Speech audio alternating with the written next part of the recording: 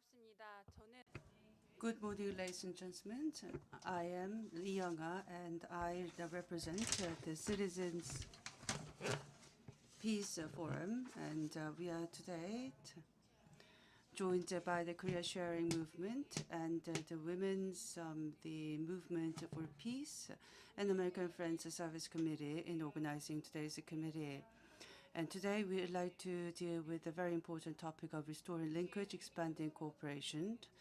And also through the YouTube channel of the Korea Sharing Movement, we will be providing the streaming service. And now with this, we'd like to begin the International Conference on Peace and Development on the Korean Peninsula.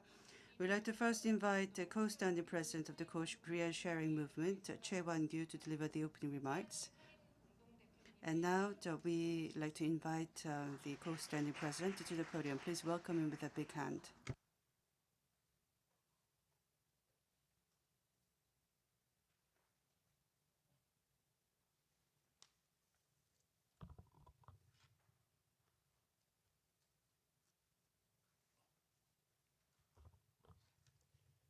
참석자 여러분, Good morning, ladies and gentlemen.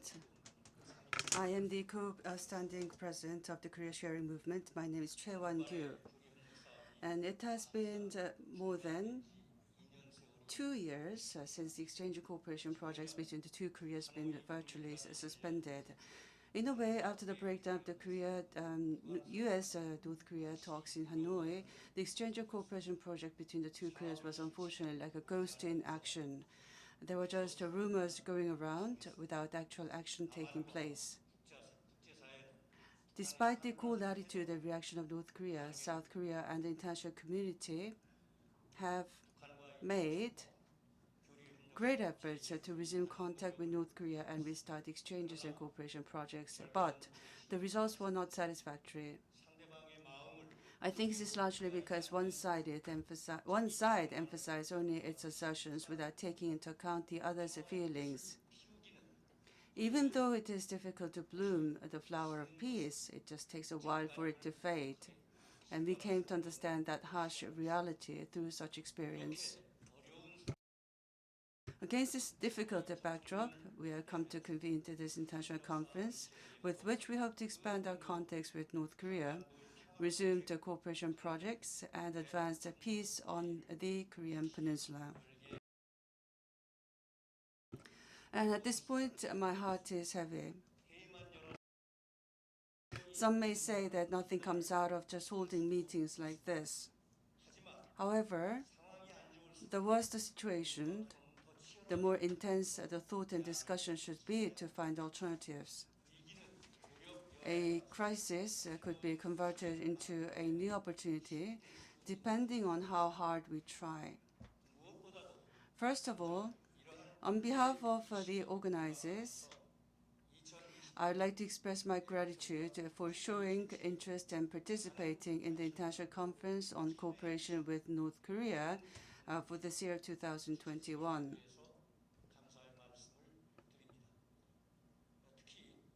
And in particular, I would like to express my special gratitude to Minister of Unification Lee Young, who is not participating at this meeting, but who will be delivering the remarks. I'd like to delete that remark of expressing my appreciation for his presence. But then again, he will be joining us through this video. And therefore, I'd like to extend my appreciation to the Minister of Unification, Lee Young, for delivering the congratulatory remarks. And I also express my gratitude to the experts from home and abroad who show active support by participating at this conference as a presenter or the discussant. Ladies and gentlemen, we have all watched with sadness. The road to peace on the Korean Peninsula has been a long and a bumpy one. In fact, the philosophical background of the concept of peace is different in East and West, and within the same East, there are also differences between China and Japan. In a sense, forging peace on the Korean Peninsula is to balance between these different philosophical elements and put them in one bowl. In other words, in order to achieve peace, the South and the North must emphasize the act of sharing and living together, while also providing the means to deter the North Korean threat. At the same time, it is necessary for the South and the North and the U.S. and North Korea and the other parties related to the Korean Peninsula to observe the pact, the agreement between themselves. Ladies and gentlemen, it will be difficult to find a solution to resume exchanges and cooperation projects with the North. There's a saying that the real voyage of discovery consists not in seeking new landscapes, but in having new eyes. Rather than discovering new projects for exchange and cooperation with North Korea, it is necessary to change the way of thinking about existing business methods. With this in mind, I'd like to close my remarks by emphasizing the following 2 points. First of all, the most important thing is to respect the otherness of North Korea, which is our counterparty in exchange and cooperation projects. Over the past 2.5 years, when the inter-Korean relations have stalled, the central and local governments, as well as private organizations, they should reflect on how much they have considered North Korea's thoughts and concerns in pursuing these projects. Sometimes, what the South considers to be humanitarian projects could be a very sensitive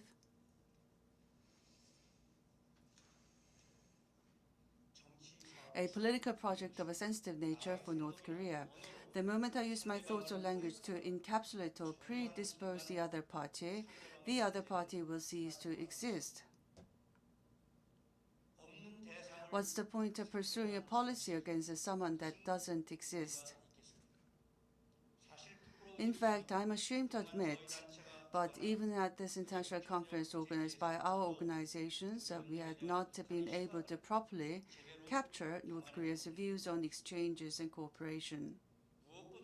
Another important fact is that as long as South Korea's North Korea policy, including exchange and cooperation projects, becomes a dependent variable on the U.S. policy towards Northeast Asia and the Korean Peninsula, it will be difficult to find a fundamental solution to the problem of peace between the two Koreas.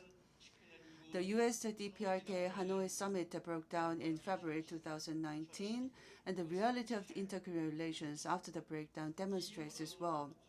In order to overcome this difficulty and expand the independence of South Korea's and North Korea policy, active support from the majority of the Korean people is needed. To do so, we need to separate at least North Korea policy from the political sphere in general.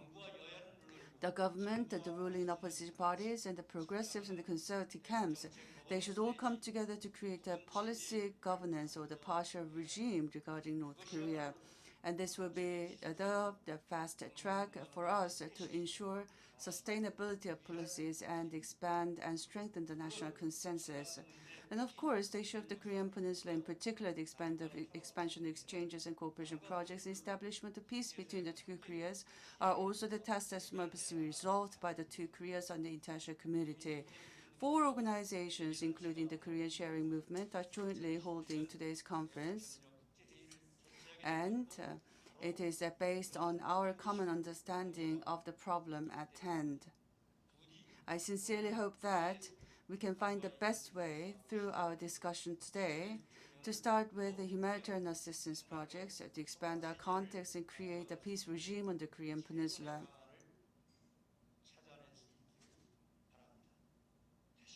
And once again, I'd like to thank everyone who participated in this meeting.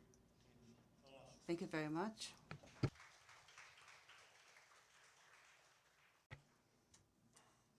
Thank you very much. And next, we'd like to invite Minister of Unification Lee In-young, who will deliver a video message.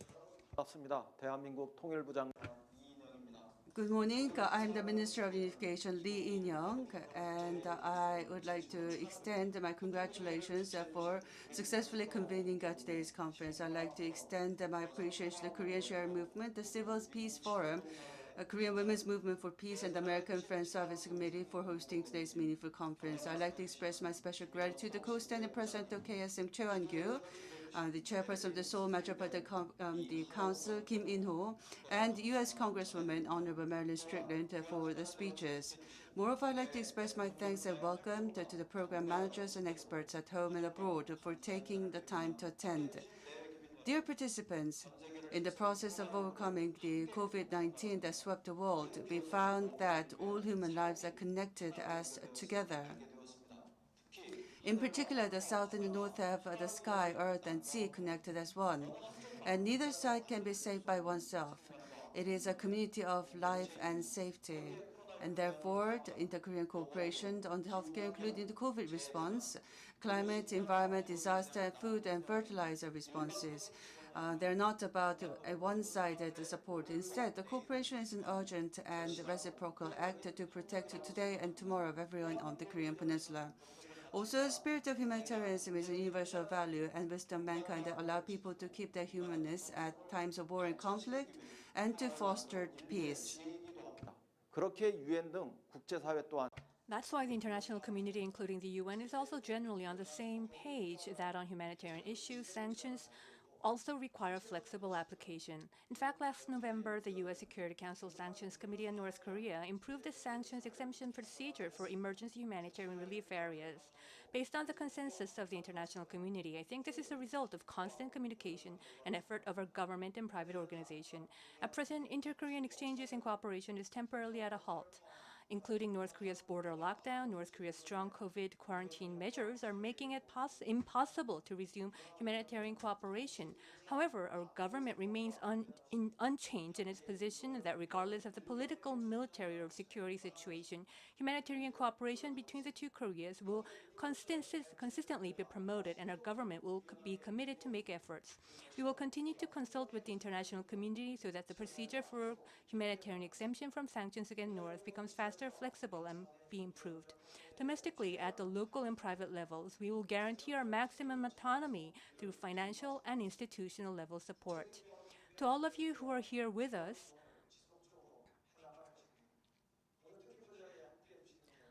last month, through the Republic of Korea U.S. Summit, the leaders of the two nations shared mutual commitment on complete denuclearization and permanent peace settlement on the Korean Peninsula and on resuming dialogue between the two Koreas and U.S. and North Korea. For our part, this is a very critical time to build the momentum for the peace process on the Korean Peninsula to resume. And North Korea also mentioned a peace renegotiation and a stable peace settlement on the Korean Peninsula, which is showing signs of flexibility from the North as well recently. I hope South and North Korea don't miss the right time and that we can open the window of opportunity together. And in the process toward humanitarian cooperation, toward humanity, if we resume dialogue between the two Koreas, I believe that we will gain the empathy and support of the international community and create a healthier community. And I urge for the international coalition and support of the international community. And I also express my congratulations once again. Thank you very much. Next, we'd like to invite Chairman Kim In-ho of the Seoul Metropolitan Council for his video message. Dear participants, ladies and gentlemen who are here with us for the wish of peace on the Korean Peninsula, I am delighted to meet you. I'm Kim In-ho, Chairperson of the Seoul Metropolitan Council. The international conference under the theme of peace development on the Korean Peninsula, restoring linkages, expanding cooperation is being held together. Various international experts are here with us, and I believe they will share their meaningful and insightful voices. Along the path to achieving Korea of today, we went through numerous challenges. Nevertheless, we have gathered our wisdom to overcome the challenges and realize the remarkable country of today. Nevertheless, the reality of division remains as a scar for all Koreans. It is also posing an obstacle for national growth. We shall once again be recommitted to our peace and reconciliation to seek a new resolution. The COVID-19 had posed a major challenge on the entire world, but it is reported that the situation in the isolated North Korea is more dire. People are unable to receive prompt treatment and suffer malnutrition due to its poor medical system. The border lockdown and international sanctions have aggravated the economic situation in the north. North Korea is experiencing difficulty in securing vaccines, and its COVID-19 situation is not even clearly known to the outside world. We must remind ourselves of the love of mankind and continue to be aware of the human rights of North Koreans. Once the pursuit of humanity and affection toward North Korea is realized, I believe it will lead to progress in our inter-Korean relations. I look forward to a fruitful and meaningful discussion to create a sense of compassion in the international community and realize peace on the Korean Peninsula. Thank you. 한반도 감사합니다. 이상 Thank you very much. This concludes the opening ceremony, and now I'd like to invite the U.S. Congresswoman Marilyn Strickland for her keynote speech, and she joins us through video. This is U.S. Representative Marilyn Strickland, proudly representing the 10th Congressional District of Washington State. It is my honor to be here with you today for your 2021 International Conference. As we think about the prospect of peace and prosperity on the Korean Peninsula, it's going to require action, a lot of patience, and understanding that there is a long-term goal. The Koreas are not often known for their history. Some people have no idea that a while ago there was no such thing as North Korea and South Korea. It was one nation. But as we think about what it means to rebuild peace on the Korean Peninsula, there are a few things that must happen. I want to start with my personal story. I was born in Seoul, in the Yongsan district. My father was an American soldier who served there. He met my mother. They got married. I was born, and we moved to the United States when I was a little girl. But the idea of Korea has always been on my mind and in my heart. Now that I'm a member of Congress, I have the opportunity to take some action and do what I can to try and move us toward peace and prosperity. And so much of this begins with person-to-person, one-on-one relationships. Now, the Republic of Korea is a strong strategic partner with the United States and a key ally in a rapidly changing Indo-Pacific. Instability in North Korea is not in the interest of the United States, South Korea, or really anyone in the Indo-Pacific. And that's why it is so important for us to always use diplomacy as the first resort when we deal with each other, especially in the face of times that are challenging, where it feels like the North Korean government is engaging in behavior that is belligerent. But I want to remind us of something that's very important. As we talk about governments, leaders, and what we're doing, we have to remember that there are tens of millions of people who live on the Korean Peninsula and Korean Americans who call the United States home. It is in everyone's interest to do what we can to promote peace and prosperity. In April, I was proud to lead a letter to the Biden administration urging the administration to consider a secure and sustainable path toward U.S.-North Korea relations as the administration conducted its North Korea policy review. And I do strongly believe that the United States must work hand in hand with our allies and partners in the Indo-Pacific, including South Korea, to advance peace and to ensure that we're supporting each other's diplomatic efforts. But it won't be easy. And that's why I was so pleased that President Biden's second in-person meeting with a foreign leader was with President Moon of South Korea. I also had the opportunity to meet President Moon as well when members of Congress in a bipartisan way had a chance to meet with the president. Now, studies have shown that when we think about diplomacy and peace, we have to include all people at the table. It is my recommendation, as I said in the letter to the Biden administration, to include women, to include people with diverse backgrounds as we talk about negotiations, diplomacy, and how we can build lasting peace. Civil society has a role to play in advancing peace, and by supporting Track 2 diplomacy with improved people-to-people ties and informal negotiations. It's why I'm a strong supporter of exchange students, learning each other's culture and getting to know each other. And it's why I strongly support reunions between families that were separated when South and North Korea were separated. Sadly, the population of elders who've been waiting to be reunited from South Korea with their family members in the North keeps getting smaller every year because they're getting older and they're dying. So it's my hope that we're able to facilitate these reunions so that families can be reunited and get to know each other. And I think about November of 2019, the average age of South Korean divided family members was 81. And more than 60% of the over 130,000 applicants who applied for a lottery for inter-Korean family reunions since 1988 have already died. There's an opportunity here for us to do some good work. Now, I proudly call myself an African American, Korean American woman. And of course, I will always be a daughter of Korea. But I also understand that in both of our countries, whether it's South Korea or the United States or even in North Korea, people all want the same thing. They want their civil rights respected. They expect our countries to lead in human rights. They want a chance to make a decent living. They want to take care of their families. They want to age with dignity. And they want peace and they want prosperity.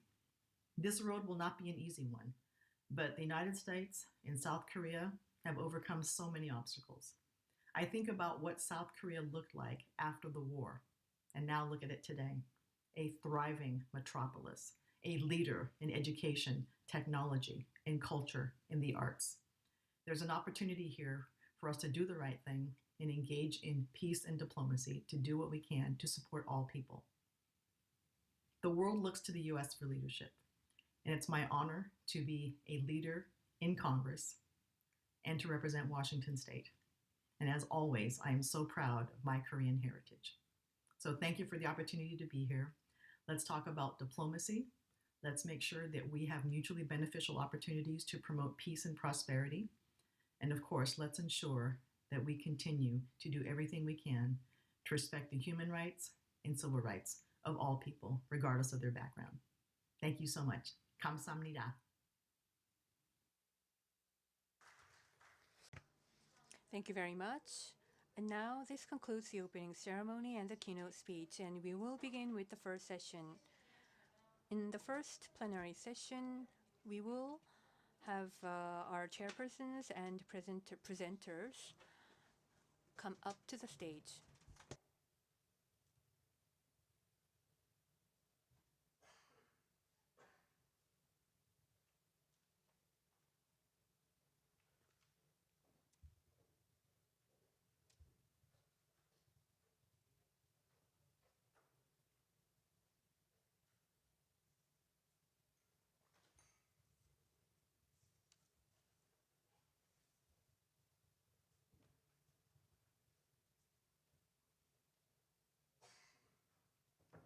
그럼 지금부터 And now,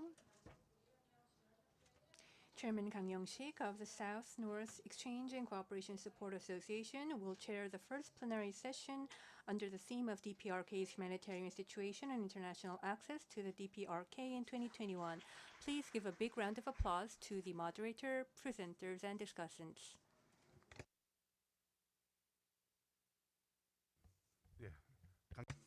I am Kang Young-sik.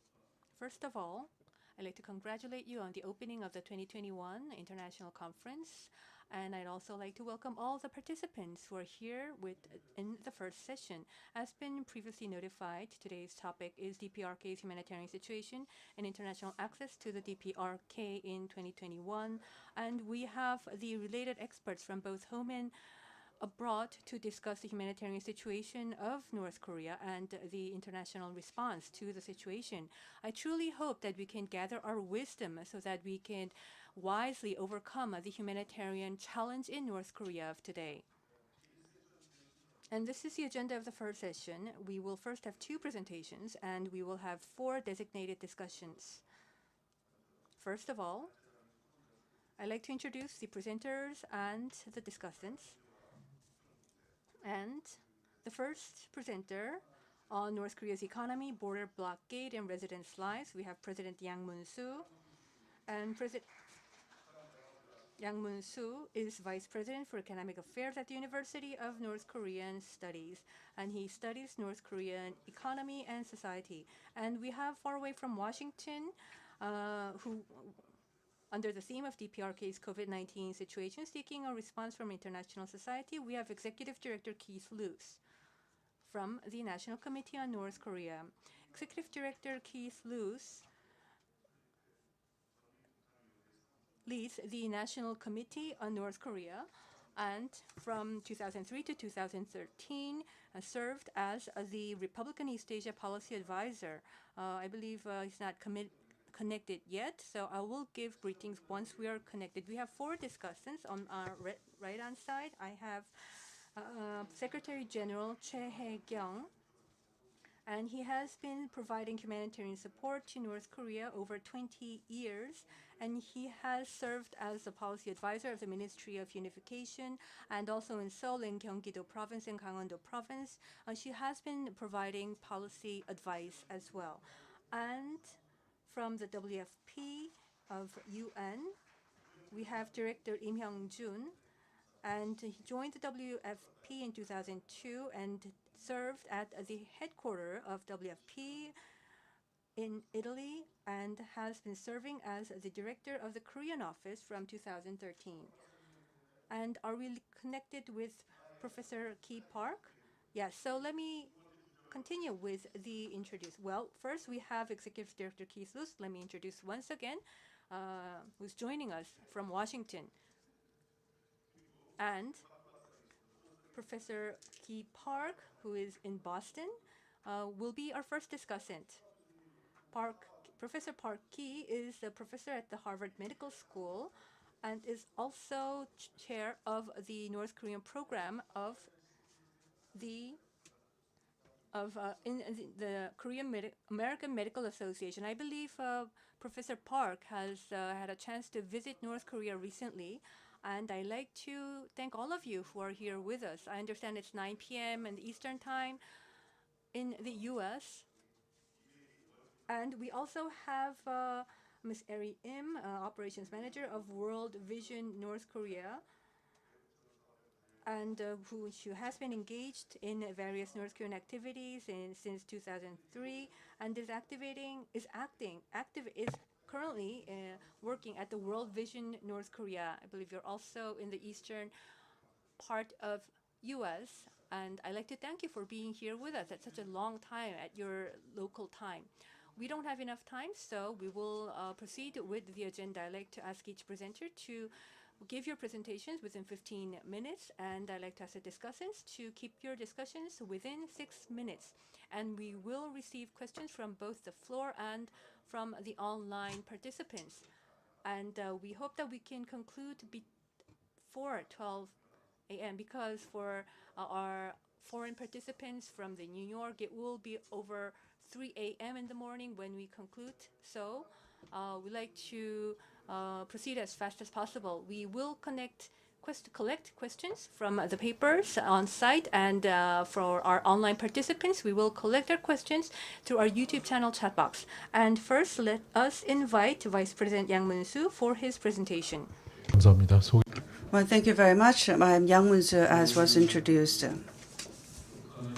And today I'd like to talk about the overall humanitarian situation in the PRK, and I hope to come up with some good responses to today's discussion. And the role that's been given to me today is to walk you through the overall situation and about the blockade and how it has impacted the economy, the economic welfare of the North Korean people. So I'd like to talk about the North Korea's border blockade and the overall economic situation through today's presentation. And since 1990, I think North Korean economy is going through a lot of difficulties. And in the notice, we have seen some recovery. And after Kim Jong-un was assumed his leadership position, we believe that the recovery did take place. And I think we have to go back to 2017. It is when the sanctions began to take a strong impact on North Korean economy, and North Korean economy has also fallen into some more difficulties. And because of the sanctions, international sanctions, North Korea suffers significantly from trade, in the trade side. And this has to do with the export of North Korea. And what is expressed in color blue, it represents exports of North Korea, and the orange, the import. You will see that the blue curve, the blue lines starts to make a big drop, a curve, downward curve, and as the sanction measures hoped, the North Korean exports volume has decreased significantly to about 90% level. And you will see that despite the plunge in exports, the import has not decreased as significantly as in the case of the exports. In 2018, there was a drop of about 10% at most, but in 2020, because of the COVID-19, there was another with the border blockade, and because of the border blockade, you see there was a significant drop in the imports volume. And so because of the international sanctions, the exports decreased significantly. Because of the COVID-19 situation, the import volume decreased significantly. And this has led to serious difficulties in the PRK. And the second problem is to the public finance, the trouble of North Korea. And you will see that there is an annual growth rate in the revenue and spending was about 5 to 6%. 5 to 6%. The changes have been noted in the revenue spending figure. And according to the 2021 forecast, the increase is about 0.9% and 1.9% respectively in the revenue and spending side. This is the smallest increase ever since the Kim Jong-un came to the office. And this is quite significant change. And if you look at the industrial production and structure, you see that in order to boost the growth, a growth in the manufacturing sector is very important. And because of these economic sanctions, there was a negative impact felt in the manufacturing production. And then there was an increase in 2017. Then there's another significant increase in 2017 and 18 period. You see that the manufacturing production decreased faster than the GDP in 2017 and 18, and this is a very important point to note. North Korea has always felt difficulties in the food production side, and the food production declined faster during the COVID-19 than during the economic sanctions. And we tend to kind of assume that the impact felt on the economy would be quite significant everywhere in North Korea because of the sanctions, but that's not the case. But if the international sanctions does take place, what will happen is that the energy sector and the agricultural sector feel a less severe impact compared to the manufacturing and trade sectors. And in 2020, you will see that there is a 5.2% decrease in the agricultural sector, and in the rice there is 9.8% decrease. And this is according to the South Korean agricultural think tank. And it has also been shown through various media coverage. There was the party plenary meeting, Central Committee plenary meeting, and at the plenary committee meeting, the Kim Jong-un has stressed the problem they have in the agricultural sector, especially with regards to rice production. And the rice production output is not likely to be very positive this year. And they need to make the adequate amount of input of fertilizers for the agricultural production to be quite positive, to have a bumper crop year, but that did not happen. And therefore, North Korea has to come up with take significant measures. And we don't know what the details of the significant measures would be. But overall, we believe that the food output, the production, the agricultural output is not going to be positive. It's going to be worse for quite bad given the fast periods of the production. And then for the COVID-19 response, they decided to make a blockade, a border shutdown measure since late January 2020. And they kind of loosened it a bit from March to June, and they strengthened the blockade measure. So it's virtually a border shutdown. And because of this complete border shutdown, there was virtually no the trade transaction going on for 5 months from October last year to February this year. And they loosened up about a bit again from the March to June this year. And they decided to take another very significant measure in the March. So the trade volume dropped again. And you see that the seed planting for the rice production takes place in May of every year in North Korea. So they need to import the agricultural the equipment and materials in the spring for that to happen. And therefore, we believe that this kind of imports volume that did not come in through roads, but they did come into North Korea through the ship transportation and through the shipping companies. And therefore, we believe that they partially resumed the marine transport and they still exclude the land transportation. And at the Party Central Committee's plenary meeting, they did mention of this food production situation. I think it may be because they have certain measures at hand already. For example, getting help from China. And from the spring this year, the officials from the Chinese government started mentioning about their relationship with the PRK, about the need to provide support. On 22nd of April, the Foreign Affairs spokesperson of North Korea, China, said that they may resume normal relations, trade relations with the North Korea. And also Xi Jinping has also expressed his willingness to provide economic assistance to the PRK for North Korean people to resume more normalized lives. And then sometime around the Korea-U.S. summit talks in the spring of this year, the Wang Yi, the former foreign minister, had met with very important, significant figures, and they talked about normalizing China, the DPRK relations. So since that plenary meeting that I mentioned, I do believe that North Korea is considering loosening this blockade situation, the border lockdown situation. And they have been saying that they would be opening up, and it's been about 7 to 8 months already. And since May of this year, many people have speculated that they will open up the borders in North Korea, but it did not take place. And why is it happening? It may be some problem with the North Korea or vis-a-vis China, because or perhaps because there were no negotiation going on between China and North Korea. But I think the North Korean government has mentioned this a few days ago. They're concerned about new types of COVID-19, the viruses coming into North Korea. So they were very concerned about this situation.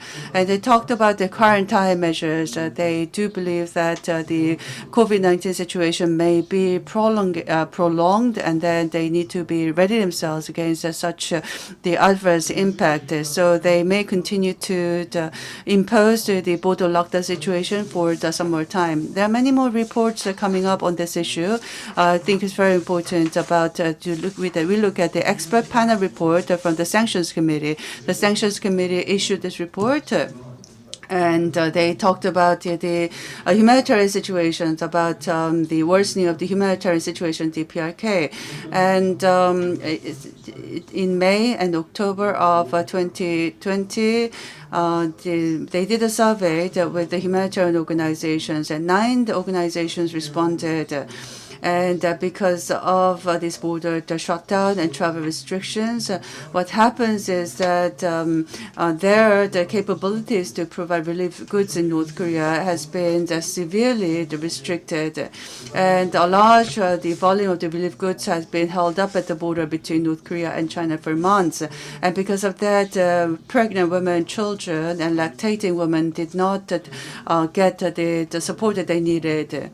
So the humanitarian situation situation is quite severe according to these organizations, and that the situation is deteriorating quite fast according to those responses. If you go into the North Korea, we don't have a looking glass into North Korea, but we can listen to people who talk about North Korea from inside North Korea, and we hear about the China markets. The China market, Dangmadang, is actually where people trade goods voluntarily, and then in the Pyeongseong, which is in the Pyeongnam, Pyongan South province, there is a market called Okjeon market, and people say that the booth that sell the markets have been decreased quite significantly. The stalls that are called, they were reduced quite significantly. And for Pyeongnam-do, they report the revenues from the market management office. And this is an administrative body to collect revenues for the market transactions. And this is like they impose taxes on the people. And they report that the revenue size has decreased by more than 50% compared to the previous year. So the number of the merchants in these China markets have actually decreased by 50%. This is what we can tell from the statistics. And also the prices have been quite stable for some time, for many years. But since last year, we have seen a significant increase in the price of the consumer goods.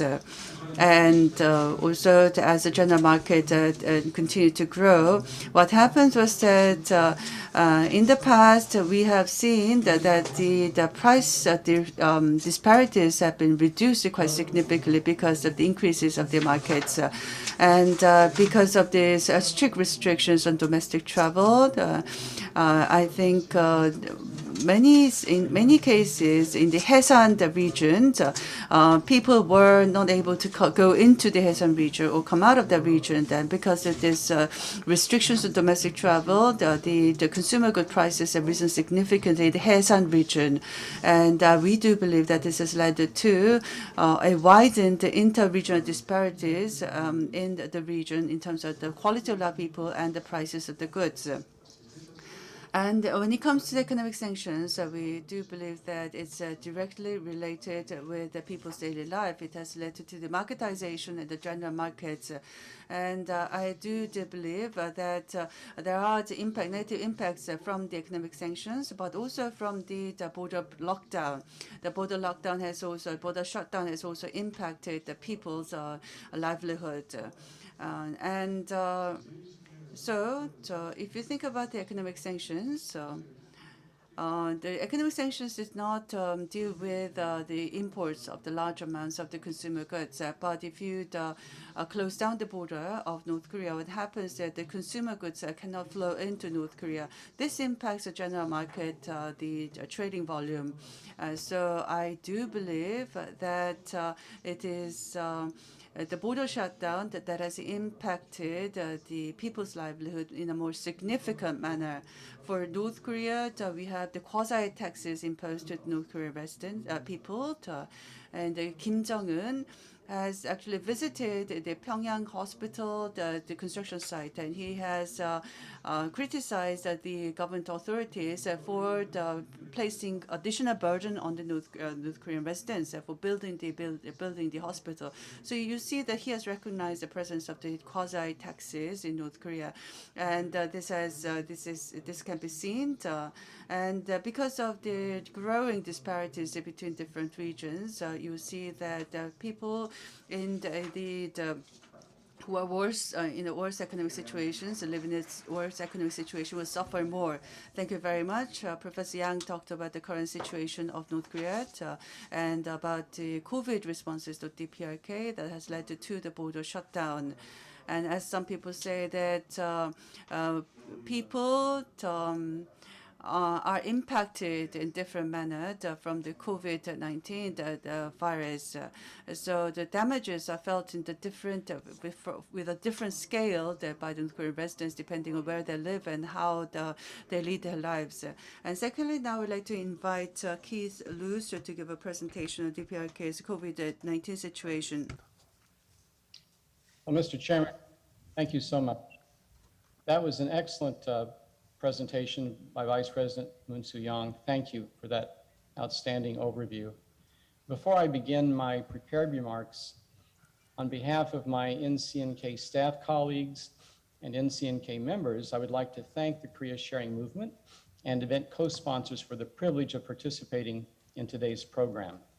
And special appreciation to Dan Gudgeon and Yejong Yi for all of their work in advance. As we meet, international observers have no accurate information as to the extent of the spread of COVID-19 inside the DPRK. North Korean leader Kim Jong-un likely saved countless lives by closing the DPRK border and preventing entry of COVID-19 following the disclosure of the disease in China. However, as many of you are aware, the ongoing extreme quarantine measures are having dire consequences for North Korea's neediest citizens. The impact includes the retention of a few thousand cargo containers, many holding humanitarian supplies, including food and medicine, which are perishing in China. While the North Korean population may be largely free from the threat of COVID-19, countless North Koreans are dying as we meet because of the cutoff of medication, such as for tuberculosis patients, and due to disruption of food supply provision. Months ago, North Korean officials signaled their interest of working with the Global Vaccine Alliance, Gavi, and COVAX to eventually receive COVID vaccines.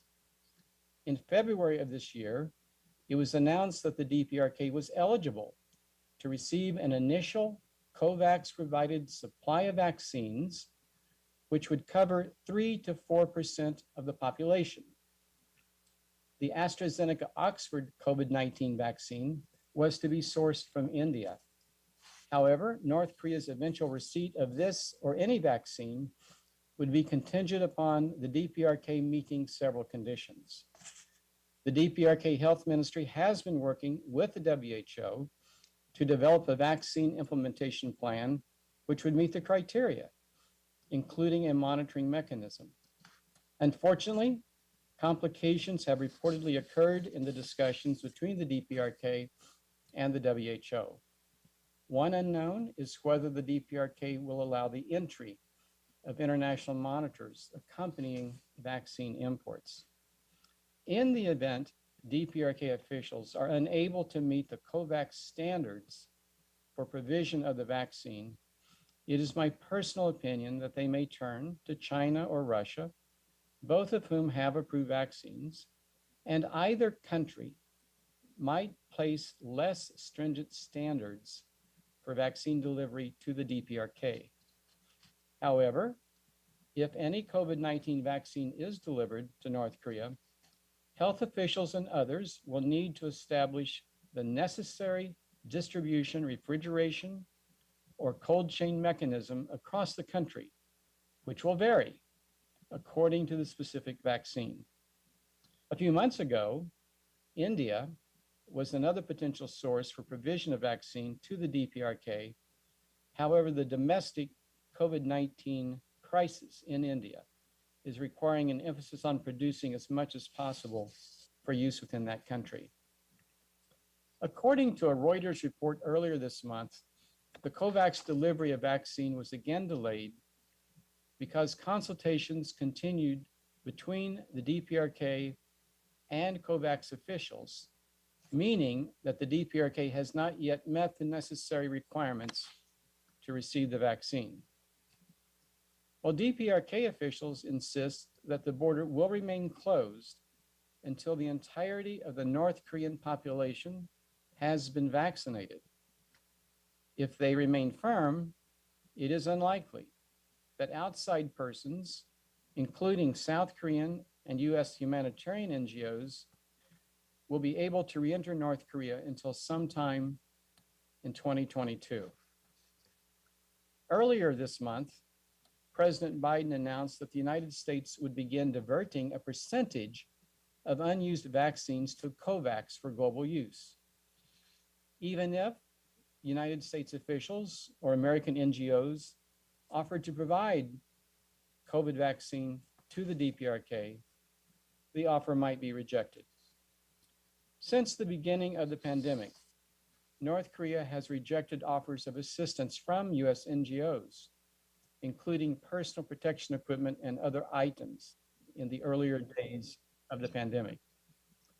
It seems that as far as dealing with the United States is concerned, North Korean officials view COVID-19, or the suggestion of vaccine diplomacy, as an effort at American vaccine leverage to extract concessions of some sort from the DPRK. As dismal as the humanitarian situation appears to be in the North, it could begin to change if DPRK officials would reverse course and begin to allow the entry of more humanitarian assistance, food and medicine, as well as international workers. I commend those of you in the audience today for your ongoing personal commitment in a range of ways to assist the neediest of North Korea's citizens by providing life-saving and development assistance. There are many in North Korea who are aware of your willingness to help, and they would accept you and other international workers to help address the humanitarian duress within the country. However, they're not in control. Hardliners in the Workers' Party, the security services, and the military view potential international responses to COVID-19 as a national security threat. And for some of them, the pandemic may have provided opportunity to pursue other agendas. The question becomes, how many North Koreans will die before the hardliners change course and accept assistance from others, in addition to China and Russia, to address a growing tragedy? I hope, and perhaps, they will reconsider the extent of their quarantine measures sooner rather than later. And as I conclude my remarks, I want to give special recognition to Dr. Key Park and Yuri M., who are discussants tonight, both of whom I'm proud to say are NCNK members. And I so appreciate Dr. Park's ongoing efforts to educate so many in the United States about the vaccine situation in the DPRK to the best of his ability. Thank you so much.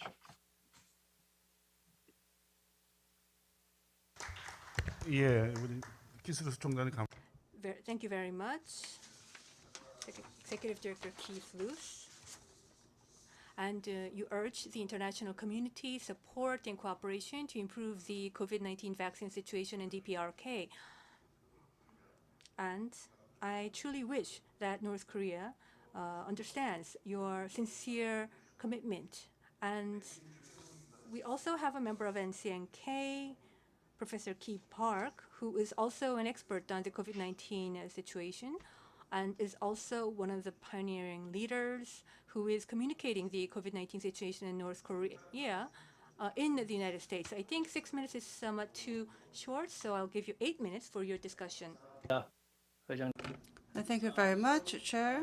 I just want to first thank the organizers of the Korean Sharing Movement, especially Ye Jung and Dan Gudgeons for organizing this outstanding program, and just congratulate all of you. And I just want to take a moment, since they gave me extra time, to recognize NCNK, National Committee for North Korea, under the leadership of Keith Luce and Daniel Wirtz and Esther M. NCNK has played an incredibly important, critical role in the time of sanctions, in allowing NGOs, at least US NGOs, to engage with UN agencies and policymakers within the US State Department and the like, and with results. I would say that we were able to push back on some of the pressure levers that the US was applying through the humanitarian channels. So I just want to say thank you, Keith, and and then KSM, Korean Sharing Movement, I think it's the sister organization in Korea, and it's a great partnership to have. So thank you. So from my point of view, the two excellent talks by Professor Yang Mun-soo and Mr. Keith Luce, they paint a grim picture of the current health situation in North Korea. For the good news, as Professor Yang described, North Korea has chosen what I would call a zero-risk strategy to prevent the virus from entering its borders. North Korea also aggressively implemented the strategy through an all-of-government approach. Therefore, I believe the country has been able to avoid a major outbreak of COVID-19. And when they say that they have not had a single confirmed case of COVID-19, given their limited testing capacity, they may be telling the truth. Now, from a public health perspective, if the goal is to prevent COVID-19 from ravaging the country, North Korea gets high marks for its response. So now let's talk about the bad news, and there are some. So the key messages from Professor Yang and Mr. Luce can be summarized as follows. One, the sanctions, especially the sectoral sanctions that were placed in 2017 and onward, are hurting the economy. Two, since the COVID-related lockdown, trade with China has fallen drastically, although it has recovered a bit this year. Three, food production is down. And four, humanitarian aid programming has virtually stopped due to lack of in-country staff and humanitarian goods not being able to be delivered. For example, the country likely ran out of the drugs for over 100,000 patients who were being treated for tuberculosis. So from a public health point of view, these factors translate to what we call excess deaths. Deaths that are not directly due to COVID-19, but indirectly due to measures to prevent the virus from entering the country, but deaths nevertheless. So you might ask how? We know poverty is associated with higher death rates, and the level of poverty in North Korea is likely increasing. For example, as Professor Yang suggested, people whose livelihood depend on trade with China, 장마당, they no longer have the goods to sell. And more importantly, economic downturns always hurt the poorest the most. We also know that hunger and malnutrition are deadly. Weakened bodies are a haven for opportunistic germs. This is one of the reasons why North Korea has one of the highest rates of tuberculosis in the world. Lack of nutrition hampers recovery from illnesses, and diarrheal diseases will likely go up as people forage for food in unsanitary conditions.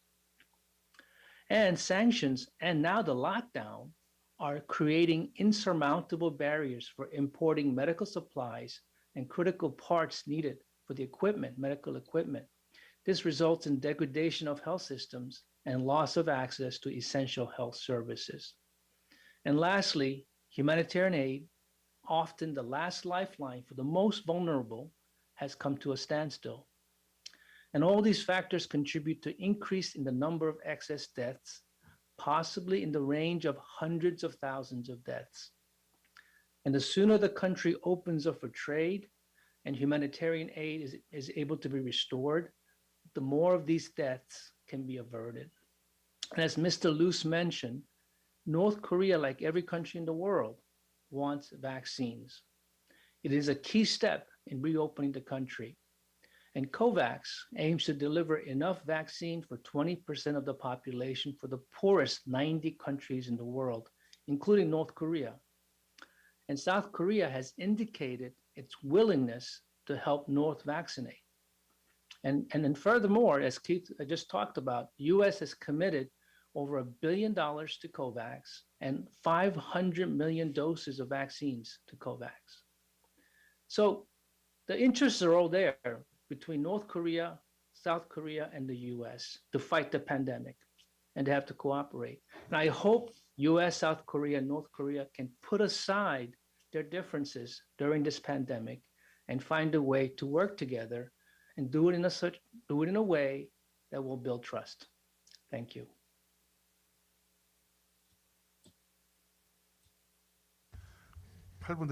I gave you 8 minutes, but you kept promptly within 6 minutes. 죄송합니다. 키밥 Dr. Ki Park has visited but actually has invited the overseas Korean medical experts for a conference attending to be attended in North Korea. And I think it is in 2019 that he visited North Korea for this conference, and he skipped it to 2020. I think he has expressed what is felt inside North Korea from the medical experts' point of view. They are facing difficulties from the natural disasters, from the economic sanctions, and because of the border shutdowns. And I do feel the pains of the medical experts in DPRK. They are short of supplies and also from the pharmaceutical products, and they're not able to refurbish the hospital buildings and so on. I can really feel the pains of the medical experts, and that's been vividly expressed by the comments of Dr. Ki Park. I do look forward to more active, the productive discussions going on very specific issues about how to engage in cooperations with DPRK at our later discussions. And now I'd like to invite the second discussant, who has more than 20 years of experience in this cooperation project, and he has been awarded a medal from North Korea on this achievement. And just to introduce, I'm Choi Hae-kyung. I'm deeply honored to be invited to such a meaningful gathering. I listened to the two presentations, and it helped me understand the overall COVID-19 situation in North Korea. Thank you very much. I think we're hearing a kind of a howling here. Normally, considering the presentations, asking questions or sharing my views is my typical way of sharing my comments. But as I listen to the presentations, I think that I'm the only person from a South Korean NGO in the first session.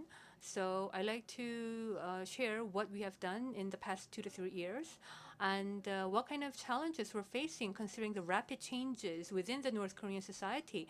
I think that is also in line with the theme of today's international conference. So instead of sharing my comments on the presentations or asking questions, I like to focus more on what we're doing among the South Korean NGOs. Before my discussion, when we think of international organizations or domestic NGOs and the humanitarian efforts, we first recognize a certain issue in North Korea, and then we try to provide a response. That is the priority. South Korean NGOs takes one step further in many cases. That is my personal view.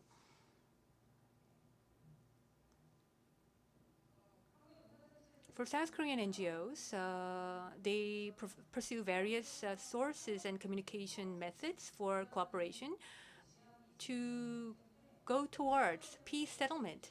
So humanitarian aid itself is not the final end. It is a kind of a process toward peace settlement on the Korean Peninsula. As you all know, after the no deal situation in Hanoi summit in 2019, South Korean NGOs direct contact has been somewhat that the North Korean side is very passive about, and the COVID-19 situation made the situation even more difficult.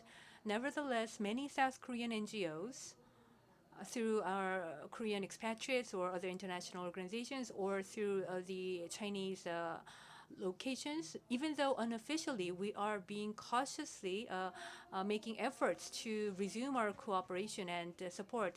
In the initial phase of the COVID-19 outbreak, the Korea NGO Council for Cooperation with North Korea took the central role for the prevention and quarantine of COVID-19. And we have proposed quarantine cooperation between the two Koreas. And it includes the diagnostic kits as well as quarantine and protection gear and equipments, and also COVID-related exchange. That was what we proposed toward the North. And we also considered other proposals. And not only pursuing this project, we also considered that we could utilize the COVID-19 situation as a mediator to improve the inter-Korean relationship, as you all experience, not only for international organizations, but for South Korean NGOs.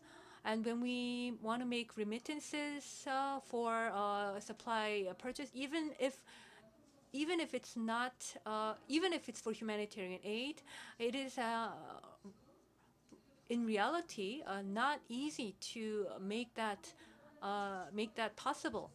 So when we make proposals toward the North Korea for COVID-19 cooperation, we would also like to propose that if we purchase South Korean items, we could use the Kaesong route to supply the items toward the north. I think that is another proposal that should be met. In the presentation, you mentioned many issues such as the cold chain distribution system and others.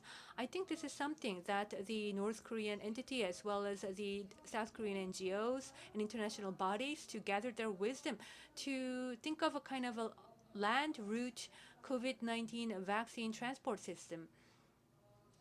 Recently, South Korean NGOs are also having various types of challenges. As you already heard from the presentation, North Korea is continuously in a challenging situation. From 2018 and on, they were quite frank that humanitarian aid in a unilateral form will no longer be welcome. They will pursue a win-win type of humanitarian cooperation rather than a one-way humanitarian aid. And that is also true in South Korea. We do agree on the need of inter-Korean humanitarian cooperation, but we have to create a new momentum and change the paradigm. That is another constant. And we also have to think of the international community and what they could do and what kind of role they could play. We should consider these 4 factors for the South Korean NGOs to restructure the existing humanitarian projects toward the North Korea. That is what we are actively working on these days. So, for example, we should first consider the request from the beneficiary, but we should also consider the developments in both South and North Korea.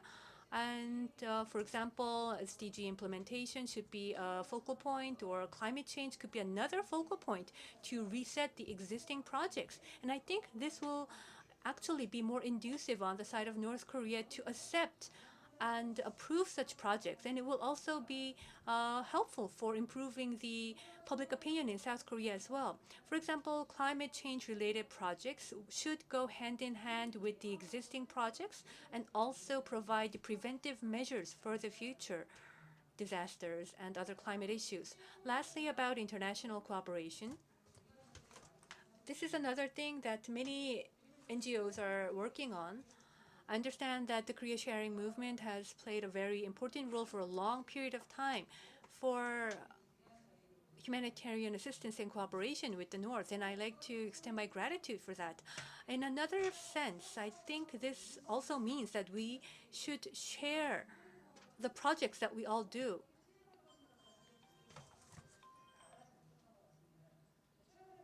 Recently, when we think of the change in North Korea, for international community, I think North Korea is being a little more active and more open towards such changes. So when we think of the international communities and our cooperation with that, I think we could be a little more progressive. But we will still have to wait a while because North Korea will need time for North Korea to change. But I think we should take that time to be more specific and concrete, to be prepared for a type of a cooperation in the future. During the past 2 to 3 years, many NGOs faced many external obstacles that hindered normalization, and that kind of made us somewhat demobilized in many areas. The plenary meeting, well, it is sending somewhat positive signals from the North Korea, and then this might provide us with a new motivation to seek a new proposal for the future. I'd like to end my discussion now. Thank you. 예, 우리 최 총장님 좋은 토. Thank you, Mrs. Chair, for the very productive discussions. And she talked about the difficulties faced by the Korean organizations in providing assistance to EPRK. I think the international NGOs would feel the same. there are three types of difficulties felt by the international and the local NGOs. They don't respond. North Korea do not respond to the discussions with the organizations, and because of the COVID-19 situation, all these humanitarian supplies that had to be delivered to North Korea has been blocked, and also there is a negative sentiment arising in the general public on the South Korean side. Likewise, the North Korean people, the authorities would develop these negative feelings about the South Korean side as well. Then because of the fundraising, it becomes very difficult. And Korean NGOs have a principle, they take a principled approach, and they want to contribute to peace on the Korean Peninsula, so they operate under grand visions. And she talked about that as well. So we look forward to excuse me, we'd like to ask Mr. Keith Luce on one point.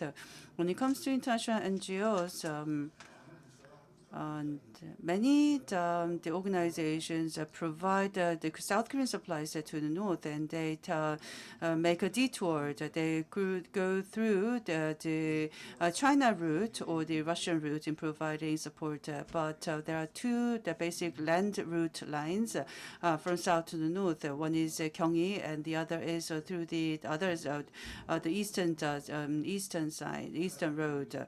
And if we could take the land route from south to the north, we can bring down the transportation cost significantly. We could provide door-to-door transportation service if we take this direct route.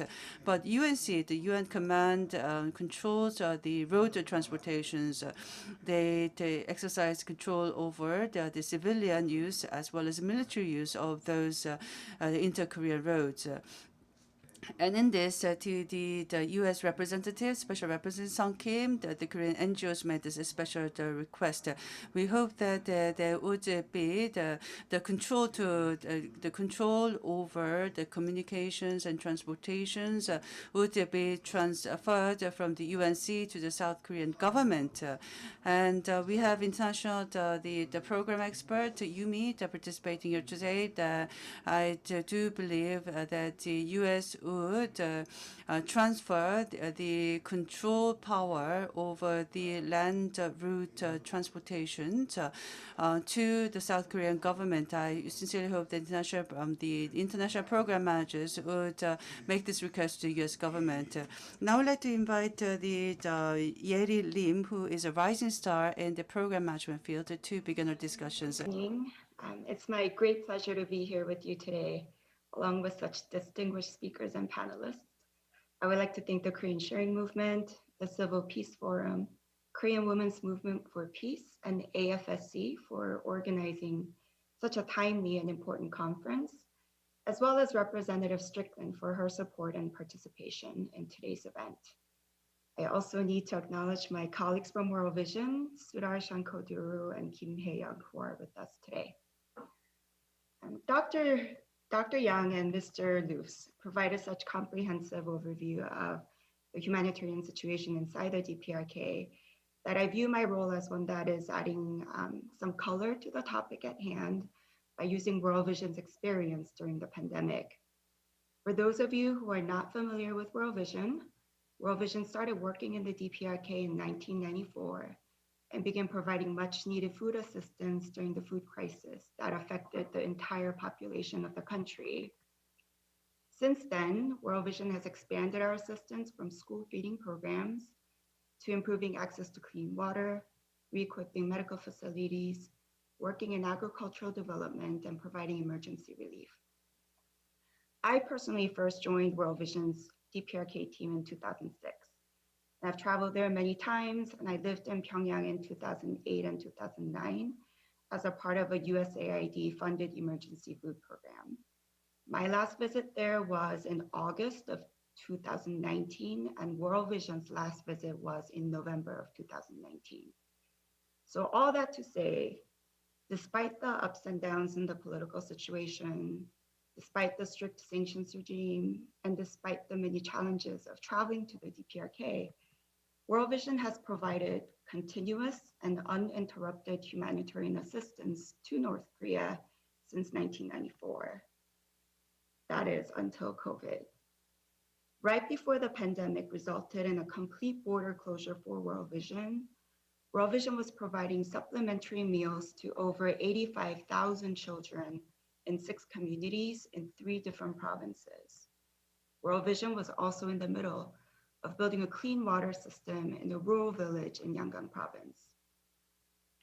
I want to remind everyone that in May of 2019, FAO and WFP published the Joint Rapid Food Security Assessment, which found that the 2018-2019 aggregate food crop production was estimated at 4.9 million metric tons. This marked the lowest level since 2008-2009, which was when USAID funded the Emergency Food Program. The 2019 food deficit was estimated at 1.36 million metric tons, with over 10 million people, 40% of the total population, in urgent need of food assistance. Again, this report came out in May of 2019. Then in January of 2020, North Korea closed its borders and then was hit by a series of typhoons starting in late August of that same year. Now, there's very little information coming out of the country for the reasons that we all know. But as Dr. Yang mentioned, most recently, Kim Jong-un addressed the country's food situation during the plenary meeting of the ruling Workers' Party Central Committee. And included in the agenda for the meeting was an emergency policy on overcoming the current food crisis. In Korean, it read, 식량 위기를 극복하기 위한 긴급 대책. So the food crisis is being recognized as an emergency, even at the highest level. In addition, the Korean Development Institute in South Korea estimates that grain production fell again last year, leading to a food shortage of about 1.5 million tons. So what do we do with all this information? For World Vision, as a child-focused organization, if we take a step back, we may recall that the DPRK had made significant progress in addressing malnutrition among children since the 1990s. But I think it is time for us to view malnutrition as a high priority issue again. Malnutrition in children is especially harmful because the damage to physical and cognitive development during the first 2 years of a child's life is largely irreversible. Malnutrition among pregnant women and lactating mothers is also especially harmful. So all of the women who are pregnant, who gave birth or breastfed their babies this past year and a half, all of the infants, toddlers, and children who did not get enough food to eat or did not get enough diversity in their diet this past year and a half. They will all suffer from irreversible delays in physical, cognitive, and social development that will have a detrimental impact on their health for the rest of their lives. This is not something that will be easily fixed, even if they obtain access to nutritious foods in the near future. To conclude, the likely humanitarian situation inside the country is dire and not something that can be mended by one organization alone. So I echo Mr. Luce in commending and thanking all of you for your ongoing commitment to assist the most vulnerable populations inside the DPRK. Thank you.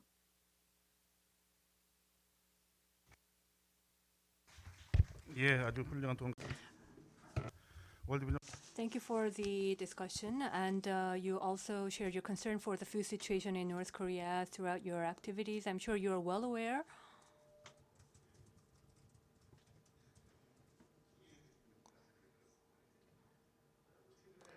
And we also had the recent FAO report. I think WFP would be most representative in overseeing the food situation in North Korea. And I look forward to the discussion on the programs of WFP and the challenges. We have Mr. Lim Young-jun, head of the Korean office. So I'd like to invite Mr. Lim for your discussion. I'm Lim Young-jun from the Korean office of WFP of UN. Just 1 week ago, we had the FAO report on the North Korean food situation, GIWES, which is the Global Early Warning System on an international basis. Well, the source is the Ministry of Agriculture of North Korea. In the past, WFP and FAO, every year, CFASAM was conducted by the two organizations. But since 2014 and on, the North Korea is providing its own announcement. And so if I refer to the report, first, land size has been somewhat increased with the flood damage of last year and on. It is announced that they try to recover. And for wheat and barley and the crops that are harvested in June also shows slight improvement. And this year, the total output is at 5.6 million tons, according to the North Korean regime. Nevertheless, there is a shortage of 860,000 tons, according to the report as well. And as Professor Yang has already said, you mentioned that 24.4 million tons is the total, and you mentioned that there's a decrease of 9.4% of rice production, and this in the FAO report it says 10%, which is similar to your report. And if you go in a little more detail to last year's report, last year especially during the flood, and because of the climate issues, the typhoon and other issues had a very negative impact on the food production. So as of 2020, as of the land of production, it was 1.4 million hectares. This is about 5% increase on average, but the rice production did not increase, whereas the maize and beans increased by about 5%. Rice production rate fell by 4.4%, and maize about 9%, and bean about 6% decrease. And for the overall output, rice was 2.4 million, which is about 10% decrease year on year, and maize remains the same, and bean about 2% increase of 230,000 tons. And for the wheat and barley, from April to May to June, there was enough precipitation, so land size remained unchanged and maybe even slightly higher than the average. So overall, when you look at the situation, this was reported just last week, and this is an official report. Throughout the world, the COVID-19 situation had a negative impact on the food situation. So considering that, we even say a so-called hunger pandemic followed the so-called COVID-19 pandemic. And according to the April the population in crisis famine, we see an increase of about 100 million because of job loss or remittance suspension or the border lockdown and others. Especially the population in the underdeveloped countries suffered most. And the vulnerable class in these countries are most hard hit, and their nutrition situation is at a great challenge. As you all know, North Korea closed its borders to respond to the COVID-19 and is putting a strict control on all migration. And for the vulnerable class in North Korea, they need the greatest level of support, especially the pregnant women and breastfeeding women and the infants. We usually provide support through many NGOs and organizations, but that route has been suspended last year. We have three main axes for our cooperation support. First is treatment and emergency relief, and then support for the vulnerable class. And so we all agree on the importance of nutrition support for the first 1,000 years of birth. And malnutrition in the first 1 to 2 years is irreversible, especially in the brain. So that is why our top priority is the nutrition support for the pregnant women and the infants. And the climate situation is also another challenge. Droughts and other types of floods is also creating a cause for the nutrition situation. And in 2019, for the We provided support for about 660,000 pregnant women and infants. And even last year, despite the obstacles for the child care centers and schools and other facilities, we supported about 440,000 children. And we also try to expand our treatment support since 2019, especially to respond to climate change. We try to provide support to strengthen the infrastructure to prevent climate change damages, for example, building dams or providing reservoirs or ventilation systems and water supply and sewage systems. And we also planted many trees. And we also, for example, we covered about 12 million trees in major mountain areas. So last year, despite the obstacles, we provided support to about 90,000 population in North Korea. Our top principle is no access, no support, according to WFP. That is our core principle. So we conducted about 150 monitoring during the year, but because of the COVID-19 situation, we had to shift to a so-called remote monitoring system. And most of the international organization left North Korea, and the last remaining organization was WFP as a director and one IT staff. But they left through Dandong. The local staff, which is about 30 people, still remain in North Korea. And a new director, I understand, received an agreement. So from our side, once the border is open and the food is resupplied, we hope that the humanitarian support is resumed. And we hope that we could shorten the delivery time as well. And thank you. Thank you very much, Mr. Lim.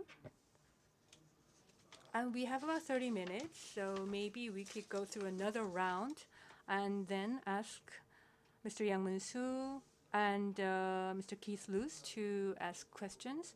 I don't know, there aren't many questions to Professor Yang. Well, let me summarize them and deliver them, and we also have them to Mr. Keith Luce. To Mr. Keith Luce, there is a question.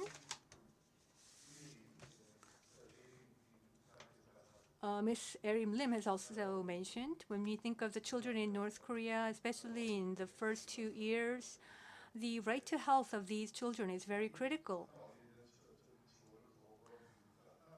One reason North Korea refuses such direct support is because U.S. might use the nutrition situation of the infants in North Korea as a leverage. And the former President Bush mentioned the axis of evil and mentioned the malnutrition situation of North Korean infants and children. So that is one reason that North Korea refused outside support toward their children. And if that is a pressure, and if this humanitarian aid is a pressure, then don't you believe that this is an area issue of cooperation with North Korea? So it should then be reverted toward a humanitarian issue, not a human rights issue. And so what is your opinion on that? And for Mr. Keith Luce? And with regard to the overland deliverability items, which is the open land route for the air supplies, aid supplies and transportation, this is a suggestion by Ms. Choi of the Academic Children. Basically, this is a politically very sensitive issue on the part of North Koreans. And therefore, if we open up this land route, this is going to be a very different dimension to this inter-Korean situation. So perhaps the international community, South Korean NGOs, they can all work together to open up this land route. I'd like to ask Dr. Ki Park to respond. What are your thoughts on this? So can we ask the participants of the U.S. side to respond first and then continue with discussions? Mr. Keith Roos would like to begin your responses. And if there are anything you'd like to add from the comments made by the four discussants, you are free to do so as well. Please go ahead. Well, thank you so much. And I appreciate the question related to the provision of food aid and by the United States and how that is often perceived by the DPRK. I would just say, being someone who worked many years in Congress, in the US Senate, I've worked now in the NGO community. I would just say that on the part of Americans in the Congress, I believe in the executive branch and NGOs, there is overall a desire to separate the provision of humanitarian assistance from politics or from international issues in that regard. I do understand that the axis of evil reference under President Bush created quite a stir. I happened to be one of the first Americans to go into the DPRK after that speech, and there were many questions from the North Koreans why they were included. So I think that was a very unfortunate use of terms by President Bush. But I would simply say that the rejection of US humanitarian assistance from NGOs by North Korea within the last year, that has nothing to do with the axis of evil. I suspect that this, unfortunately, may be caught up in the residue of the leftover hard feelings from the Hanoi summit. Perhaps that's part of the reason. But either way, it's a personal opinion. It is unfortunate that North Korean leaders themselves are combining politics with meeting the needs of their people.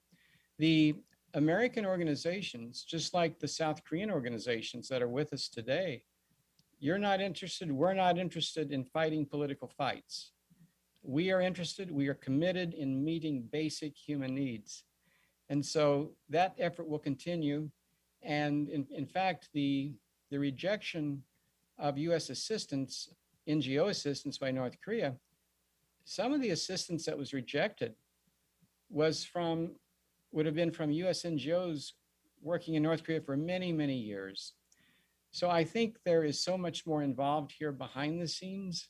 I think it is unfortunate that politics has entered into the fray, going back to the Bush years, as you noted.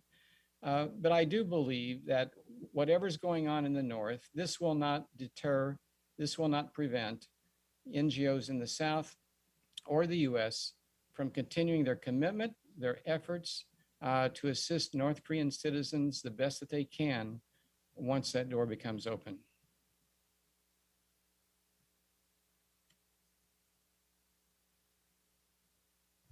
예, 감사합니다. 예. 다음은 Thank you. Dr. Ki Park, would you like to respond to the question?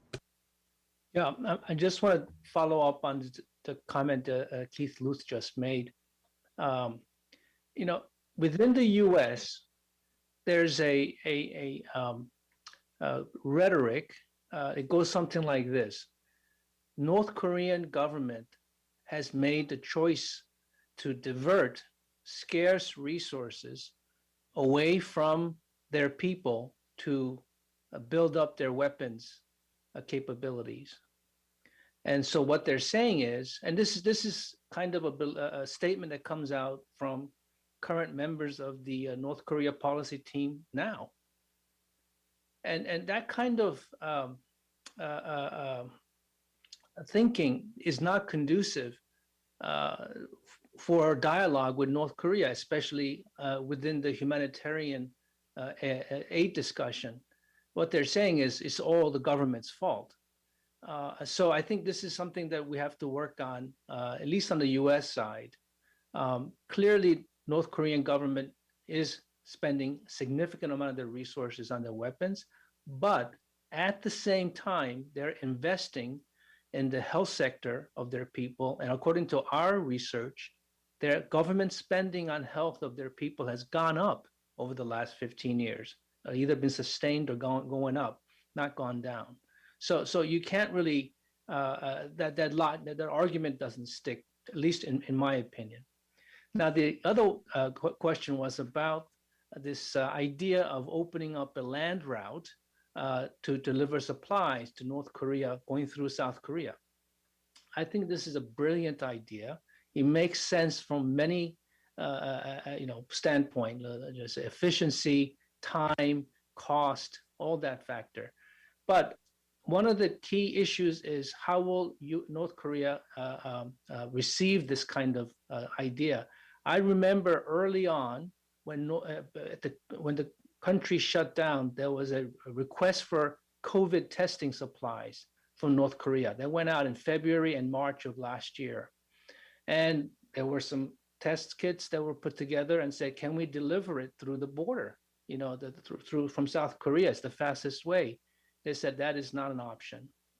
Now, I think there may be a way, and I think if the UN agencies, if it's UN-led initiative, and saying UN is willing to try to establish a entry point within the DMZ between North and South Korea, and will the two member states agree to that? I think that has a better chance than if South Korea approaches them unilaterally.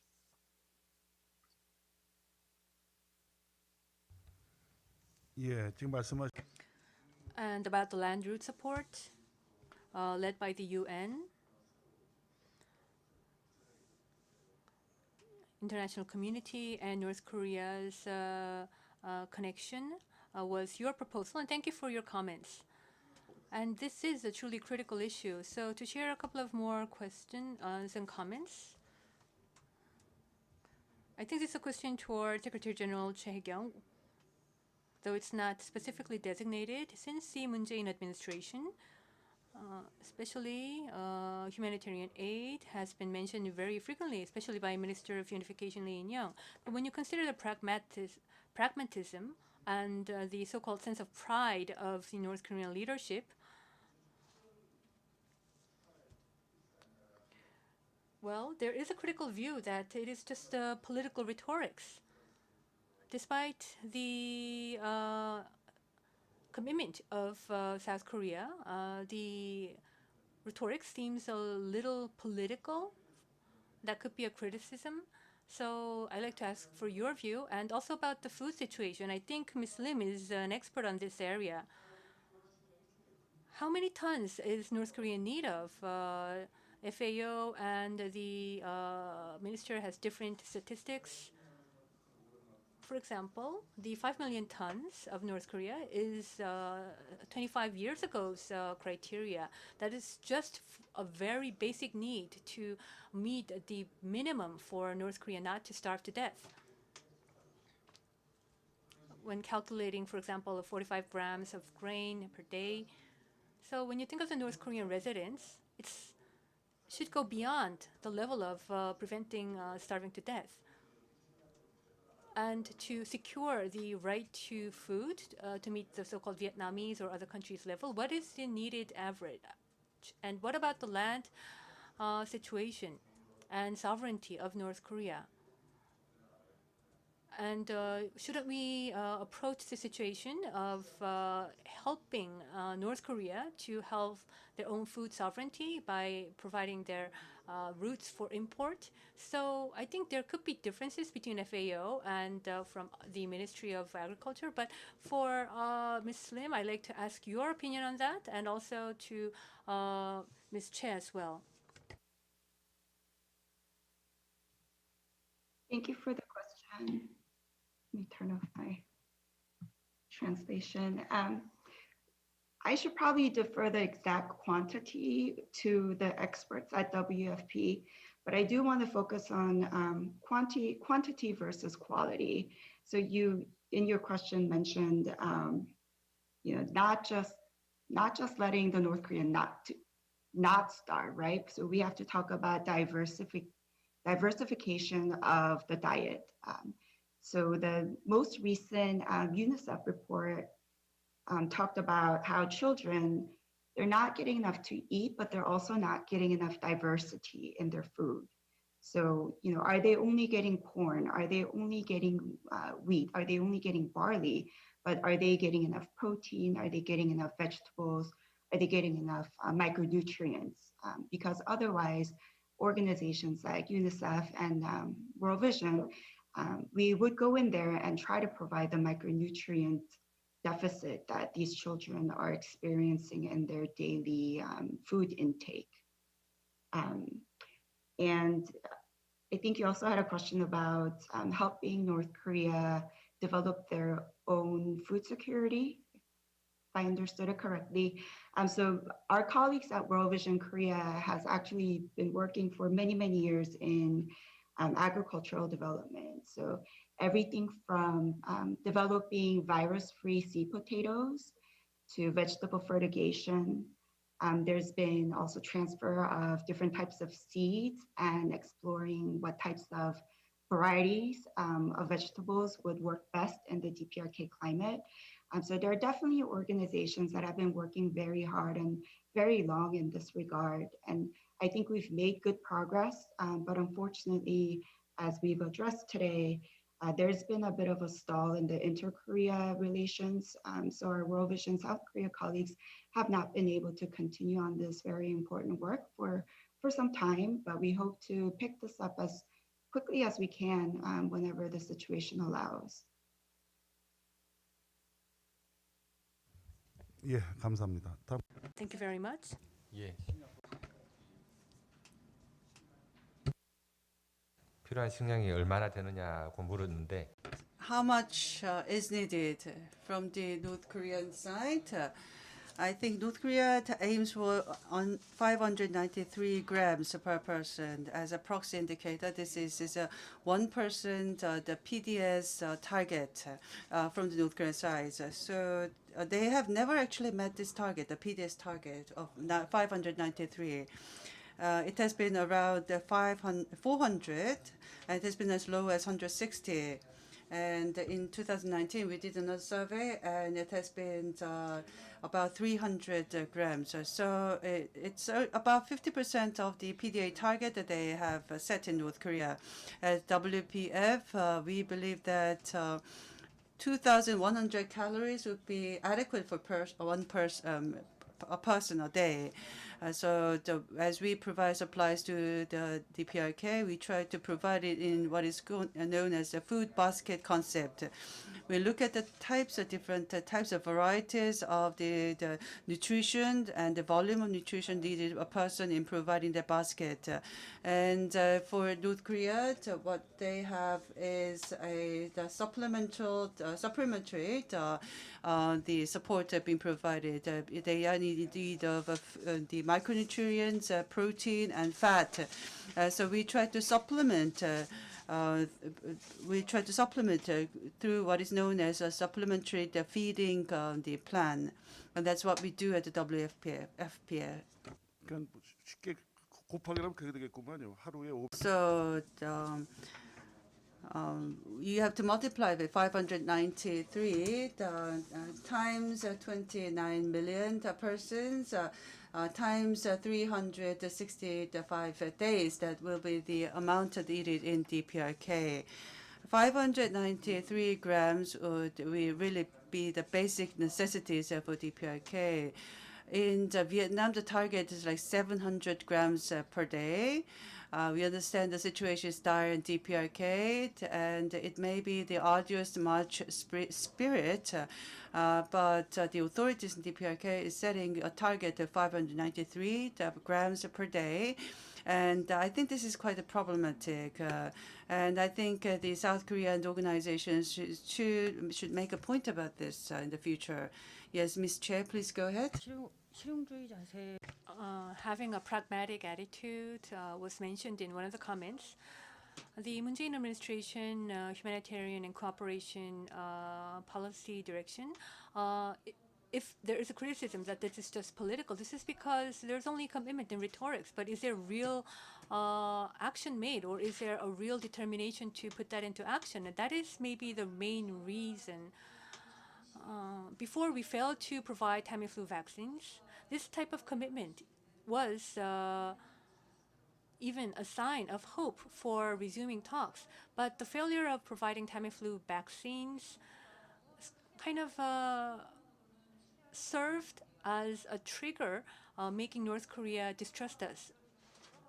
COVID-19 and many other issues are being discussed just by saying we will do it and actually doing it.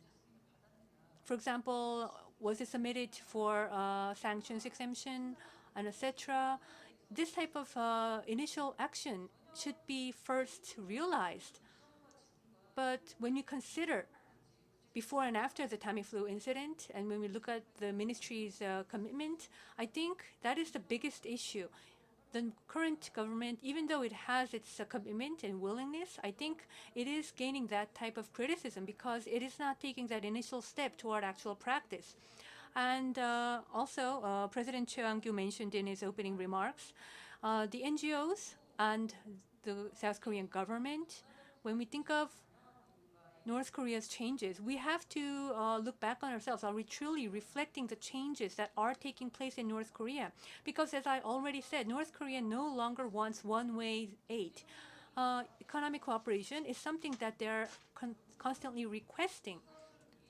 So for that to be realized, I think South Korea and our government should be more active in working somewhat to resolve the issue of the North Korean sanctions issues in the international community. I think we have to have this type of a holistic approach. If I was a North Korea official,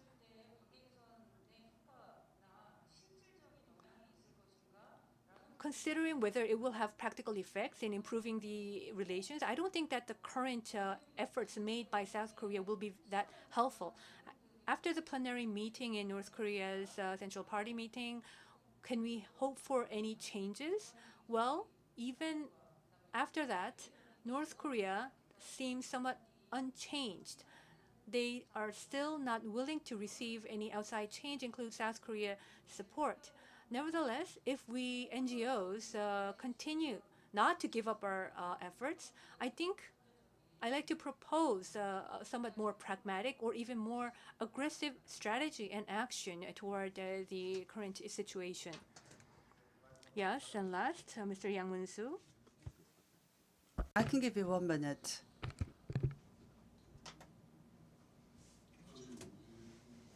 Yesterday afternoon, I had a closed session meeting, and someone at the meeting talked about the Labour Party's Central Committee plenary meeting, and I think it's a fraction of what they discussed that has been released at the meeting. And I don't think their stance is significantly different from what they have taken previously. And with regards to inter-Korean relations, I don't see a significant change. And someone asked at the meeting, why is it that at the plenary meeting there was no mention about inter-Korean relations? And the presenter said that there is actually nothing provided by South Korea to the north. So there is like no reason for North Korea to change at the plenary meeting. So unofficially, what North Korea is saying is that there is nothing provided by the South Korean side. In the future, they don't see anything will come out of South Korea, and that is the current situation. So this may be a very rough way of describing it, but there's a lot of disappointment on the North Korean side, felt by the North Korean people. And despite that, if you look at the nature of the inter-Korean relations, and as Ms. Choi Kyung mentioned, what is needed is that the South Korean government needs to take a more proactive approach. The trust has been eroded, and you need to build the trust again. It takes time. It's going to take the bits of everything to pull things together to build the trust between the two Koreas. And I do believe that we do not need to be encouraged or disappointed by every response that comes out of North Korea. We need to do what we can to build trust. And whether it be the humanitarian assistance or development assistance, we need to continue to exert efforts so that we can continue to build the trust. That will be all. Thank you. 예, 뭐 주어진 시간이 Well, so we're nearly at the end of the session, but before we wrap up, from Washington and Boston, We have Mr. Keith Lewis and Professor Key Bark. If you have any additional comments to make, I'd like to give you each 1 minute. 1 minute. 키스루 수총장님 가능하시? As Executive Director Keith Lewis.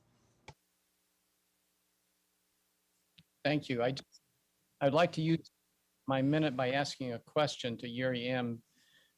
Yuri, given the situation as we presently know it, given the situation as we don't know it, at some point, NGOs will be able to re-enter the DPRK. NGOs from the South, from the ROK and from the US, my question to you is, at the present time, what should NGOs be doing to best prepare for re-entering the country, not knowing exactly what they will find when they get there? Thank you for your question. Specifically for World Vision, because our focus is on children and their communities, we are lining up suppliers for fortified food blends. So these are food items that are used specifically to treat and to prevent malnutrition among children. We are still in touch with all of our potential donors. We're not actively applying to grants right now because we don't know when we'll be able to get back inside the country, but we're strengthening and keeping up with that relationship. We are still very actively in touch with our DPRK counterpart so that we are in constant communication, and they know that we are still committed, and they know how to reach us as soon as we are able to get in there when the borders open. Thank you.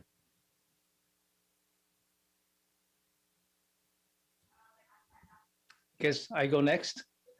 I just wanted to mention that my first connection to North Korea was through Yeri. Yeri was my matchmaker.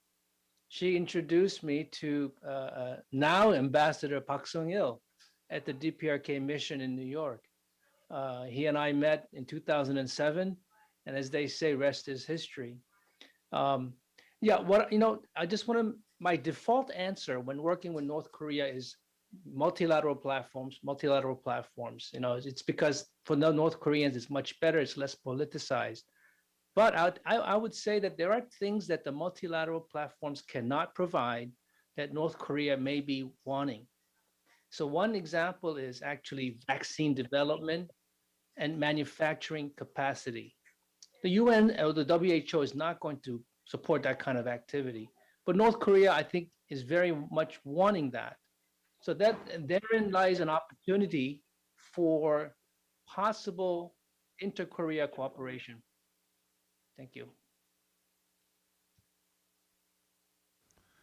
예, 모두 수고하셨습니다. Thank you very much, everybody. I think there's one remaining question. Well, we don't have time for this question, so this concludes the first session for the morning. We covered the current situation in DPRK, why the DPRK aid should be resumed, and what the direction should be for the future. So there was a lot of active discussion going on today in the morning session, and we were able to hear about the experiences of the field experts. And this is the reality that we face. As was mentioned, 192 countries joined the COVAX. And there are 6 countries that did not receive any vaccine support, which is one of them is North Korea. And we don't have any the program expert actively operating in DPRK. And North Korea is trying to overcome the situation on its own. But I do believe that the domestic and international NGOs could take a part in helping North Korea overcome the situation. I think we will have the commitment for that. And for these Korean NGOs, as co-president Choi Han-gu mentioned, we should try to make an effort to provide aid to DPRK. And we also have a vision to further contribute to the peace on the Korean Peninsula through such efforts. So we face a double burden on this because of the current situation. And we do believe that the situation is quite positive or optimistic between the two Koreas, but we will have to deal with all the obstacles we face in trying to advance peace on the Korean Peninsula, to advance the peace process process on the Korean Peninsula. For this, I believe the cooperation, the seeking solidarity, all those efforts should be meaningful and worthwhile. With this, I'd like to come to conclude the session. I thank the participants and the audience who joined us online for being with us today. We wish you a good night, and I hope to see you again, Dr. Ki Park, next morning. Thank you very much and goodbye.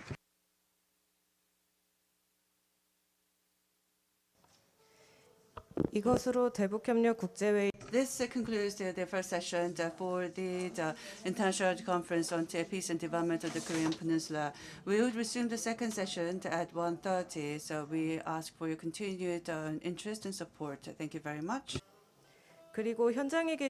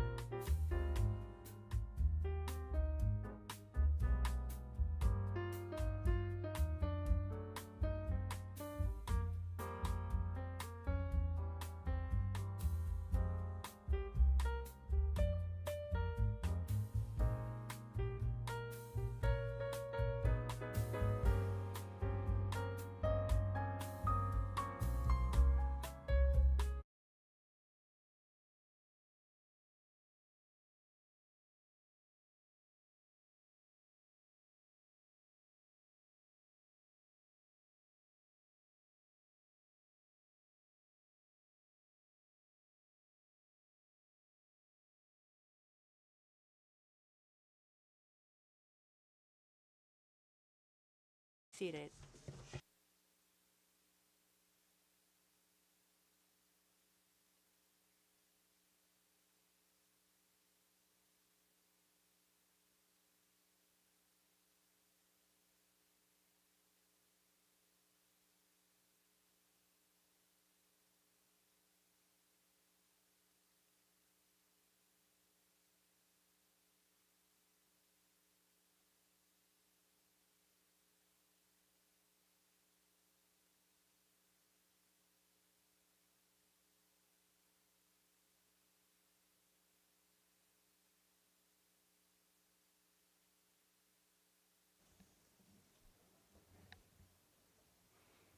네, 안녕하세요. 저희 Hello. Now, this is plenary session 2 of the International Conference. We will begin the session.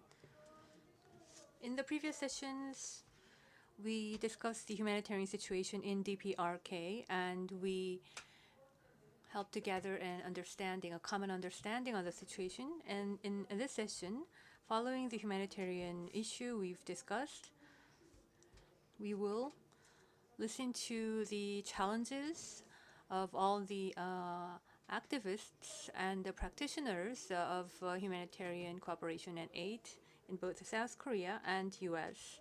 And I'd like to introduce today's participants, the presenters and discussants. And we have a slight modification to the order of presentation, so I'd like to introduce the presenters in the actual order. On my side, we have research fellow Seo Bo-hyuk from the Korea Institute for National Unification. And next, from the US, we have Legislative Associate Catherine Parsons from the Mennonite Central Committee.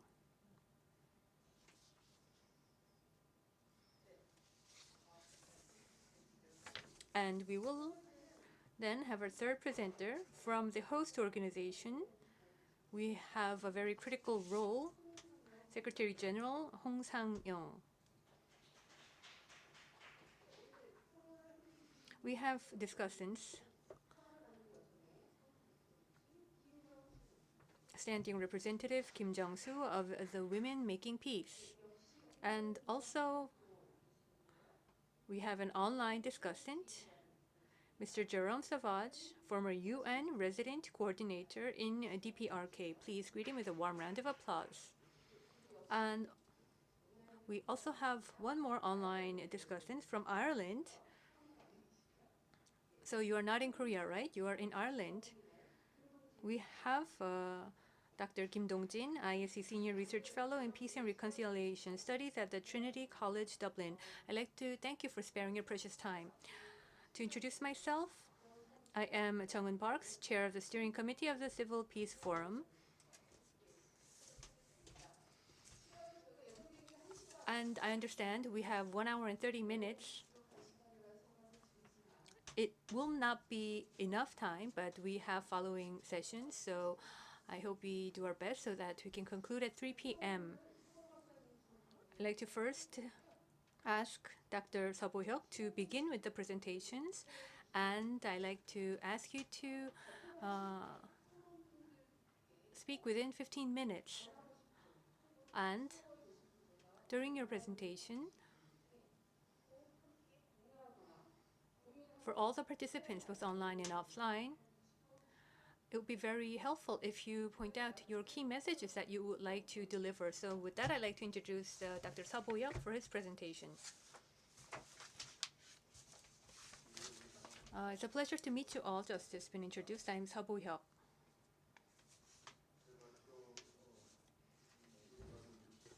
The topic I was requested is, as you see on the title. I think just discussing the right to peace or right to development alone, about its definition, its implication for cooperation with North Korea, and how we could apply it. It could be a somewhat unfamiliar topic, but a very challenging and a noteworthy topic as well. I happen to be having some experience in studying this area. So I am deeply honored to be invited to this conference to share this topic with you.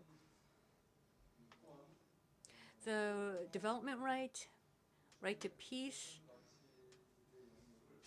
the domain of universal rights, which was formerly confined and interpreted to human rights, is now being expanded, and new proposals are being made so that it is expanded to include the rights to development and peace. And before that, in the international community or in specific international organizations or in regions, the previous concept of peace and previous concept of development have been studied so that they could be approached from the perspective of human rights. And it took place both theoretically and also both in terms of policies and practice. When you look at the time period in the 1970s, that was the peak of such movements. That was at the peak of the Cold War regime and also the closing of the Cold War regime. It was both an era of the détente and also many countries that were under colonial rule began to gain their independence and emerge in the international stage, being members of the UN at this time period. And after the World War II, the world started to rebuild its economy, and the so-called South-North issue, it's an economic disparity in the entire world, became so evident.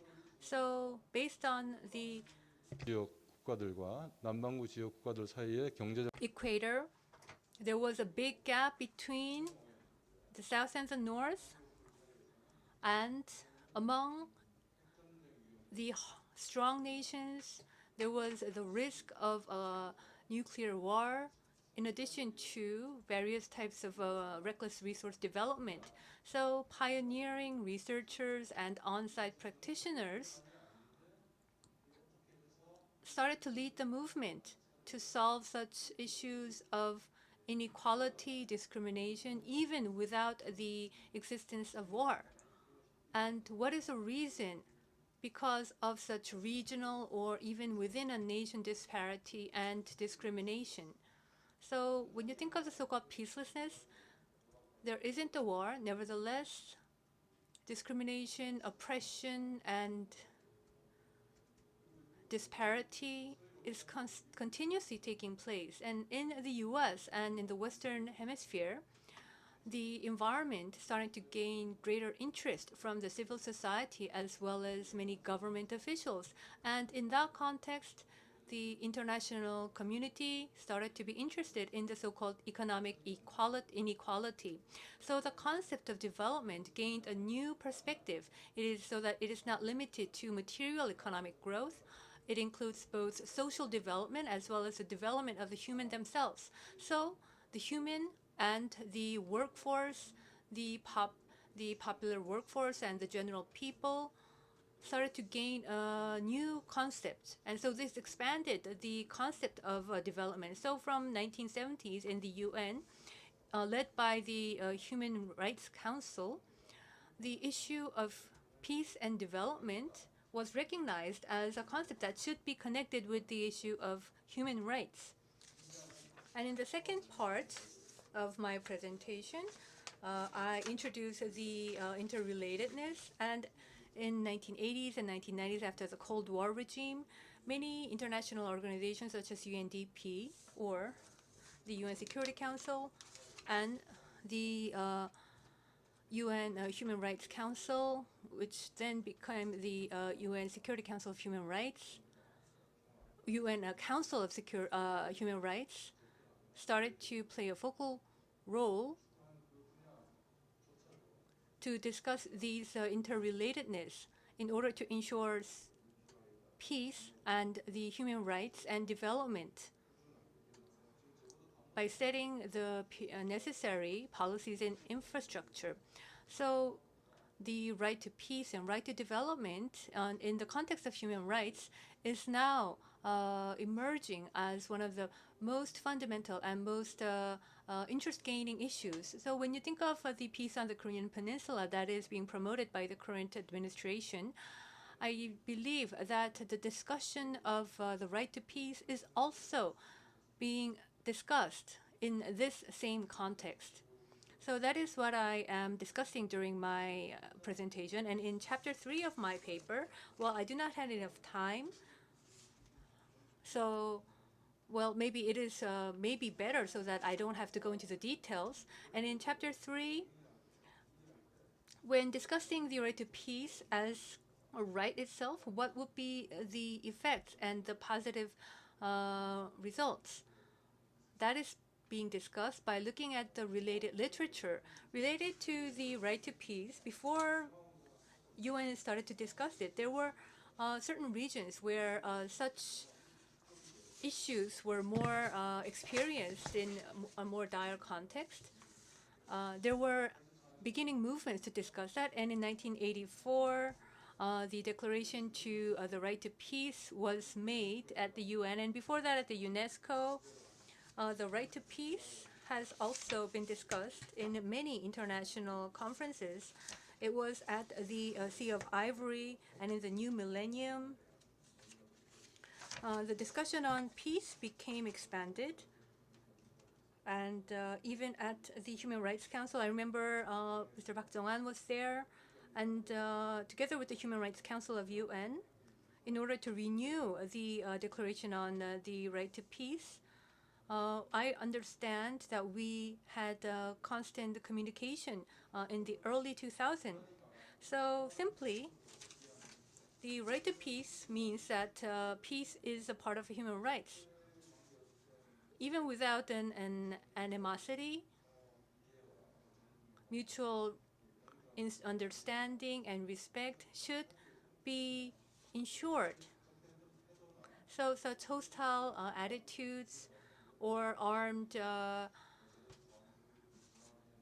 efforts should then be converted into a peaceful mechanism so that such resources is utilized for ensuring peace. And we should now shift our focus from, we should not necessarily shift our focus from the so-called negative peace to a positive peace. Rather, we should constantly expand the concept of a negative peace into a positive peace, both domestically and internationally, by requesting the people to recognize such importances. This will lead to arms reduction, disarmament, or in cases of areas of conflict, it could secure peace in the region. And for those resources that we could gain, we could convert such investment to better the lives of the human people. And in page 68, as you can refer to the document, in order to realize peace, development, and environment and human rights should all be interrelated in a mutually supplementary way. And that was the overall call, both inside and outside of UN during the 2000s. And just as I've already mentioned, the right to development has to do with overcoming the issue of so-called South and North issues on the international stage. Just like the right to peace during the 1980s, the United Nations went through diverse discussions, and in 1986, the so-called Declaration on the Right to Development was adopted at the UN General Assembly. And this points out the expansion of the right to development, and then the people stands out as a central entity, not the sub, and peace and other universal concepts of anti-discriminations and others are all encompassed to realize the right to development. And in 1984 and 1986, the right to development and right to peace was adopted as a declaration. But when you think of the international covenants of social rights and others, when you compare with such covenants, it is somewhat regrettable that these declarations were not adopted as conventions. We have to consider the so-called oppositions from the strong uh, nations and such interests between the strong players played a role. So the so-called third generation human rights and the right to coalition and the right to development and peace could not be adopted as a declaration. And so it remained at being a kind of a declaration merely. Nevertheless, for areas where this is a more critical issue, or for civil societies that have an interest in such concepts, they continue to develop this concept, and I believe it holds great significance to do so. Lastly, when you think of the right to development and right to peace, and what is its implication toward inter-Korean cooperation, I think that was the main purpose of inviting me to this conference. But I don't think I am qualified to give the answer. I think this is something we should all discuss together. The right to peace, we do not necessarily should request the negative peace to shift toward a positive peace. So in the same context, we should think of the inter-Korean relations both in the context of negative peace and the positive peace. And we do not have to set a certain priority necessarily. As we went through the year 2018, the negative peace and the positive peace started to become more more overlapping. So, but basically, the negative piece would be about denuclearization in a simple context between the U.S., South, and North Korea. And after the Biden administration, I believe that this is the basic understanding between the three countries. And if renegotiation begins, then humanitarian discussions as well as international cooperation to improve the quality of lives in North Korea would be resumed so that it could create a so-called mutually complementary relationship between the right to peace and right to development.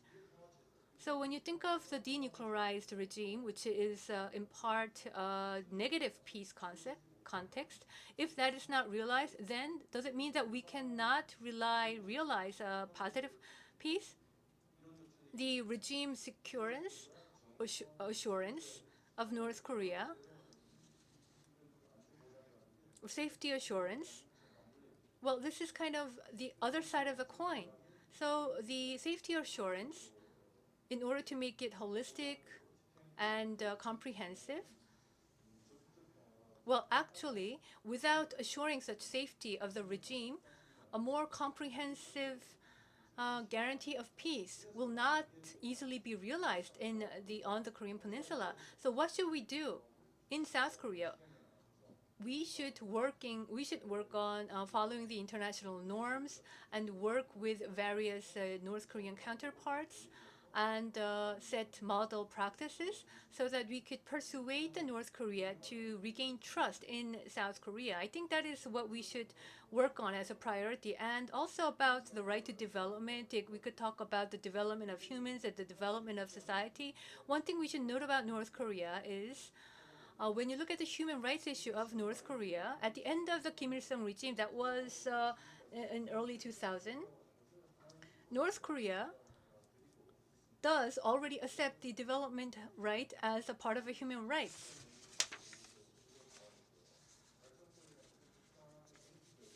North Korea is recognizing the development right as a part of a human rights, as is already noted in the report of the DPRK Association for Human Rights Studies.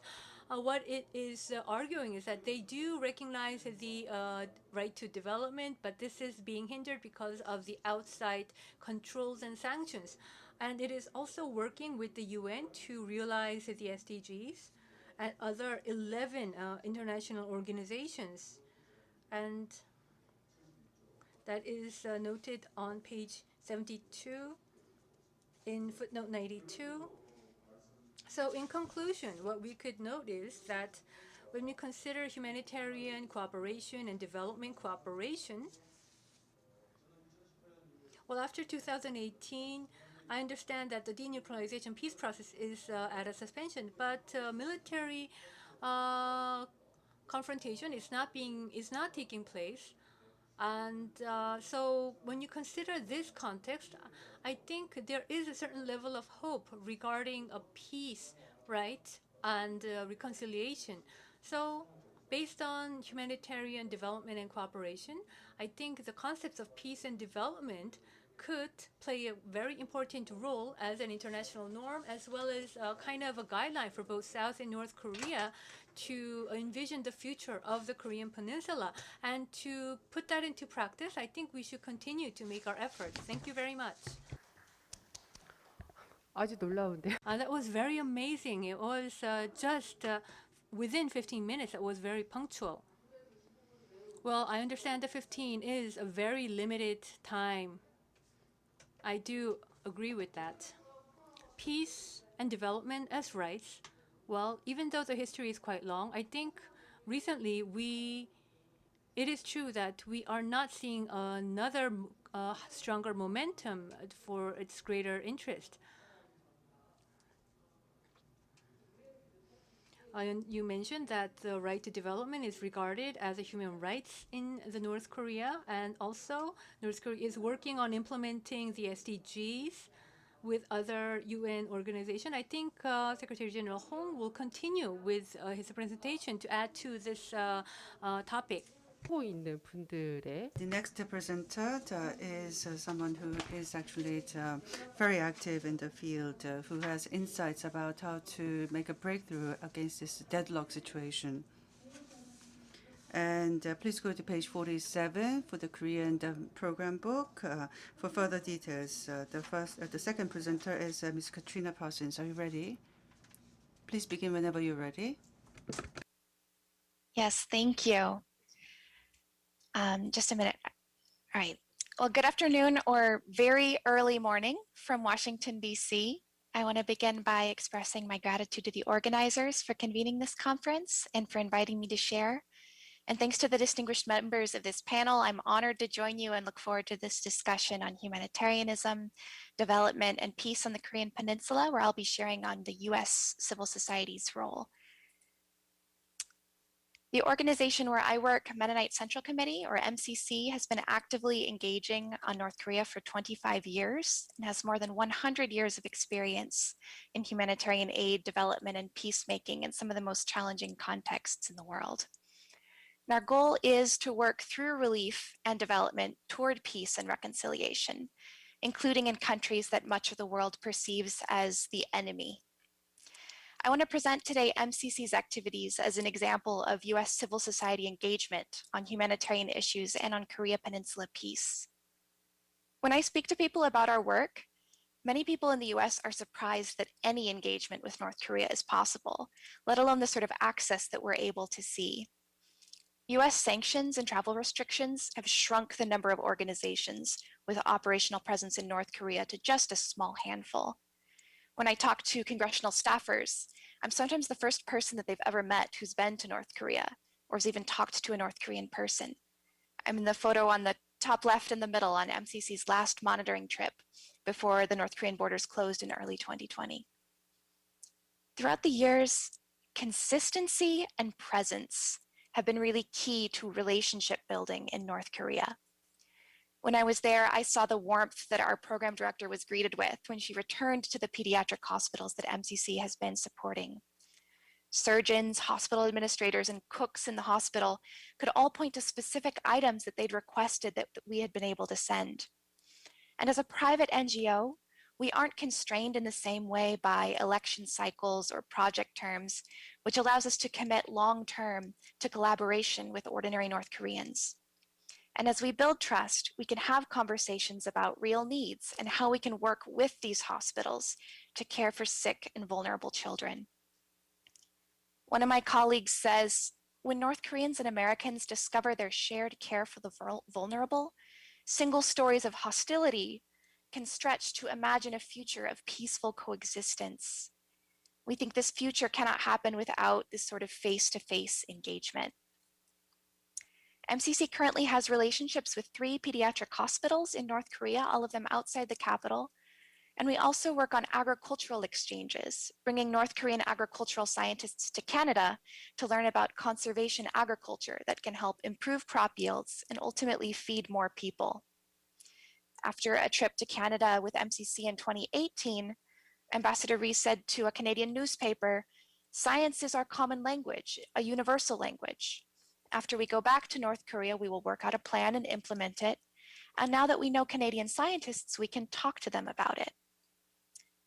Direct humanitarian work and exchange programs like this are 2 channels that not only help meet basic needs in North Korea, but also open channels for dialogue and understanding that's a prerequisite for peace.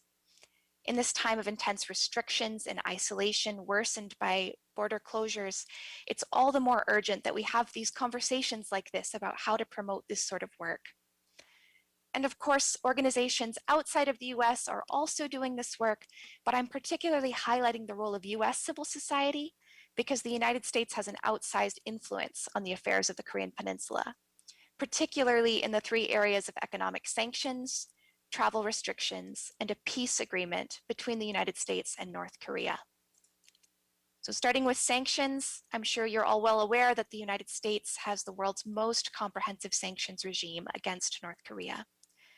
Aside from a narrow exception for food and medicine, the United States bans all exports to North Korea, including humanitarian items like medical devices, water, sanitation infrastructure, material for disaster recovery, or agricultural support.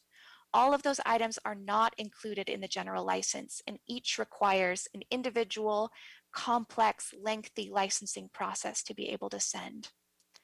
We even need a license to partner with North Korean individuals or entities, a term that's not very clearly defined. So just to be safe, humanitarian organizations get licenses just to do things like coordinate delivery of an aid shipment. Another issue with sanctions is that because of the power of the US dollar in the world economy, a unilateral sanction by the United States against North Korea becomes a de facto global sanction. Wanting to avoid US sanctions, banks and other private companies may refuse to work with humanitarian organizations like ours, even when all of our work is licensed and legal. And this contributes to the lack of any clear financial channel to pay for humanitarian activity in the country. Without a way to send in money, our work is limited to what we can pay for in cash that we carry in by hand. With all of these barriers, the process of moving from a needs assessment to delivery of humanitarian items can take years. The message we hear repeatedly from the US administration is that these complications and delays are unintended and that they support our work, that we even represent the best of the United States. And US officials do seem willing to help us navigate this minefield of sanctions and regulations that US policies laid out so that we can do this basic humanitarian work, but we have not seen movement on clearing the path or on broader questions about how sanctions prevent us from doing the sort of development or peace work that we may do in other countries. US government does not carry out any systematic evaluation of the impact of US sanctions on humanitarian operations. It doesn't assess the impact of US sanctions on the lives of the North Korean people. So that's one area that we're hoping to influence. Operational humanitarian organizations have close relationships with the State Department in the US, and some advocate directly behind the scenes for things like impact assessments, expanding the general license for North Korea, or expediting and streamlining the license review and approval process in the Department of the Treasury. One congressional bill that addresses North Korea sanctions is called the Enhancing North Korea Humanitarian Assistance Act, and it was recently introduced by Representative Levin and Senator Markey. And here's a quote by the senator explaining his support. He says, "We can and must work to honor the generosity of NGOs by removing bureaucratic roadblocks that limit legitimate humanitarian assistance from reaching one of the planet's most vulnerable populations." I've talked about this bill to dozens of offices in Congress, and almost universally staffers from both parties say that it sounds like it makes sense, that their office wouldn't oppose it if it came to a vote, but not opposing is different from supporting, and offices are reluctant to add their name as a co-sponsor. It's been really difficult to get the traction needed to bring this to a vote. North Korea-specific sanctions advocacy is such a niche topic that we have benefited from joining forces with broader coalitions of organizations and grassroots groups who advocate more generally about the negative humanitarian impacts of these broad-based economy-wide sanctions. We found that the challenges of providing aid to North Korea are very similar to the challenges that organizations face in other US sanctioned countries like Iran, Syria, or Cuba. A number of organizations have come together to make joint recommendations, most recently to feed into a sanctions review process that the Biden administration is carrying out. As this quote shows, we want to raise awareness of sanctions' impact on civilians and on the humanitarian implications of restricting the sort of basic goods that are needed for agriculture, health, education, and other essential infrastructure. There's some interesting coordination on this work between progressive and conservative civil society groups, and more members of Congress are beginning to raise the issue of sanctions in bills and hearings. But still, sanctions are such a foundational part of the US foreign policy playbook that a lot more work is needed to challenge that orthodoxy. A second related area of focus for US civil society is the travel ban. US citizens have been barred from travel to North Korea since 2017. And notably, the US does not restrict travel to this degree anywhere else in the world, including active war zones. There are narrow exceptions to this ban for humanitarian workers and journalists who need to apply to the State Department for a special validation passport that's valid for one use only. Our North Korea program director, who travels frequently, has a stack of passports 6 inches tall, each one representing a consular trip and an application fee. Humanitarian organizations have called on the State Department to at least permit these special validation passports to be valid for multiple times within 1 year. And there was a proposed regulatory change to allow for this at the end of last year, but it was put on hold with the changing of administrations. Groups are also calling for an expansion of the type of travel that's permitted under these special validation passports. Advocacy groups are asking for travel necessary for the recovery of the remains of US service members who died during the Korean War, as well as travel for people-to-people exchanges and family reunification. Now, currently, Korean Americans are not eligible for a special validation passport to visit their family in the North. And some of these families have been separated for more than 70 years. Korean American groups have been very active on this issue, and this year, the bipartisan Divided Families Reunification Act was reintroduced by Representative Meng to promote this sort of connection. Another resolution led by Representative Bass also encourages family reunification. And these two bills represent years of dedicated civil society work on this issue. The final area of US civil society influence that I'll touch on is peace. This week marks the 71st anniversary of the beginning of the Korean War. It's been ongoing for most of our lifetimes. But despite this, in the United States, it's sometimes called the Forgotten War. My grandfather, who died before I was born, was a Korean War veteran. But even with that personal family connection, I grew up knowing nothing about the conflict. My high school history textbook gave it a few sentences between longer sections on World War II and the Vietnam War. I was shocked when I was an adult and learned that the war never technically ended.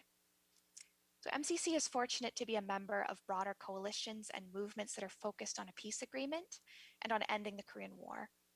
This advocacy brings together humanitarian groups, Korean Americans, peace activists, Korean War veterans and their families, faith communities.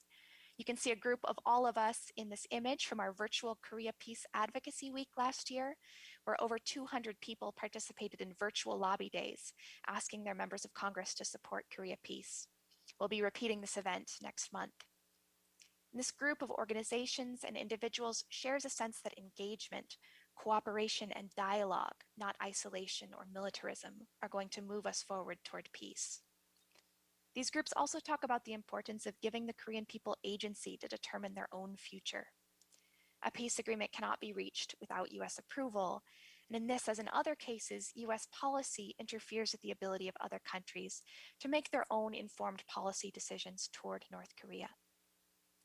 Unfortunately, when North Korea is talked about at all in the US Congress, it's often in fear-based and reactionary language that focuses on punishing North Korea for human rights abuses, without any acknowledgement of the United States' role in heightened tensions. and without an appreciation for the ways that the resulting sanctions make life harder for ordinary North Koreans and affect their own rights to peace and development, as was mentioned in the previous presentation. Unfortunately, for a long time, this approach has been one of the few areas of bipartisan agreement in Congress. It's really only in recent years that we're seeing some progressive Democrats begin to make some of the arguments for engagement and peace that civil society has been championing for a long time. Despite this, the US Congress does have some real champions for Korea peace, like Representative Strickland, we heard from earlier today. Last year, Representative Khanna introduced a resolution calling for a formal end to the Korean War, and advocacy groups worked hard to get over 50 co-sponsors, including one Republican. That bill never made it to a vote, but it laid helpful groundwork, and that amount of support would have been unthinkable even a few years ago. Last month, Representative Brad Sherman introduced the Peace on the Korean Peninsula Act, and this bill calls for a clear roadmap for achieving a binding peace agreement on the Korean Peninsula and a formal end to the Korean War. It also calls for the creation of liaison offices in both Washington, D.C. and Pyongyang, and a report looking at travel restrictions focused particularly on those divided Korean American families. So there are things to be encouraged about when thinking about Korea peace, but we also recognize that this can be slow work.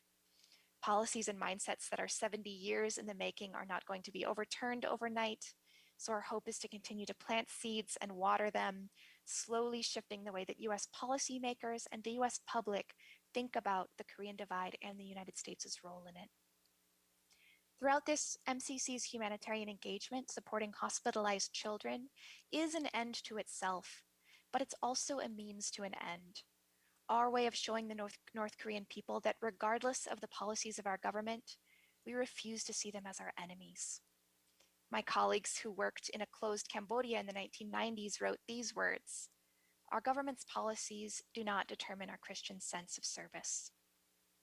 As I'm speaking today, North Korea's borders are still closed, and we don't know yet when we'll be allowed to enter North Korea again. When shipments and travel are possible, we want to be able to respond flexibly and adaptively, and so we're doing the work now to encourage our government to lift restrictions that inhibit this work and to prioritize engagement and peace. So it's really encouraging to be part of this gathering of people looking at connections with North Korea and seeking opportunities for greater understanding, reconciliation, and peace. Thank you. 네, 고맙습니다. Well, thank you very much. And as was the case with Dr. Seo Bo-hyuk, Ms. Katrina Parsons has just given a presentation, and it was the review about on the peace on the Korean Peninsula. Peace on the Korean Peninsula cannot be achieved by the efforts of the Korean people, Korean government, or Korean NGOs. We need support coming in from the international communities as well. So we'd like to now move on to the third presentation. The third presentation is going to be delivered by Hong Sang-young, who's the Secretary General of the Korea Sharing Movement. He's going to talk about the DPRK perspectives on developmental cooperation and the role of external partners. Please refer to page 95 of the Korean text. Yes, good afternoon, ladies and gentlemen. And today, I would like to talk about the international development cooperation and humanitarian assistance. I'd like to talk about North Korean perspectives towards these things and what changes are needed, what changes will occur in the future, what we can do in response, and what our roles would be in creating such changes. And when it comes to receiving aid from outside external actors, the North Korea's view, North Korea's perspectives would be as follows. North Korea believes that they are receiving aid from the Western countries, not the socialist brother countries like the former Soviet bloc or the Russia or China. When they receive aid from the Western countries, they are receiving a poison apple. So it's like being trapped as a beneficiary, or receiving a poison apple to destroy socialism. and they will be interfering in domestic affairs and exploiting resources through looting and subjugation after giving out the poison apple. This is in line with the structuralist paradigm of the international ODA theory. The structuralists criticize that foreign aid is being used as a means of institutionalizing the subordination of underdeveloped countries under capitalism and the widening of the economic gap between developed and underdeveloped countries. So it will be deepening of subjugation that they are very concerned about. And the second point I'd like to make is the self-reliant national economic development line. North Korea has internal and external economic policies on the basis of a self-reliant national economic development theory. And they define this self-reliant national economy as the building of an economy that walks on its own feet without being subjugated by others, and that serves its own people and develops according to its own country's resources and the power of its people. And to that end, the North Korean authorities have always emphasized the principle of self-reliance. What it means is that they are economically isolated, and it is very difficult for them to communicate with the international society, international community, in pursuing cooperation and exchanges. Another point I'd like to make is related to exchange based on mutual benefit. Basically, this policy of self-reliant national economic development was partly eased starting in the 1970s because they wanted to attract foreign investment and advanced technology.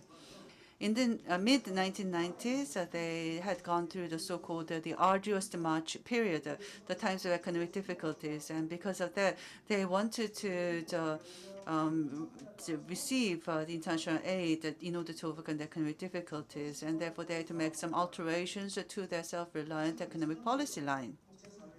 In the notice, while receiving aid from the international community, the North Korea began to engage in the inter-Korean economic cooperation, and they began to pursue the exchange based on mutual benefit.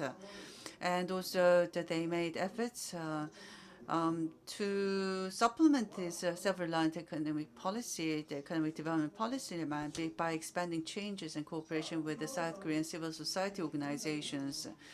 And these are the basic, the frameworks of their perspectives, for their perspectives on the development assistance. And now I'd like to talk about North Korea's current stance with regards to two development cooperation projects. To do that, I think I need to walk you through Kim Jong-un's economic policy. In 2012, Kim Jong-un assumed the leadership role in North Korea after his father passed away. And Kim Jong-un pursued the economic improvement measures internally, and externally he pursued the exchanges and cooperation. So Kim Jong-un's the government pushed for a socialist enterprise management strategy. And this is basically strengthening the cabinet power, controlling wages and the price of products, and improving agriculture management system. And they can be summed as our style economic management method. In 2013, they announced the Economic Development District Act to induce external investment into North Korea. But because of Lee Myung-bak and Park Geun-hye administrations, the policy, and because of the strategic patient policy of the United States, Kim Jong-un was not able to make a substantial breakthrough, and only China responded, and only partially. And the inter-Korean aid and cooperation at the civilian level were put on hold by the May 24th measure of the South Korean government in 2010. That this was during the Lee Myung-bak administration. And it was on August 25th of 2015, the South and North civil society organizations met in the Kaesong. in order to make progress in the private exchanges and cooperation. And the second point I'd like to make here is that through this opportunity, we met with the officials from the North Korean side. We have the Korean NGO Council for Cooperation with North Korea, KNCCK, who met with the North Korean counterparts, the Korea Reconciliation Council of North Korea. We were able to listen to the voices of the North Korean the North Korean organizations. And I think this is the basic stance that the North Korean organizations have with regards to exchanges and cooperation. Please go to page 96. Here they say that the cooperation we need, according to North Koreans, is not a one-off project in which aid groups come to North Korea to visit project sites. The North Korean people's standards have changed and expectations for modern technology acquisitions have risen. It is now our national policy to make adjustments to policy to meet the standards of people. Therefore, the subsequent projects should be adapted to the people's standard of living and improving the economic standards. For example, the Cheongsang Pharmaceutical Factory project was completed a while ago now. It's still quite contemporary. They meet the current standards. So we're hoping for projects like this to satisfy the current needs of the public, and also they can be useful by future generations and not simply a donation.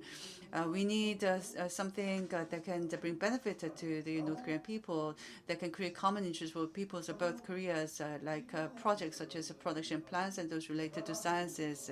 And based on my experience in having pursued the exchanges and cooperation projects, I'd like to give you my understanding, my interpretation of their comments, which I've read so far. Firstly, North Korea seeks to improve sustainability in the economic livelihoods of the people through modern technological acquisitions rather than solving short-term problems through receiving simple material support. As you know, in 1995, North Korea suffered natural disasters, and they requested for emergency assistance from the international community. And they received the food and medicine supply, emergency relief supplies from the international community. And the programmed experts have visited North Korea very frequently for monitoring purposes. After they deliver goods, monitoring teams were established, and the team members would visit Pyongyang, and they would go out to different areas and destinations where the goods were distributed to confirm that the supplies are actually distributed to the general public. But since 2000, North Korea has actively asked for the facilities that can produce goods rather than just receiving the goods to survive. In 2005, the North requested that international organizations stationed in Pyongyang switch from simple emergency relief actions to development assistance. And prior to this, to the South Korean NGOs, the North Korea made a request.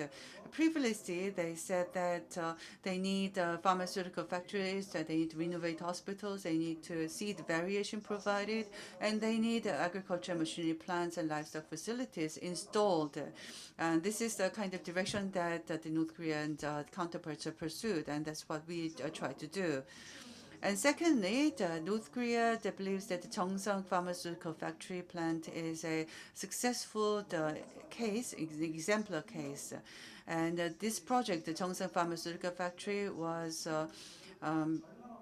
established and through the construction from 2002 to 2009. It was supported by South Korean NGO, and they focused on the need to establish a comprehensive pharmaceutical company to mark the new beginning of the 21st century. So we made an overall transformation, and they completely refurbished the pharmaceutical plant. So they completed a GMP standards factory, the first IV saline factory, and pill factory, and then comprehensive quality control room.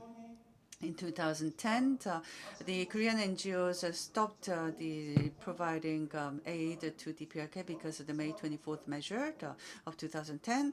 But nevertheless, North Korea expanded its own IV saline fluid production facility, and they developed into the factory into a comprehensive pharmaceutical plant. Here, GMP stands for Good Manufacturing Practice. It's a compliance standard for the pharmaceutical manufacturing and for quality control. And the GMP is used to ensure quality and safety of medicine in terms of the manufacturing and distribution. Developed countries have strict GMP standards for drug production, but North Korea had no GMP regulations before the Cheongsang pharmaceutical factory was opened. It is only through the Cheongsang factory that North came to understand the concept of GMP, and they came to acquire the know-how needed for construction and operation of modern pharmaceutical plants in North Korea. And since then, North has applied the GMP regulations when constructing pharmaceutical plants, and they expanded the standard to the food and cosmetics industries as well. And I'd like to now read you from the interview that the general manager of the Cheongsang Pharmaceutical Factory had. And this material was actually sent by the factory to us. It is because the Korea Sharing Movement has been the main player in providing support. We work together with Good Neighbors and other the hospital associations in providing the active support to Cheongsang Pharmaceutical Factory. So this is a part of the monitoring efforts that they sent us this material. And here I quote, we look at the world-class level. We pull their creative wisdom and passion and develop the institute into the first base for medical development and production in North Korea that meets GMP standards. Our institute's firm position as a researcher, producer, distributor, and seller of superior medicine that is guaranteed to be effective and safe, and this is thanks to its thorough application of the GMP standards to pharmaceutical production and quality control. End of quote. And through the above evaluations, we can see why the North represented Cheongsang Pharmaceutical Factory project as a model aid project, an exemplar project for inter-Korean civilian cooperation that can be used by future generations. Third point, all future aid and cooperation projects should emphasize the common interests of both recipients and donors. Aid to North Korea has been one way only. It is from the international community and the South to the North. And so due to difficulty measuring and evaluating performances, the South Korean government is often misunderstood as giving anything and everything to the North request with no questions asked. Technically still in a state of war, the two Koreas have been locked in ideological confrontation, mistrust against each other. And they have little experience in mutual experience and cooperation, and therefore there are bound to be limitations to current one-way aided approach. And accordingly, the North has come to the conclusion that in order for exchange to be sustainable, the North must be in the common interest. It must be on the common interest of both sides, regardless of whether there is equivalence in every project. And now moving on, I'd like to talk about North Korea's efforts, North Korea's responses. And what I'd like to say, my conclusion first is that they place more emphasis in communicating with the international community. And I think they are looking at the logic in the international community. They need to make an approach on the basis of this logic that the international community follows, because they should be able to meet certain expectations that the international community has in providing the support. And as part of those efforts, the North Korea has participated in the 2030 Sustainable Development Goal project. As was mentioned by Dr. Seo Bo-hyuk, at the end of 2016, from 2017 to 2021, the United Nations actually, they came up with a strategic framework. In other words, all member nations were invited to participate at this UN strategic framework the sessions, and there are certain ways or the approaches that member states are expected to take. And basically, they're based on the Sustainable Development Goals. And So the member countries and the UN should work together on this the framework, and they make an announcement jointly. And the 2030 development agenda, the goals agenda, sustainable development goal agenda, and this was pursued in North Korea. The second point has to do with training economic development experts. A number of universities in North Korea established a special department on economic cooperation to bring out talents. And of course, the North Korean students are sent outside to study in the overseas universities for short training sessions. The third point is internet communications. You see that in China, in any other country, they are able to access the North Korean websites, but this is prohibited in Korea. For example, if you log on to a site, the Korean Education Fund, which is established by North Korea, they make an official announcement about what they have done, what they'll do in the future, and the budget required for doing what they have planned. And there are also specific details about how such programs will be implemented, how the budget will be allocated, and so on. And they also make mention of the sponsor organizations related to the specific program. If there's the Swedish civil society organizations that provide the support, and the name will be found at this Korean Education Fund website. So monitoring function has been strengthened so much. So what should be done? What should be our role? I think we need to change our perception about the North. Basically, everything's negative about North Korea, but North Korea will change if there's a need to do so. So we should not be looking at North Korea as a country that doesn't follow international standards, that it's difficult, that it's very difficult to communicate, that is very headstrong, and so on. Instead of trying to change the North from the outside, we should be working together to create an environment in which North Korea can change itself. So ultimately, we should work together, and change can be possible. And secondly, that there should be more emphasis on development cooperation. This is more realistic and providing simple support. This is the thing that North Korea wants, and we should pay more attention to that as well. The third point has to do with the necessity of institutionalizing civil cooperation and changing the old system.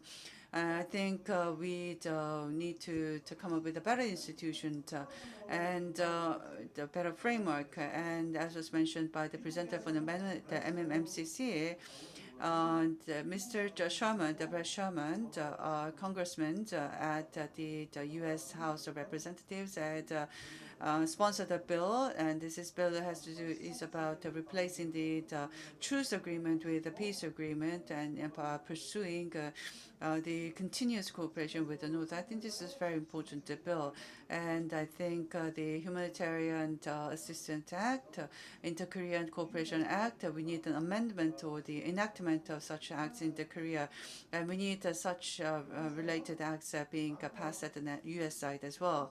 And the fourth point I'd like to say is that we should pursue solidarity and cooperation between the two Koreas.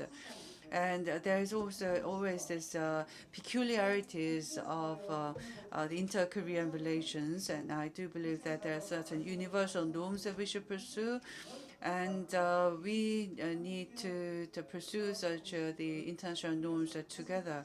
We need to acquire them and apply that as a yardstick on our side, and pursue cooperation between the two Koreas. I think this is going to be very important and in enhancing sustainability of the relations. This brings me to the end of my presentation. Thank you very much. Yes, thank you very much. We have listened to all three presentations. Please give a big round of applause to three presenters. And whether it be the right to peace or right to development, they are so important for Koreans.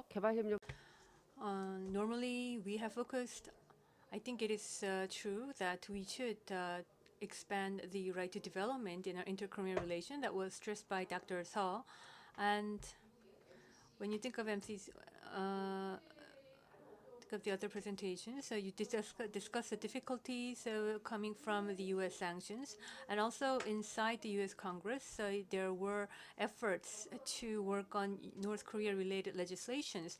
And Secretary General Hong, well, it might not be news, but you mentioned North Korea is also trying to change itself. And we should also match up with their efforts to change. And you shared many experiences. As I went through the news this morning, the U.S. Biden administration signed for the extension of the sanctions on North Korea. In terms of the direction, Korea, U.S., and the international community and other organizations share similar thoughts. But the reality is that U.S. sanctions is posing a big limitation on many of our activities. So, as we now listen to the three presentations, we have three presenters of three discussants now. Secretary General Hong spent up a little more time than was given, so I'm afraid we might have to shorten our discussion. And so we would like to begin with Dr. Kim Jung-soo, and then Mr. Jerome Savage, and then Dr. Kim Dong-jin. We will move ahead with the discussions. Good afternoon. Whether it's aid or humanitarian cooperation or development cooperation, since the past 20 years or maybe after the arduous march, whether it's cooperation exchange of South and North Korean women, the initiative of women as a leader, the core entities of inter-Korean projects to achieve achievements. Well, up to now, I must admit that this was not possible for South Korean women. I think that is something we should look back on. The Korean sharing movement used to have a women's committee. I don't know how it is working right now. There were many women who were very active in humanitarian aid. There are many activists, but from a gender perspective, I am not quite sure how the actual aid was being provided, and I'm not sure whether any study was conducted on such a gender issue. So whether it's a peace movement or unification movement by women, well, there was the YWCA or the Christian women's movement or other bodies that used to lead such initiatives. But it is true that we women did not take a leadership in such initiatives in many cases.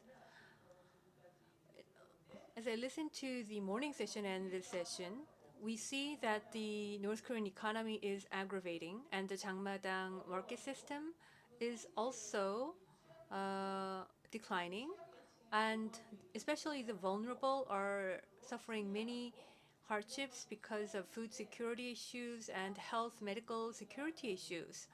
And so who are these actual vulnerable? The majority of such vulnerable, when we think of the main victims, how are we actually paying attention to them and discussing them? We must admit that we are neglecting them as a topic of our talks, whether it's humanitarian cooperation or development cooperation. I like to stress that we need to conduct a gender analysis. And we have to consider the uniqueness of the inter-Korean relations, and that is another obstacle to conduct such analysis, because in the humanitarian assistance, the most vulnerable would be generally the women, the children. And when we think of human rights in DPRK, it is quite identical. North Korean women or North Korean female defectors as well. They are victimized in both sides, and they become the vulnerable class. But detailed analysis or assessment or solution for that is not being proposed, and that is the reality we are facing. That is a challenge and concern we should all admit. When we think of the Korean Peninsula process and the participation of women, this means that the ultimate goal would be to improve the lives of both South Korean and North Korean women and realize a true gender equality on the Korean Peninsula. I think that would be the ultimate goal. Gender analysis right now is impossible to conduct. I listened to Dr. Seo's presentation and Secretary General Hong's presentation as well. In 2017 and 2021, UN and DPRK's strategic relationship agreement was signed, and I read through a translation version, and I understood there are 4 strategy priorities.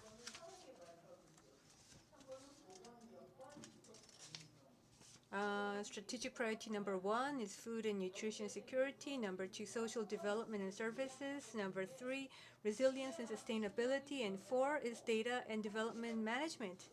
Food and nutrition security, social development services, resilience and sustainability. Well, the health issue is related to climate change and others. When you look at these 4 strategic priorities, what is amazing is that the top 3 strategic priorities include women in them as a vulnerable class, women in their pregnancy or children under age of 5 and the elderly, and for communicable and non-communicable diseases and the people most vulnerable to them, and maternal and child care, and also vulnerable class to climate change, all include women.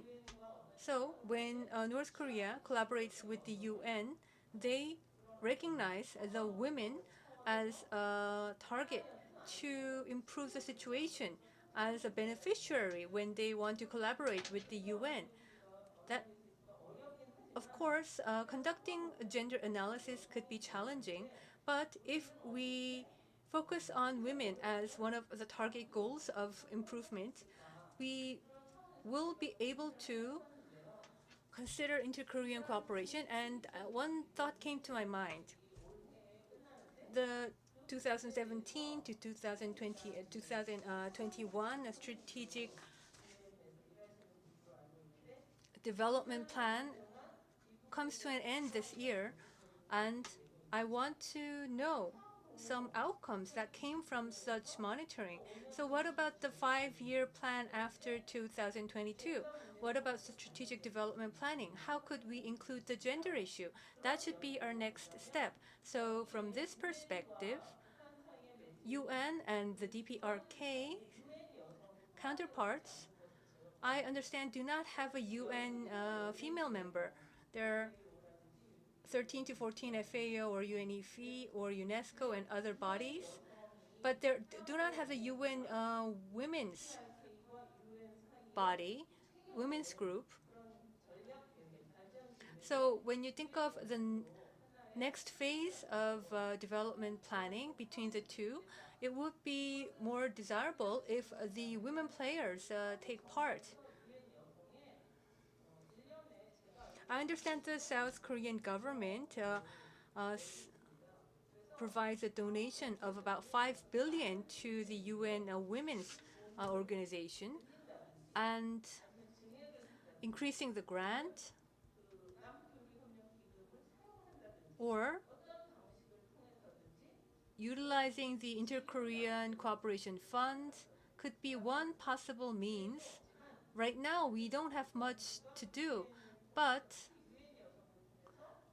as we consider ways to go through the UN Women to help the vulnerable class in the health sector or in other social sectors of North Korea, I think this would be one possible way to improve trust on DPRK. There is CEDAW or the SDGs and such multilateral cooperation frameworks where South Korea could attend,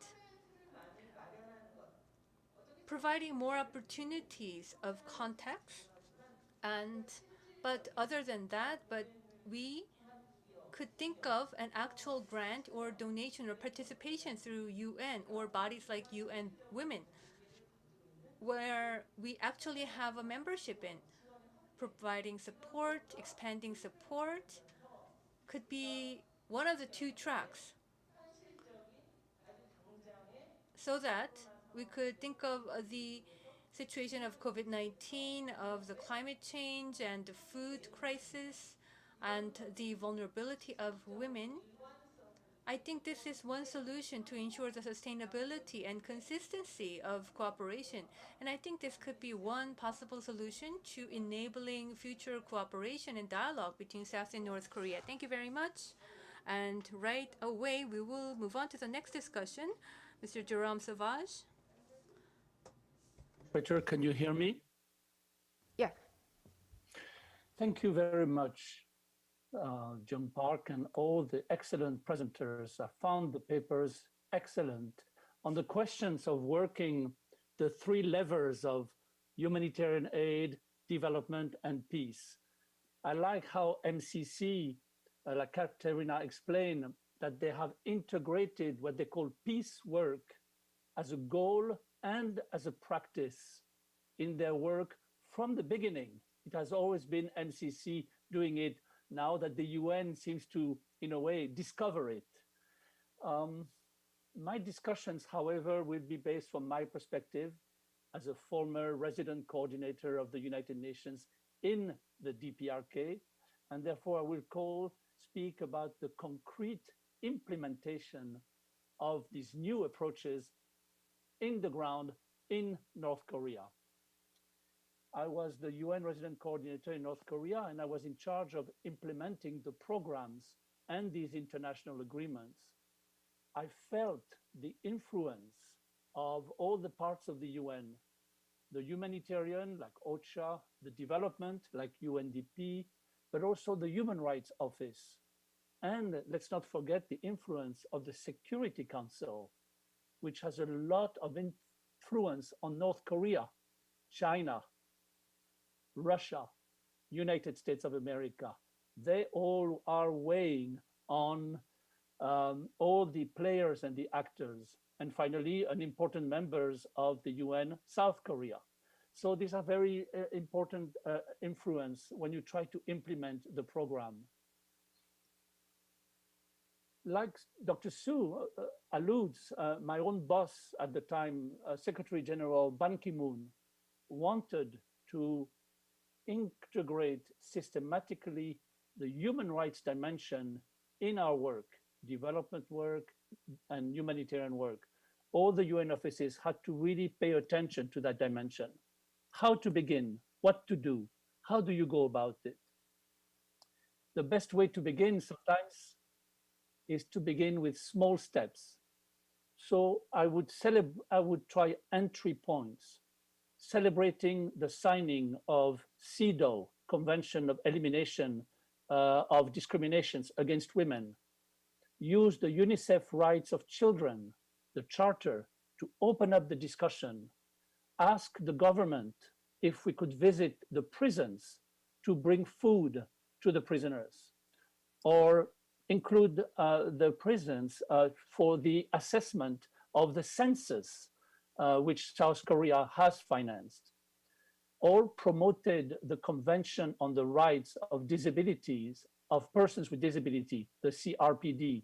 These are entry points for a discussion and a program on peace and rights-based approach to development and to humanitarian work.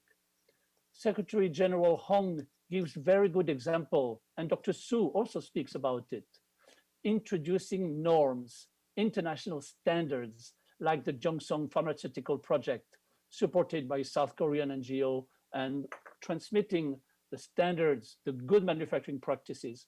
In a way, the programs are like a river, and the boat is development, is humanitarian, is peace, is standards, you push the door, you open the window, you open the door, and you try to bring those concepts, small steps in the program. UNDP believes in this kind of work, good management practice. I totally agree with what Secretary General Hong said. We should see North Korea as trying to accept the universal standards of the international community.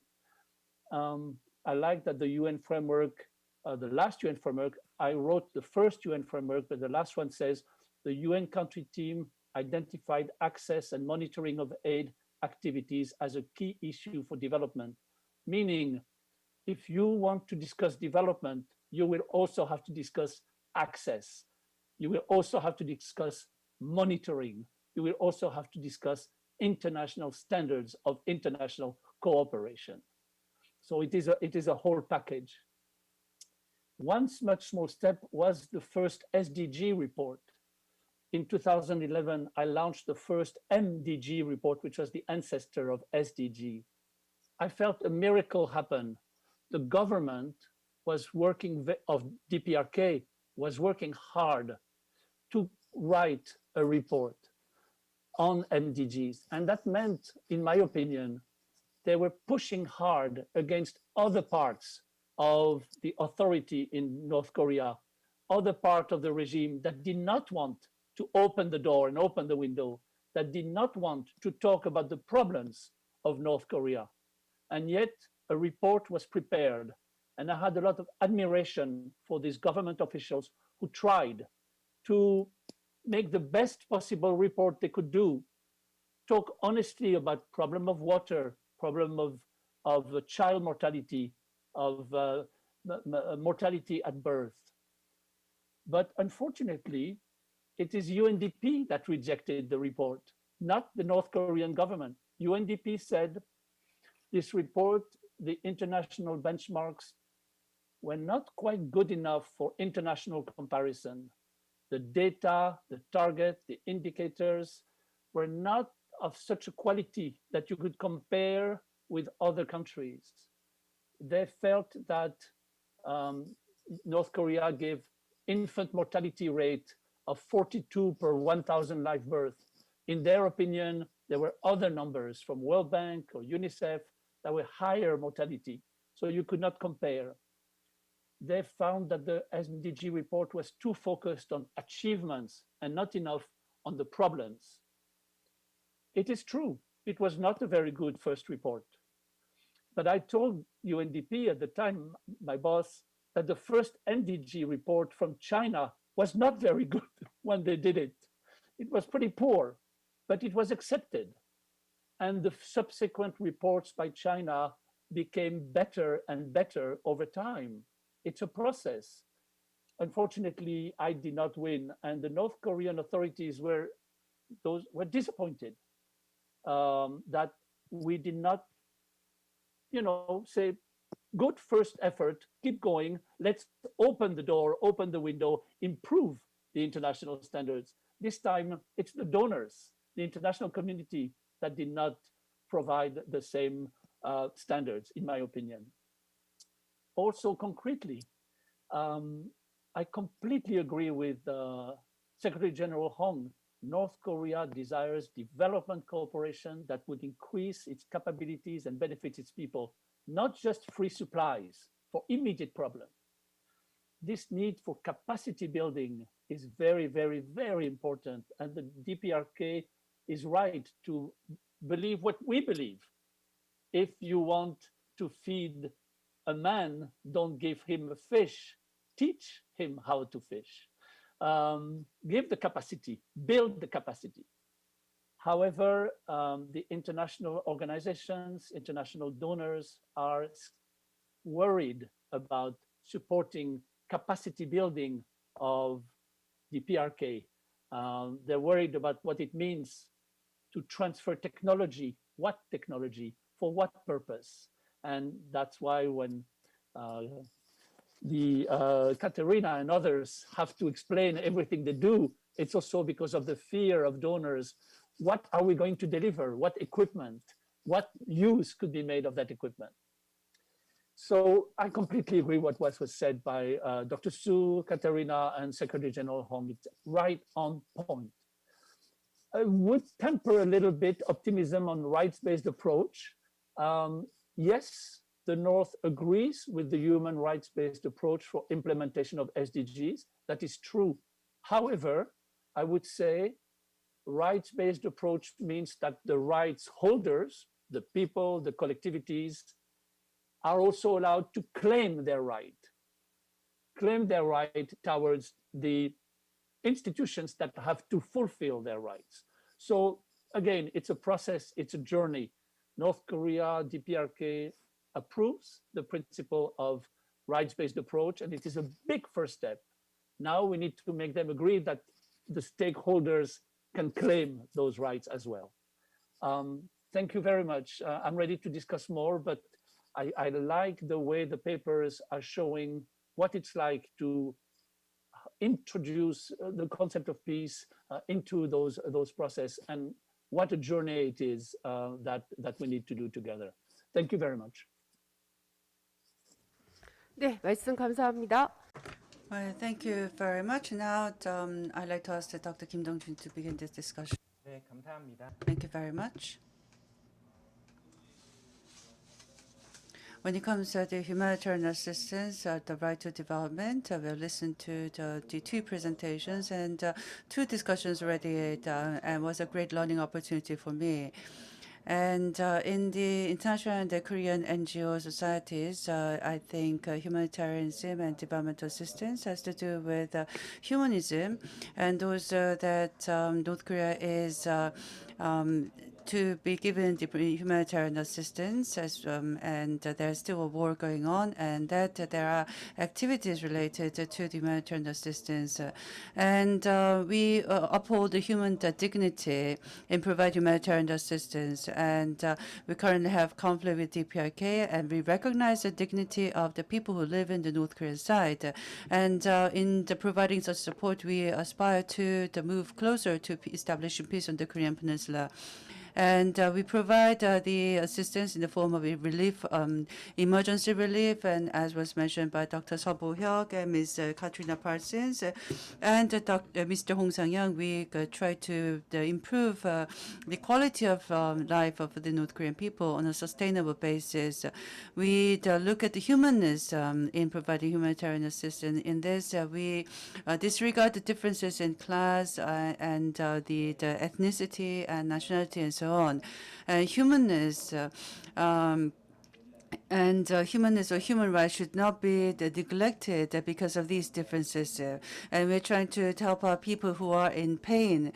And even if there are adversaries, I think it is a responsibility of human beings to provide support of such kind to the other side. And we have made progress in this field. It is because we look at the universal human rights, and also because we uphold the international human rights covenants, such as the social rights, the political rights, as well as the Geneva Conventions as well. And I think what is very important is who is going to pursue such the activities. People said that the individuals have the right, and these rights should be protected by the states. And therefore, the first line of responsibility is with the state. And the humanitarianism should be supported or should be protected by the state. So it is when a situation arises, when a state is not able to fulfill its responsibility to the individuals, then from the humanitarian aspects, the other organizations or the individuals or the overseas countries may intervene. But given the conflict, nature of the conflicts, sometimes the nation states, the ideals stand in conflict with each other, and because of that, the nation states could be conflicting each other. Against this backdrop, humanitarianism may create some debate among the different parties. When it comes to R2P, the responsibility to protect, this has been an issue that's been discussed for a long time. And this has expanded the responsibility to protect it from each individual state to the international scene. But there is also the issue of intervening in other countries as well. In Korea, there is a conflict going on, and the political issues should be separated from the humanitarian issues in providing the support. But as Ms. Katrina said, if we try to provide that kind of support, we cannot be completely isolated from the political issues at hand and at that region, at the territory. So the nature of the conflict has led to leads to having some impact on the efficiency and the effectiveness of the humanitarian assistance being provided. Sometimes it affects the emergency relief measures, and sometimes it also affects some long-term development assistance measures. Internationally, the community has provided support as part of the emergency relief measure, and also to address the root cause of these vulnerabilities in the humanitarian situation. So developmental assistance or the peace, nexus of peace has been much emphasized. And this has to do with the right to freedom, or the right to the social rights. And this is also a realm of the universal right that people have. All these efforts has to do with SDG. And you will see that we seek to become more democratic, more free in developing a state. And SDG is a Western type of a nation building, some say, and I think this has to do with the nationalist approach or the nation-based approach that people take. And there are some countries that experience the war, failed experiences, wars and conflicts and so on. The OECD report often mentions of this. If you look at the international human rights issue, you see that for North Korea, North Korea should be improving its state so that they can better protect the people. And from this perspective, we have seen that since the 1990s, South Korea and U.S. has participated in humanitarian assistance measures against the DPRK. But DPRK is not regarded as the other party when it comes to state-to-state relations, and that has created some problem. And as Mr. Hong Sang-young said, North Korea regards South Korea as an adversary, and the United States as well. So they could create some problems on DPRK side as well. I do believe that while there is a need on the North Korean territory, irrespective of the political situations, we should be continuing to provide humanitarian assistance. But of course, there is the first line of responsibility on the North Korean authorities side. South Korea and the United States may be taking on the responsibilities of DPRK. Some may criticize that, but we should really reach out beyond the state-to-state relationships in providing support, because it is the people that we're trying to provide support to. This is the humanitarian objective, that basically we look at the humanness of the human beings, and we try to achieve the improvement by focusing on the individuals. When it comes to international cooperation, the development assistance, and the peace-seeking activities, this is not just about the volunteering, making volunteering efforts to improve a situation. I think this is reaching out for something more fundamental. This is more than the responsibility of the state. This is about responsibility of individual against the other. At the MCC and the KSM and international organizations, various activities have been pursued, and we are trying to identify this very precious opportunity to focus on the humanness of the human beings, and we are reaching out closer. We are trying to reach out closer to achieving peace on the Korean Peninsula. I'd like to ask common questions to all the presenters. In Ms. Parsons' presentation, she talked about the policies. And the policy, the stances of the international NGOs and the Korean NGOs could be quite different. When it comes to the autonomy, when it comes to social and the political rights of the individuals, there are the economic and the cultural rights. When it comes to rights of the peace, the first line of responsibility, it has to do with the state. So state assumes the responsibility. But North Korea is not regarded as a state, and many countries have no diplomatic relations with the DPRK, including South Korea. So how can we secure sustainability when it comes to the providing support? What kind of measures are needed realistically to ensure sustainability of our operations?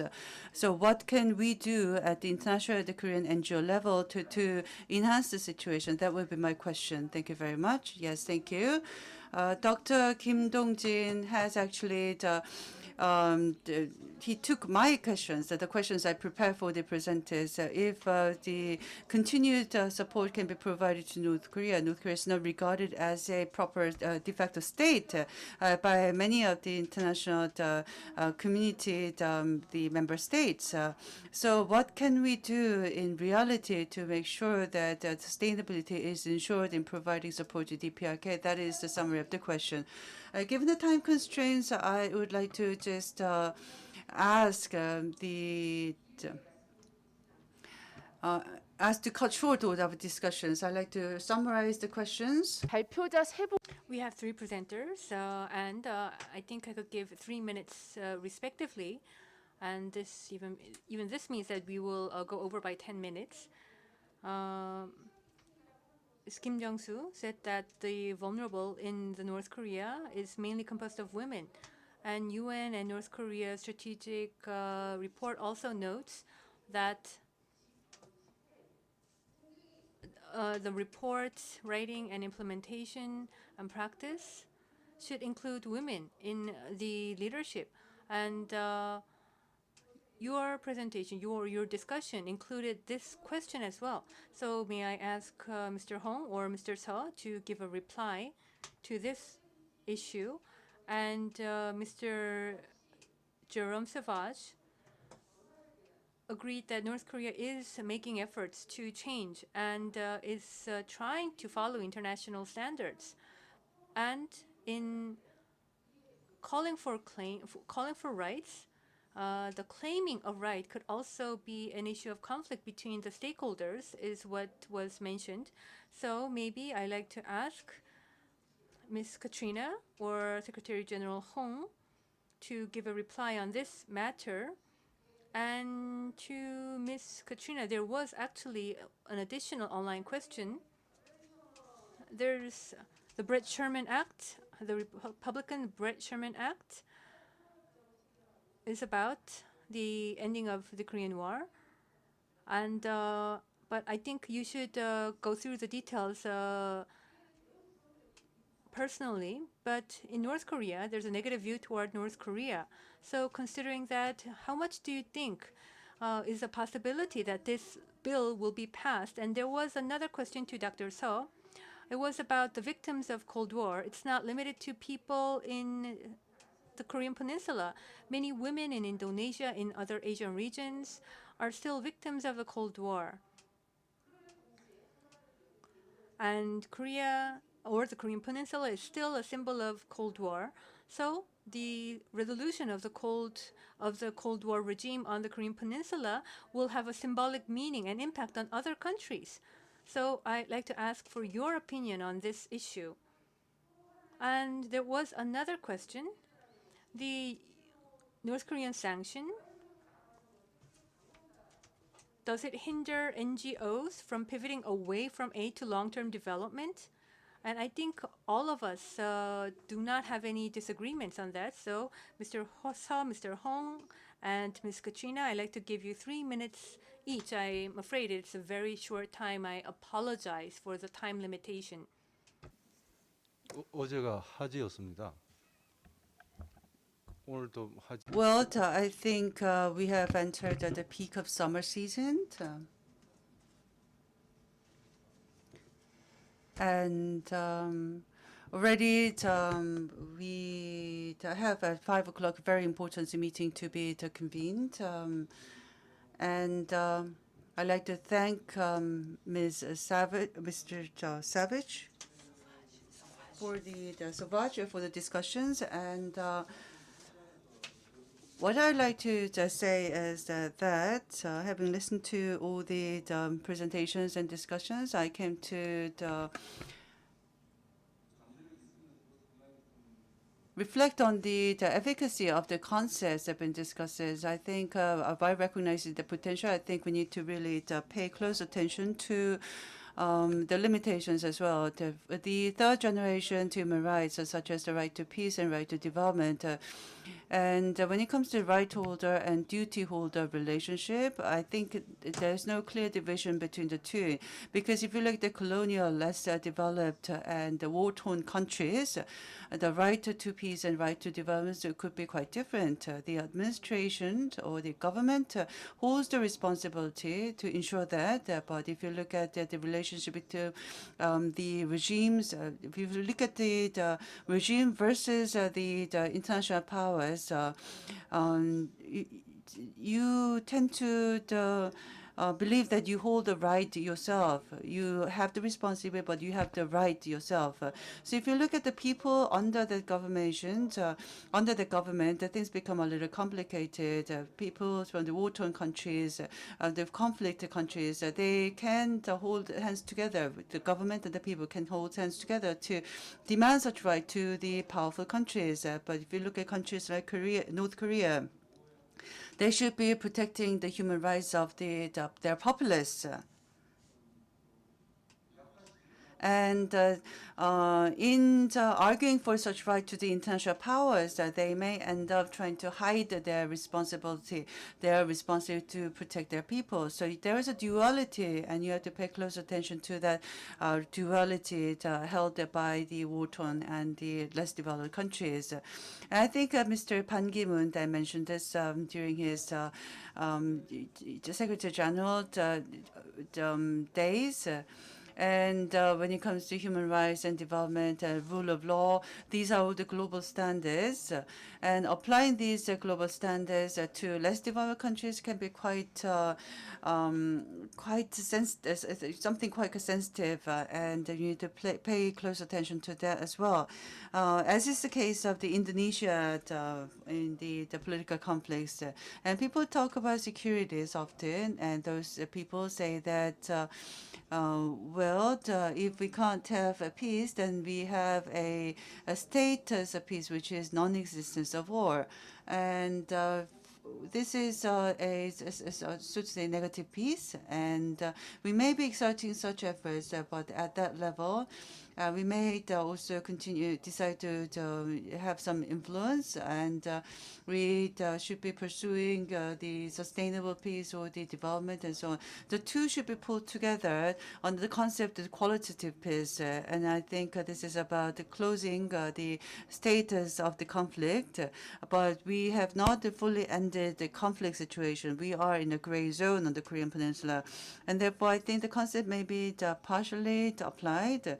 So we can be pursuing peace building at a narrow scope, and then at the same time we would look at human rights, and also we would look at the certain sacrifices in human rights and other rights as well. And therefore, I think a high-quality peace concept should be pursued. This is my interpretation. And for the DMZ, we may choose to preserve that area. And we also close down some GPs, but still, even if we make such efforts, the arms race continues, and the conflict or the high tension level continues in the DMZ region. So what can we aspire to do?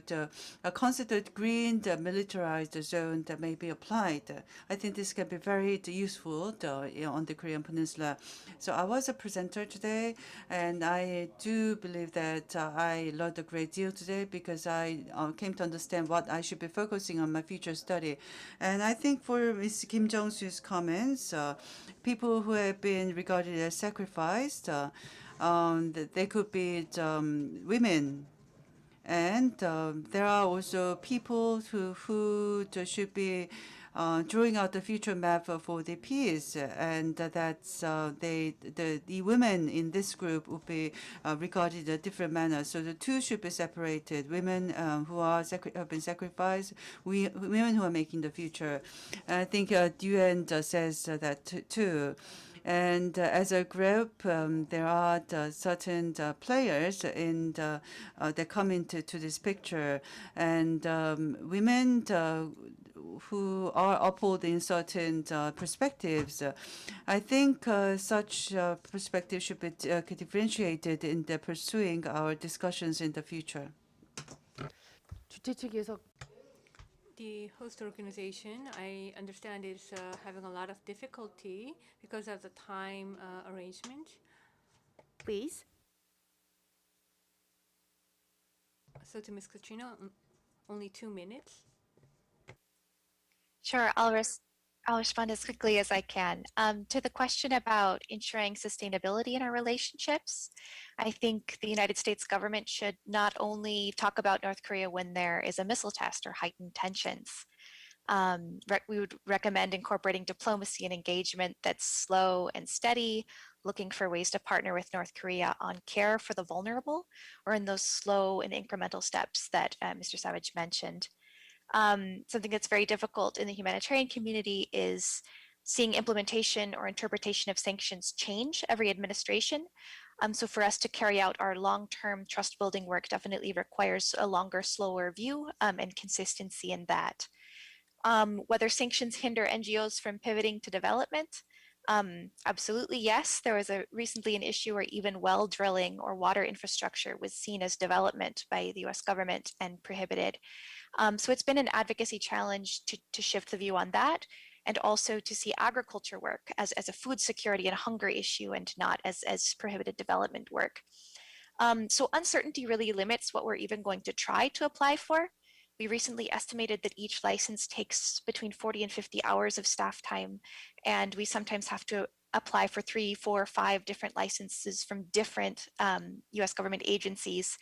And we need legal advice to make sure that we're not running afoul of sanctions. And so that definitely limits smaller private organizations what they will even attempt to do. And then to the question on the Sherman Act, whether it's going to pass, we're going to do our best. There was a remarkable amount of work done last year to really advance the cause of Korea peace. I don't want to say that it's impossible, but I do think it's a real challenge in this climate with so many other focuses in Washington under the new administration. I think we'll see it as a success if we can add more supporters this year and continue to promote it next year. We'll just continue to be raising the issue in Washington, D.C. and do what we can. Thank you very much. 저는 Well, about Ms. Kim Jung-soo's comment about the women participation, I truly agree that it is very important. There used to be a women's committee at the Korean Sharing Movement. Right now, it is now not that active. Well, what about Ms. Kim taking part in our KSM and leading such women-led humanitarian activities? I'd like to make such proposal. 이렇게 And we're in a hurry, and it's very regrettable that we're in such a rush. But whatever the situation is, I think the topic or core issue of today's discussion is that the North Korean humanitarian cooperation issue will contribute to the right to development and right to peace.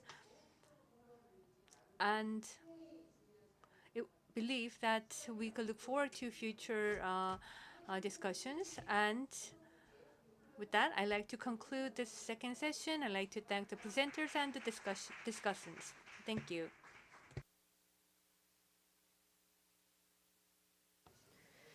네, 다소 일정이 지연. Apologize that there is a slight delay in our schedule. And with that, we'd like to conclude the second plenary session of the International Conference. The third session will begin at 3:15 p.m. We will have a 5-minute break.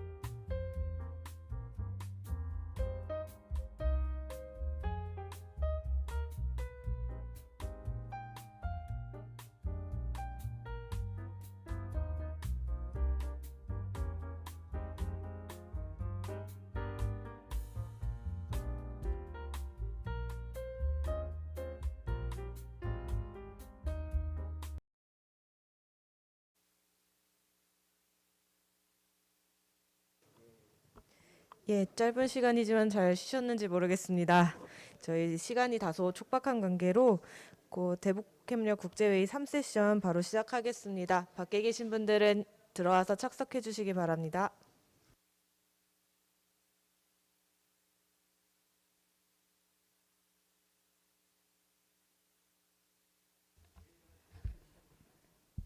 네, 저희 토론자 중에 한 분이 아직 착석하지 않으셔서요. 네.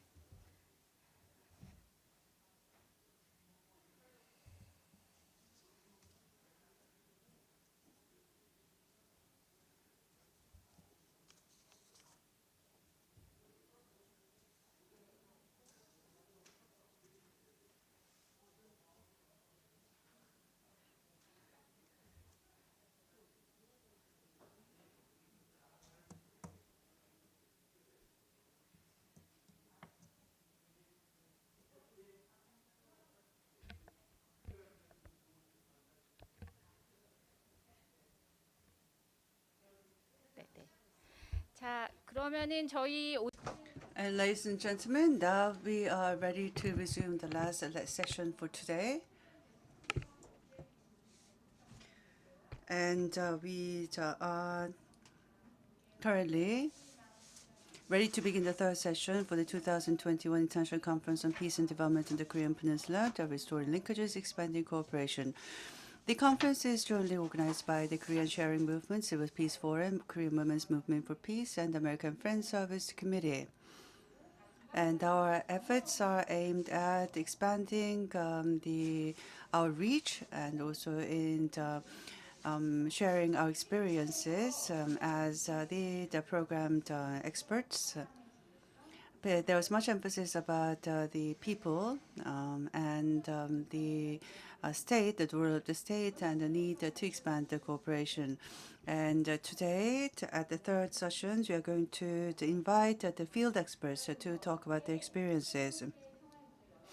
And we will listen to how they have opened up new territories in expanding the cooperation and what they can do for the future, what kind of the perspectives, insights will be applied in their future endeavors.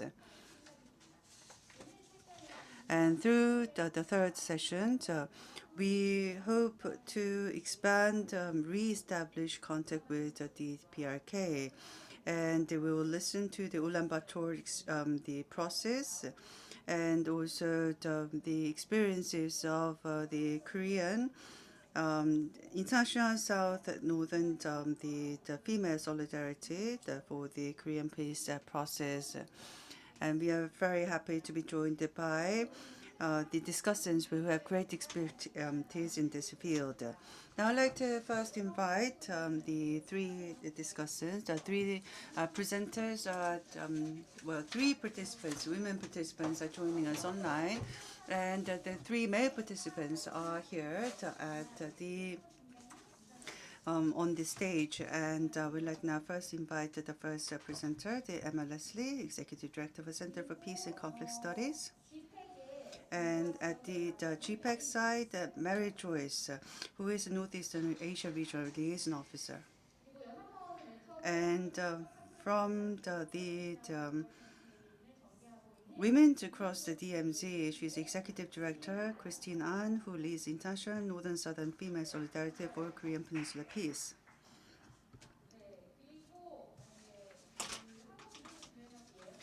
And from the National Council of Churches in Korea, Mr. Shin Seung-min, who is the Director for Reconciliation Peace Department, is here with us today. From the People's Solidarity for Participatory Democracy, the PSPD, Director Tae-ho Lee is here, and Director General Son Jong-ho of the Korean Sharing Movement will be the third discussant. And we are going to receive questions from the floor, so please pass on your questions by filling out the memo and sending them to the organizers. And also for those of us joining online, please feel free to submit questions through the chat box, and we'll make sure that your questions are delivered to the presenters and the discussants. And I am your moderator for the third session. I will be leading discussions on the expanding refurbishing contact with North Korea. My name is Cho Young-mi, and I'm with the Korean Women's Movement for Peace. And this is a lesson that we get from our previous sessions. We need to make the presentation short and allocate a lot more time for discussions. I'd like to allocate 10 minutes each for the presenters and 6 minutes each for the discussants. And I'd like to give you a signal when your time is too delayed. I want to fulfill my role as the good moderator. But I'm sometimes overwhelmed by all the things I listened from the presenter discussions that I failed to give you the signal. So I'd like to ask you to keep the time. I always refrain from trying to intervene in my capacity as a moderator. So please, I'd like to ask all the discussants and presenters to make sure that they keep to the time. And let's make sure that there are not further delays incurred at today's discussion session.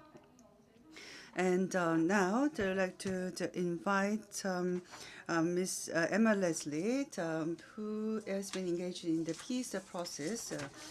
She holds a dual nationality with Australia and Cambodia, and she has also led the Moro Islamic Liberation Front peace talks discussions, and she also maintains very good relationship with North Korean authorities. And she also has engaged very actively with the millennials in improving the discussions. And now from the Center for Peace and Conflict Studies, Executive Director Leslie Emma is going to give us a discussion. Word floor is yours. Thank you so much, Mr. Young-mi. I hope you can hear me clearly as I'm in Cambodia, and just as Young-mi started, the rain poured down. So I consider it a blessing that our time together is being blessed. I want to start by thanking all of our Korean friends for the support that you have been giving on the situation in Myanmar. And I think Korea is one of the countries in our pan-civil society movement, as is my topic for today, which has continued to show leadership on the kinds of values that are really critical for people who are living in crisis, and particularly under this military coup experience, which I think many of you remember and know too well. You have given the people of Myanmar dignity, and you have made sure that they are not isolated, and I hope that that continues. Thank you for that. Myanmar is a country that the Center for Peace and Conflict Studies has worked on for some years. And I want to connect it to our discussion today on the Korean Peninsula. For many years, Cambodia lived under sanctions, and it was something that I worked on for a very long time.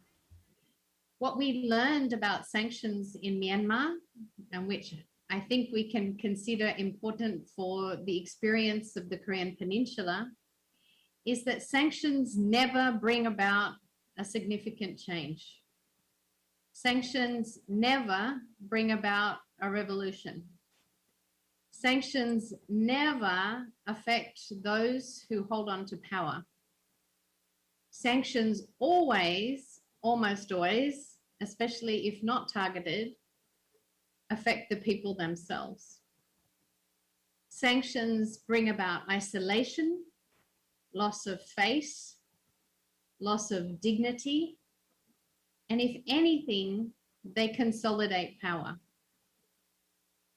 A few years ago, after we had campaigned against the sanctions in Myanmar and Myanmar was opened up, we started to think about how was the experience in the DPRK? Was it something similar to Myanmar? Was the journey that North Koreans were on similar to those of the people of Myanmar? And I knew nothing really about the Korean Peninsula or DPRK. But I was sure that we needed to be applying the lessons that we'd learned from Myanmar to the same experience.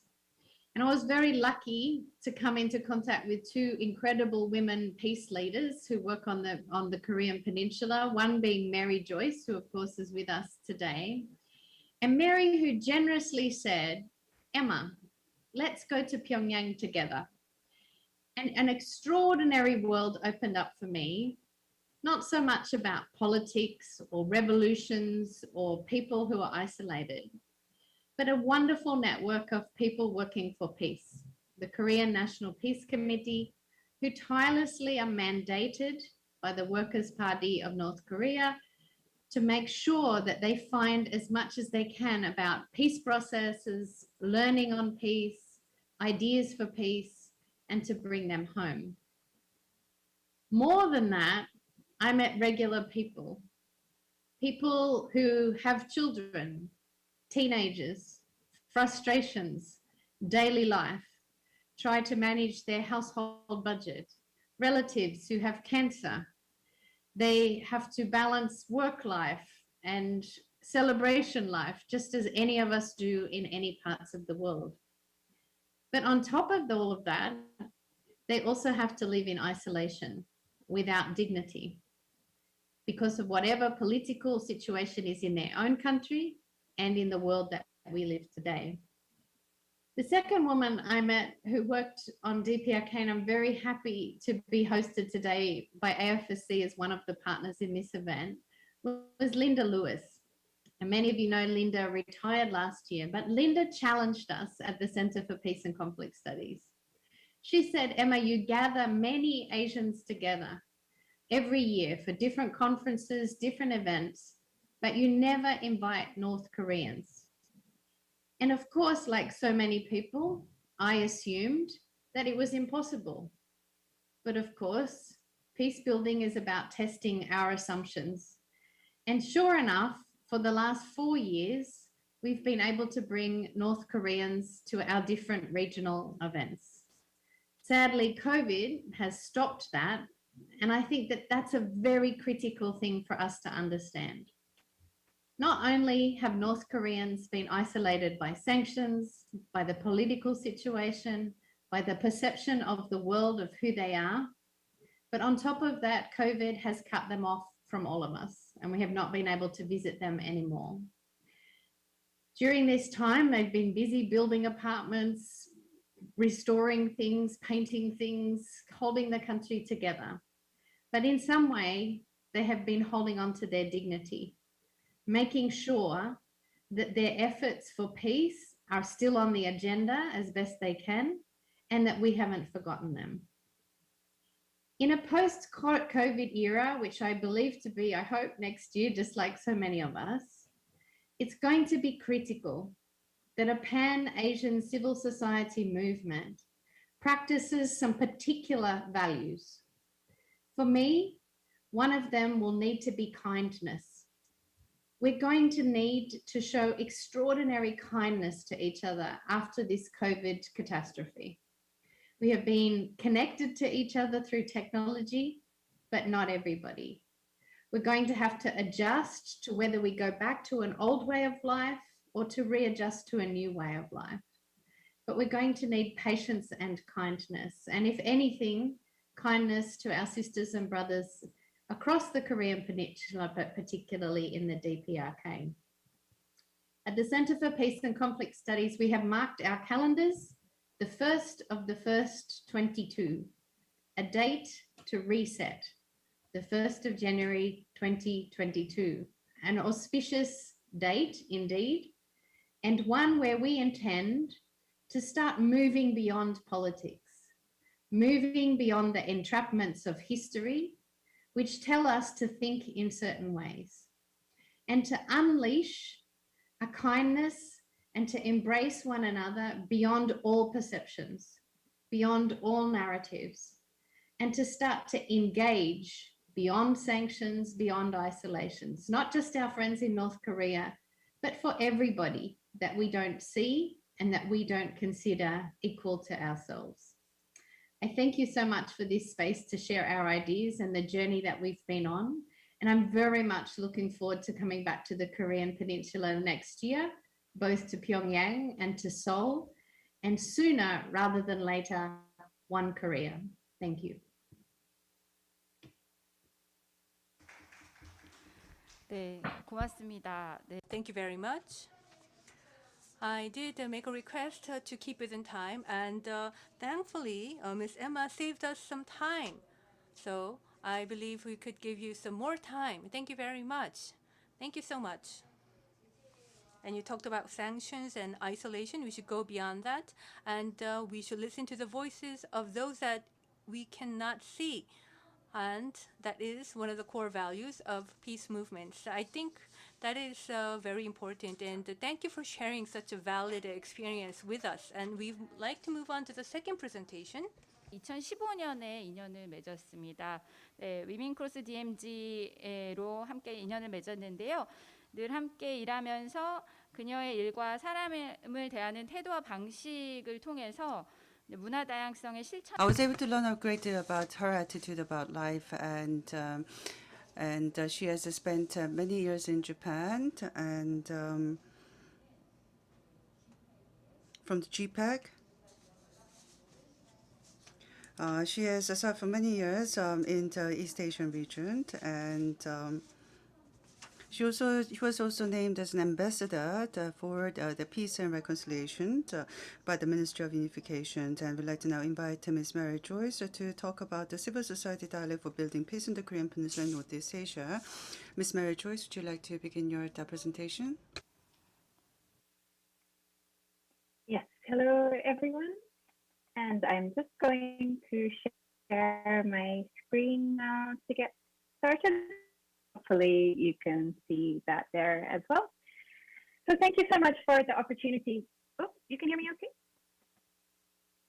Okay, great.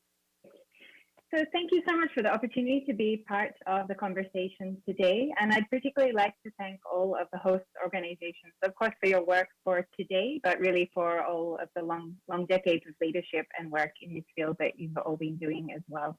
And I think today's theme is really so incredibly important. At this, oops, sorry, I'm getting a bit of an echo from the venue.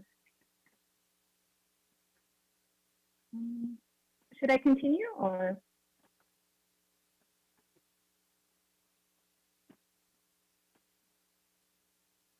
Okay, I think I will continue. Hopefully we can get that sound situation worked out.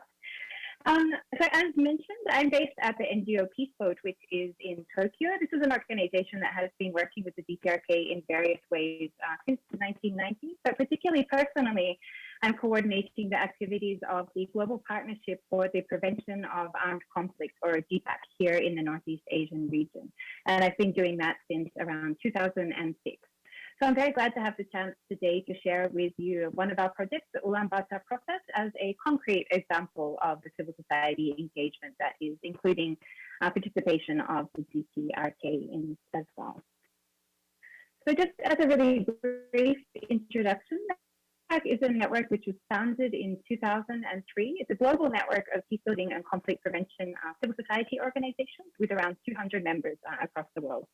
So we're working in 15 different regions, as you can see on the map here, and Northeast Asia is the region which we're coordinating from Peace Boat as well. GPAC really believes that conflict prevention initiatives must be locally grounded and internationally supported. So this is where we tap into the global network that we have as part of GPAC, but are really having what we're doing, our initiatives, our priorities, all driven by the participating members on the ground as well. In Northeast Asia, just to give you an idea of our approach, we are really using a regional approach. And I think this is very important to be able to maintain open, inclusive, and safe space for groups from throughout the Northeast Asian region and beyond to come together really as partners in dialogue.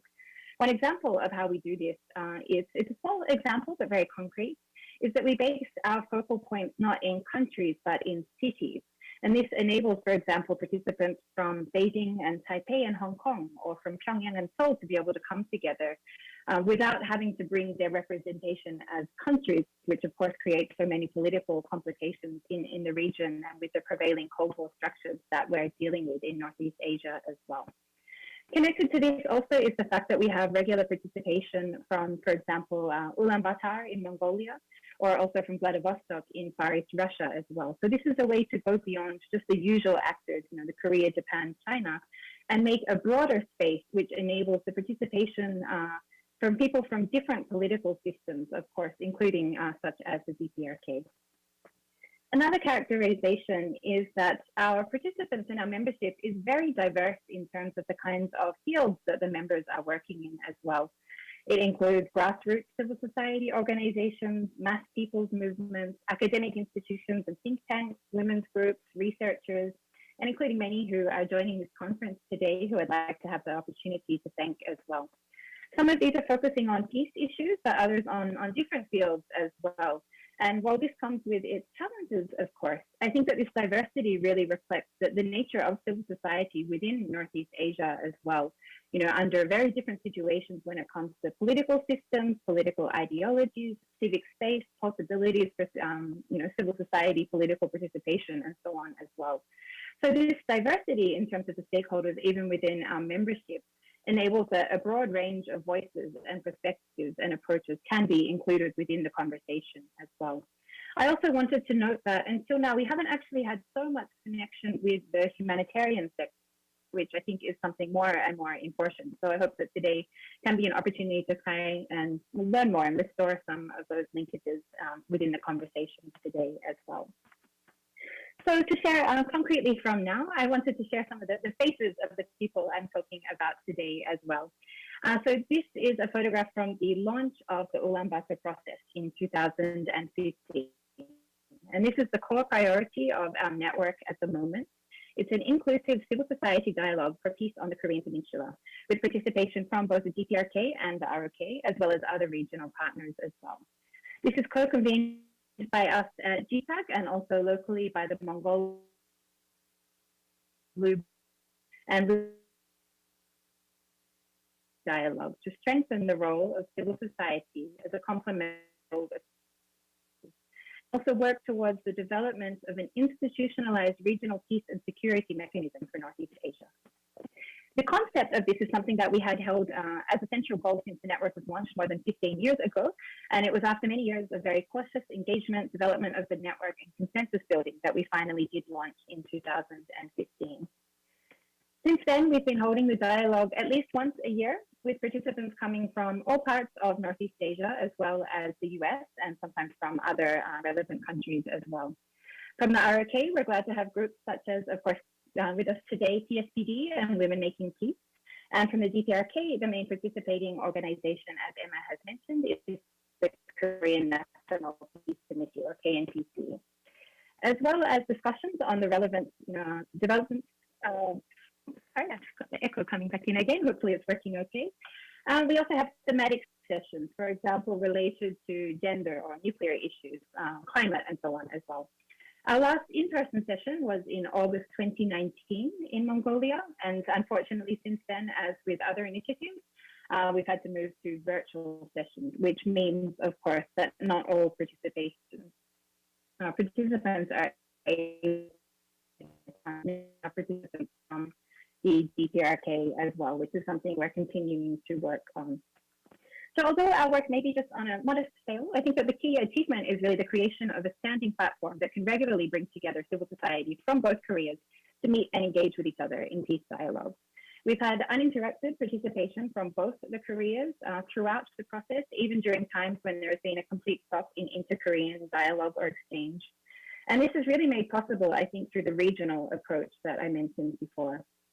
Within each session, we can also see the level of trust both amongst the participants themselves, but also even in the process itself really increasing. And this is also shown in the different ways that people are engaging with each other, discussing, sharing their, not only their political perspectives, but really personal situations and perspectives as well, as I think Emma has been mentioning too. And this, I think, is really important when we consider that Northeast Asia, not only looking at the two Koreas, but even as a region, it's one of the few regions in the world which lacks any kind of regional intergovernmental organization to be looking at these kinds of issues. So without these kind of forums and open spaces for dialogue, civil society is also not as effective in having access to its, government or international organizations as well. So we're trying, even just in a small amount, to contribute to filling part of that gap through this process as well. I think it's really important that we highlight making a habit of dialogue in this region where it is so sorely lacking. And I think that in itself is really a very justified objectives we must work towards over these years as well.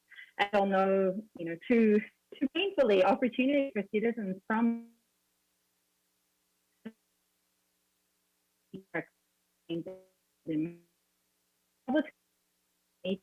regular and way, and with the commitment of participation and ownership from everybody, has really enabled the nurturing of a culture of frank openness and listening as well.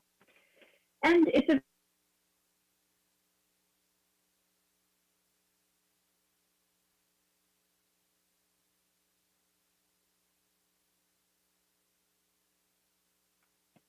Sorry about that. I seem to have been kicked out of the Zoom for a moment. I'm back on. Hopefully you can hear me okay. Should I continue? Yep. Okay.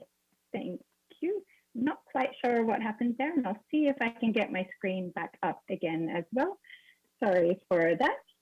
But just to come back, I think it's really important that we're looking at how to put the human faces and voices to this situation as well. And that's, I think, really what Emma has been sharing today with us, looking at, we're not just talking about these political or abstract issues. It's really human beings that we're talking about as part of this.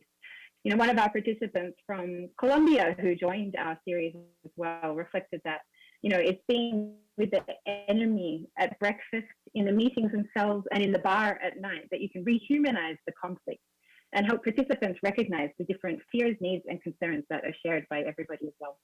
So putting these human faces and voices to the situation and knowing that there is a regular standing platform that you can be coming back to continue to exchange perspectives in this human way is really what is so often lacking when it comes to discussions on the DPRK and what we're trying to sustain. So within this as well, I think that it's really the regional approach that we're taking as GPAC that tries to make sure that this is available, and then also utilizing GPAC's presence as a global network, connecting in with international open civil society in different parts of the world, United Nations and so on as well, which is able to bring us somewhat beyond these historical shackles in Northeast Asia and create this safe space.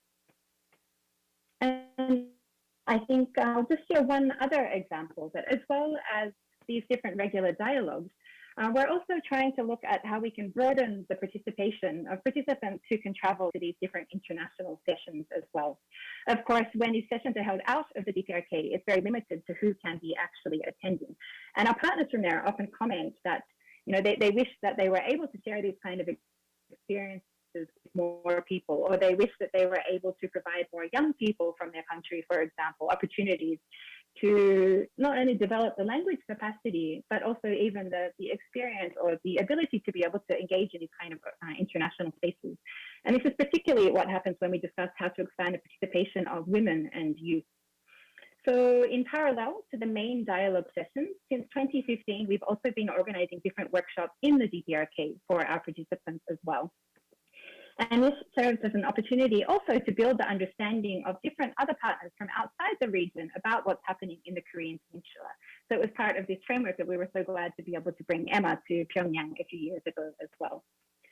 So just to share one, this is the most recent activity that we were able to have in country in Pyongyang. This was in November 19, when we organized a workshop on conflict analysis over several days, which was for mostly young staff and interns from 5 different local organizations in Pyongyang.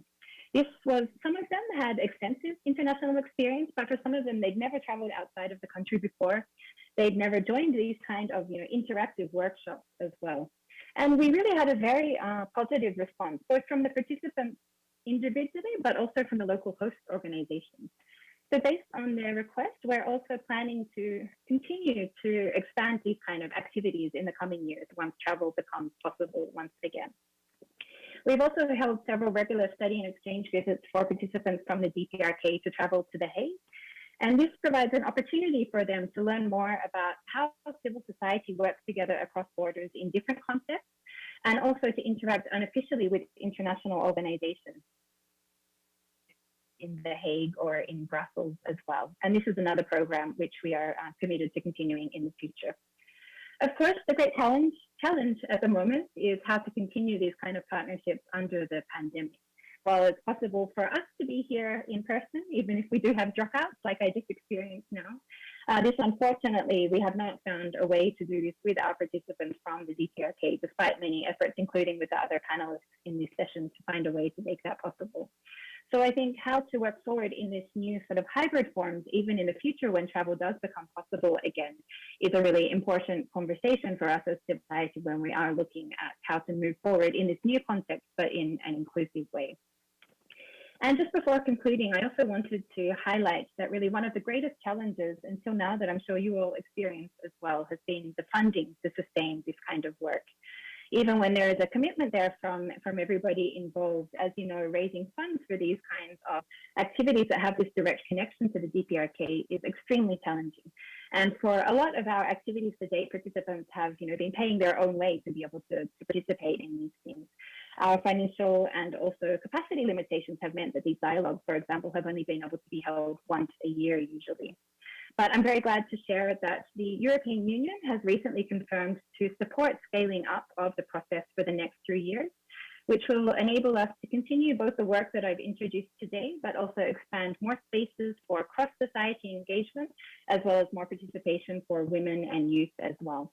So we really hope that the stability which will be provided by this support will help us both to continue to raise awareness and reinforce this interest in peace building on the Korean Peninsula and the urgency of it, but as well as expand to different cooperation, whether it's other initiatives shared during the panel today or also different Korean-led campaigns such as the Korea Peace Appeal.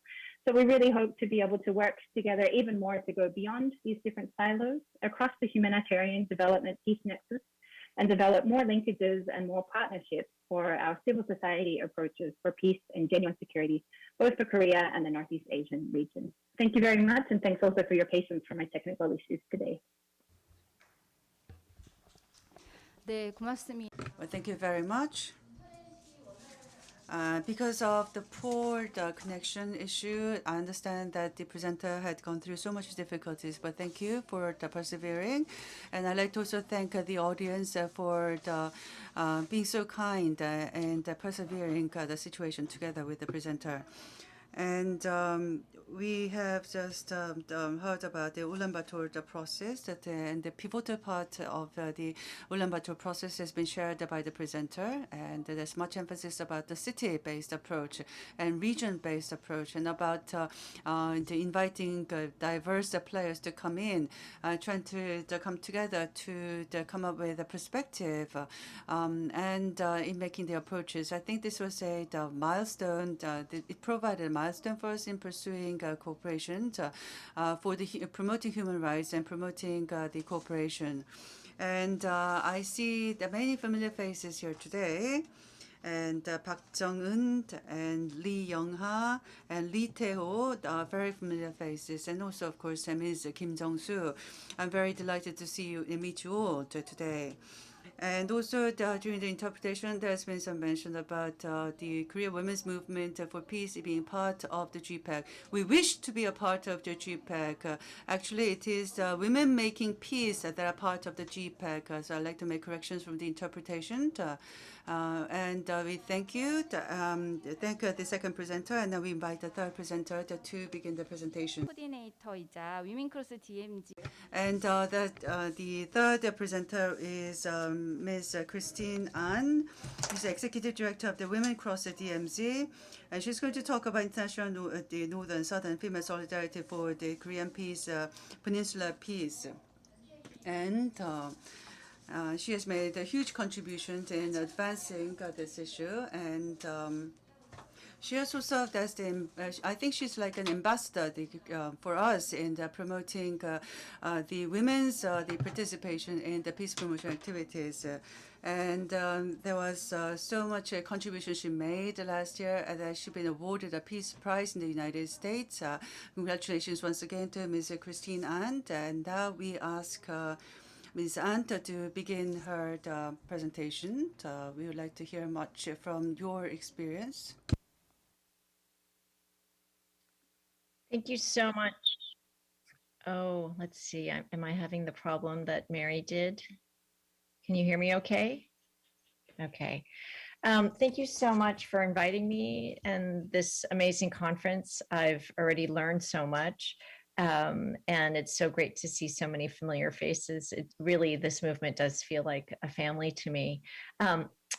Now that I've been told I only have 10 minutes, I'm sorry to the interpreters because I'm obviously not going to go by the script just because we just don't have enough time. So apologies in advance, but I would love to hear more from the other speakers as well.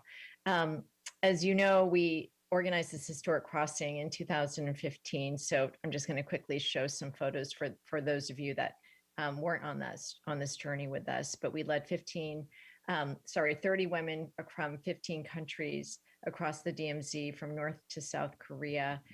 We held women's peace symposiums in Pyongyang. We were able to do some artwork together. We stitched together pieces of a jogakbo to symbolize our hope and wishes and dedication to seeing the reunification of Korea. We marched with 2,000 women on the streets of Kaesong, 5,000 women in Pyongyang, and then we crossed the DMZ and marched with 3,000 women in Paju, and then held a women's peace symposium in Seoul. And our commitment was, we want to see an end to the Korean War. We want to see women's leadership at all levels of the peace building process, and we want to see the reunion of families. And so I'm deeply indebted and grateful to so many of you that helped make this historic journey possible. So since then, we have been, committed to seeing a peace agreement. I guess maybe similarly to Emma and Mary's work, we are different. We really take a political approach. We do feel like we have to engage in the political process to see an end to the Korean War. And so in 2019, we launched a transnational feminist campaign, Korea Peace Now, with 3 other women's organizations, which also include the organization that Youngmi is the executive director of, the Korean Women's Movement for Peace. And we have been engaging high-profile people such as President Jimmy Carter. And I think the bottom line is, you can't just keep putting pressure in the form of sanctions, isolation, or military exercises. None of those have worked. So it's really time for a fresh and a new approach. And that's where, the argument is to convince somebody to put down their gun, you first have to convince them that they won't be harmed. And in order to do that, we need to address the root cause of the conflict, which is the unresolved Korean War. And so that's where we're very focused. And that's where we believe that women can make an important contribution. So one thing that we have done is we released this Path to Peace report. We did it in February. It is online. I can put it in the chat. But basically, we believe that the principle is peace now, peace first, peace without preconditions or any sweeping demands. You don't dangle peace at the end of a process. If you want to get to denuclearization, you want to get to human rights, you got to put peace first. And we believe that as part of this peace process, or even to get to peace, you have to include women in civil society. And research shows that when women are involved, that it actually leads to a peace agreement. And I think another study that is very recent is from Georgetown University that found that from 1991 to 2017, women's groups were actually involved in 71% of informal peace processes. And so women's participation helps to legitimize the formal peace process among the public. And that's what Women Cross DMZ and the Korea Peace Now campaign have been doing. Here's Joe Cirincione. He was the former president of the Plowshares Fund. It's a big foundation in the United States that funds a lot of groups working on denuclearization and disarmament. And he has said Women Cross DMZ has put the issue of a peace agreement from the back burner of debate to the forefront. So it's great to know that our work is being recognized. So I'm just going to quickly go through some of the strategies that we use that engages North Korea, but also that is really advancing a peace agreement. And so one is we engage with senior officials. We have been in the last administration engaging with Trump administration, and we have begun the process to engage the Biden administration. We haven't been so successful, unfortunately, but we won't give up. You see, obviously, Moon Chung-in, and there is Mr. Oh from the National Peace Committee.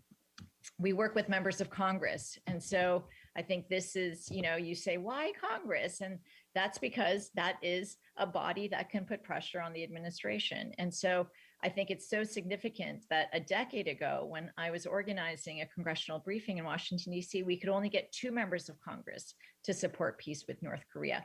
And now in the last session, we got 52 members of Congress to not only support peace with North Korea, but to actually support a peace agreement. And what is exciting is because of the work of progressive lawmakers like Ro Khanna or Barbara Lee, or lots of people of color and women, members of Congress, now the leader who introduced a new bill in the Congress is Brad Sherman. He introduced the Peace on the Korean Peninsula Act. He's on the House Foreign Affairs Committee. He's considered a national security Democrat, very liberal. And it's amazing to see his transformation. And that is because people like us, groups like us, civil society like us, if we don't change the conversation, the leaders won't follow. We must lead. And so part is because of the incredible grassroots people power. We have built a movement. This has many generations of Korean Americans have been doing this work, but we have to get organized. We have to link our power together. And so now we've built 12 chapters across the country, and we just continue to build. And we have a formidable team led by Hyun Lee and Echo Elizabeth Cho, and our Washington, D.C. team led by Colleen Moore and Elizabeth Beavers. It's just, we have a really excellent team at Women Cross DMZ. And I know I'm running out of time. We believe it's really important to try to change the conversation through the media. So we devote a lot of our time and of our investment into being part of changing the debate. And similarly to the Path to Peace report, we did a big one on the impact of sanctions, and we got the Wall Street Journal to cover it because we have to talk about the violence of these sanctions. And lastly, we have been trying to bring North and South Korean women together. In 2016, we tried. Unfortunately, North Korea tested the hydrogen bomb, and that was during the Park Geun-hye era. And so the South Korean women who had endured so much in organizing the 2015 crossing were threatened with imprisonment and other fines if they were to go and meet the North Korean women. So we unfortunately had to have consecutive meetings, but we finally brought the women together in 2018 in Beijing, and women from North Korea, South Korea, China, Russia, Japan, the US, and Canada were able to gather. And so lastly, we've tried to do this in this pandemic, and we were not able to bring the North Korean women together, but we recently this spring had a series of conversations, and I think I'm just going to wrap it up there. This is a great quote from the UN Special Rapporteur Thomas Quintana about the importance of peace and human rights. And I'm just going to end there. We have to end this Korean War. If we want direct engagement with North Korea, we have to create conditions that allow them to feel secure. And we believe that that is a crucial step. So thank you very much. 네, 고맙습니다. Thank you very much. Well, I don't think I even need to notify you of the time, and I feel very sorry that you yourselves are hurrying yourselves and rushing yourselves to keep within the time, but thank you so much. You talked about human security and collective security, and for that, South and North Korea and international women should take a leading role, and you shared your experiences. And during the 2 years Korea Now Peace campaign, there were a couple of strategies, and you shared some of the important strategies, working with the high-profile officials, and also working in the legislative process and the grassroots activity support, and also listening to their voices and sharing them throughout the world. And also, sharing our message and correcting the negative misunderstandings and myths about North Korea is also important. So that's why you are communicating with the media as well. And from a feminist perspective, there have been many discourses that we have developed, and they were written in our reports. You introduced a past first report, and it was sanctioned, and its impact on women and infants was also published as well. So from a feminist or gender-aware perspective, it helped to bring light to many of the people that were not visible before. That is the cooperative effort that we should pursue to shed light on all of those that were not visible in the past. And now we have 3 discussants in the session. All 3 of the discussants are very critical members that contribute to the Korea Peninsula issue. The first is from the National Council of Churches in Korea, and he's the director of the Reconciliation and Peace and Peace, and symbolic member of Peace and Reconciliation. We have Director Shin Seung-min. I'd like to ask him for your first discussion. 먼저 좋은 말씀을 해주신. But I'd like to send my appreciation to the 3 presenters for their insightful remarks. The NCC, KNCCK, has issued the 1988 declaration, which is the most important document for the NCCK in pursuing reunification. And I'd like to reflect on the 1988 declaration and talk about the measures that could be taken by the churches. I'd like to present you with the views of the churches. The 1988 declaration talked about restoring peace between the 2 Koreas. The sense of hostilities was clearly there. And we felt that hostilities have been promoted by arms race and because of the military exercises in preparation of a war, the breaking out in the Korean Peninsula. We also felt that at the declaration, we also felt that we need to share what we have instead of just exchanging words. Our ancestors said that the peace is equalized mouth in the Chinese characters. So peace is about sharing rice with one another. And on top of it, we felt that the World Council of Churches has issued a directive, and we respected the directive. And we, under this spirit, we have been trying to share it with the North Korean churches. And the spirit of sharing is, as I quote, instead of providing a one-sided support, instead of just receiving the support only, what we should be pursuing is that we try to lead a living under the grace and try to offer the best to each other. We should be providing gifts to each other. And we followed the directives of the WCC, and in 2005, along with NCC of the South Korean side, the North Korean Churches Association came together. And 40 more churches, the church organizations came together to form the Korean Peninsula Ecumenical Forum. And the ultimate purpose of this forum was to come up with ideas for social development as an alternative, and we continue to pursue a project with the European churches, and then with Japanese churches, as things like photovoltaic, the projects have been pursued, and the 1988 declaration was quite significant, because it called for end of war statement and the peace treaty. This is about recognizing each other, trying to promoting peace. This is about making a commitment to the international community. We don't have the end of war declaration or the peace treaty yet. I don't think we're ready now, as the current situation shows. And I believe that the churches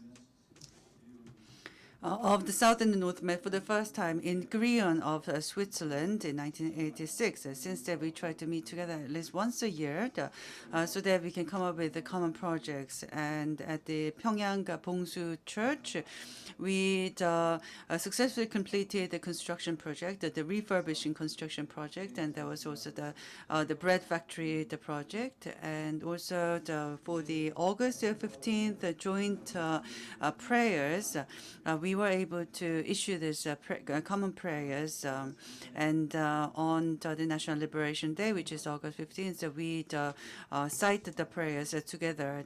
We weren't able to do that last year, and I really have a sense of I feel that the situation is quite serious given this fact that we weren't able to engage in common prayers. We hope that we will be able to announce at the end of the war statement very soon and conclude the peace treaties. And we are committed to this along with many other civil society organizations. In 2013, we began our global efforts campaign to expedite the peace treaty, conclusion of the peace treaty on the Korean Peninsula. And we have been engaged in this program ever since 2013. And with regards to the end of war, the peace declarations, we have initiated a 1 million signature movement. And we are part of the Presbyterian, the Churches Associations in Korea. And currently there is a campaign going on to obtain 100,000 signatures. The Canadian UCC is aiming for 30,000, and also other international, the overseas foreign churches are participating to contribute to this campaign. In the last 7 years, we have been engaged in a global campaign to end the war and promote peace on the Korean Peninsula, and we felt that not many the churches and NGOs in the overseas locations understand the situation, and many the organizations regard North Korea as a demon. But I do believe that the situation has become more ripe than compared to the past. And also we feel that we need to reach out to the grassroots organizations in promoting our causes. In the 3 days, on the 25th of June, we would be holding a joint, the NCC, the National Churches, the Council of Churches meeting with the United States, and we would be trying to come up with a roadmap. We're not just trying to look at this campaign as part of the signature obtaining movement, but we do believe that all the power rests with the people, and we also believe that active participation should be encouraged for the grassroots organizations in the United States, including the churches. So the kind of ideas that we have right now is something that we've been greatly inspired by Dr. Martin Luther King in the 1960s. He visited the churches for the Caucasians in the 1960s. He visited those churches every week, and we could be inspired to do the same. Perhaps we could have organized our youth, mobilized our youth to go to the United States and make them visit the churches in the United States in different regions and trying to talk to them about our campaign. I think the month of July is very important for us.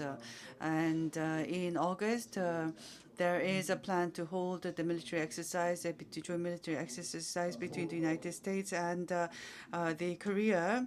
We are trying to make efforts to make sure that this exercise is halted again. And in 2022, the 11th, the World Churches Council meeting will be held, and we hope that the end of war statement would be promoted, the cause will be promoted at this the General Council meeting. And one last thing I'd like to say is that I do believe that there is more interest coming from the European continent and also in North American side, but we are still looking forward to having more support from the East Asian side. So So I'd like to ask Ms. Emma, and also with the GPEC, I am also hoping that we'll be able to engage in close cooperation to further promote our causes in East Asia. Thank you very much. 네, 감사합니다. Thank you very much. Thank you very much. As a matter of fact, the first stepping stones of Christian the reunification have been pursued by the churches, and in pursuing the inter-Korean cooperation exchanges, a lot of contributions have been made by Christians, women Christians of South Korea. I noticed that the ecumenical movements have been pursued, and I sincerely hope that this will be further expanded to reach out to the grassroots organizations in the other parts of the world, and also to engage various organizations in Asia as well. And now I'd like to invite the third discussant to begin the discussion. He has played a significant contribution in Korea through the Korean sharing movement, also for the other citizen solidarity movements as well. And Mr. Son Jong-do has also engaged in the GPEC, the activities as well. So I look forward to his active input through his discussion. Thank you very much. Yes, good afternoon. I'm very delighted to be here. Ms. Emma Leslie, Ms. Mary Joyce, our Goodwill Ambassador and Executive Director Christine An, and Mr. Seung-min Shin. I am very delighted to be to meet with my friends again. We're like family members, good friends, in having promoted our causes. And I sincerely hope that we'll be able to further advance the process through our discussion today. I'm very delighted to be here. And I would also like to say that we all know very well about what we do. And I don't think we need to elaborate in great details about what we do. And given only a limited time that I have, I just like to highlight the important points. And I visited the United States many times. Whenever I go to visit Washington, D.C., and many people take me to a building, and they say that they said that the 30th parallel line has been drawn at this building. So the army officers were just having a meeting. I just decided to draw a line in the middle, and that just happened to be the 38th parallel. So many people talk about this historical building where the military officers drew the line.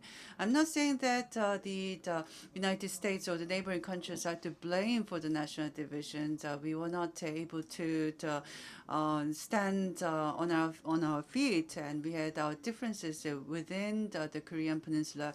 We suffered the conflict, and this led to a war breaking out. And this situation has further developed to a point which is where we stand right now.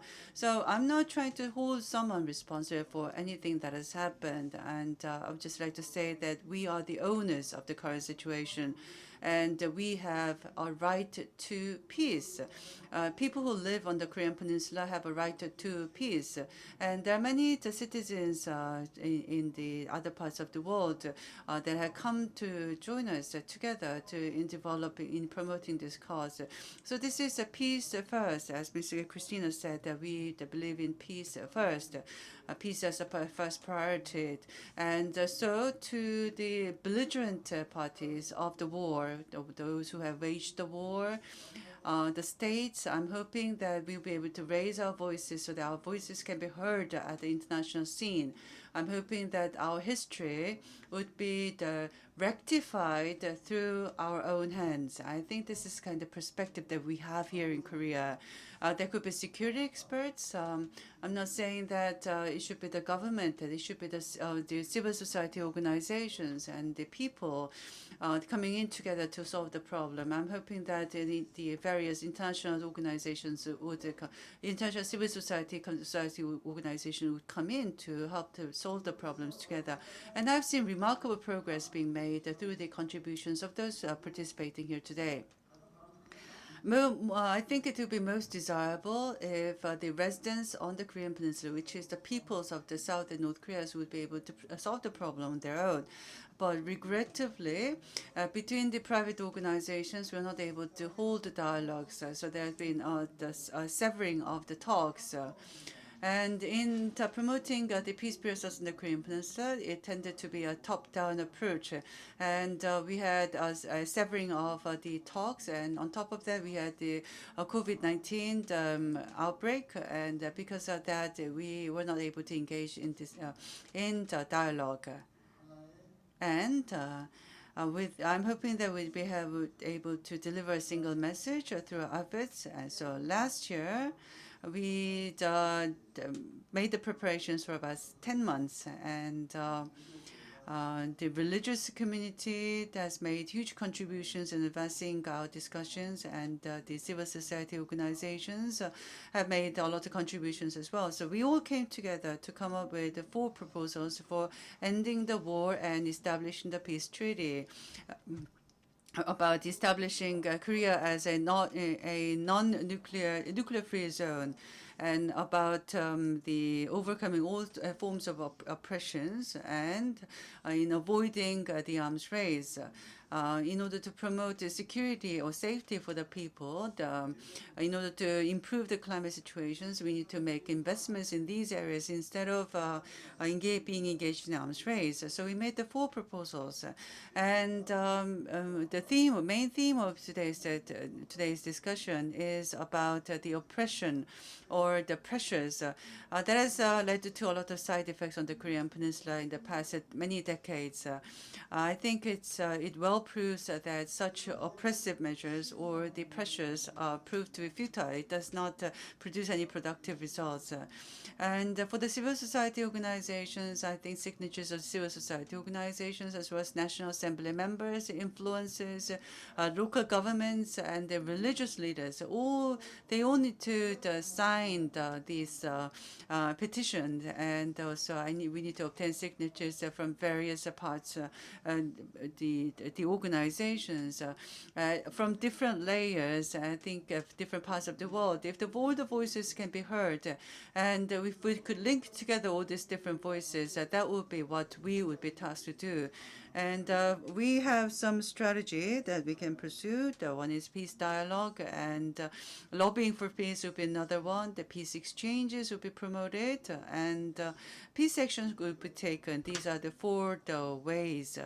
And we would like to pursue our campaigns in the 4 directions. And we're also very interested in putting an end to the war. Direct parties to the war will be Korea, South Korea, North Korea, China, and the United States. But there are many Asian countries, European countries that participated in the war.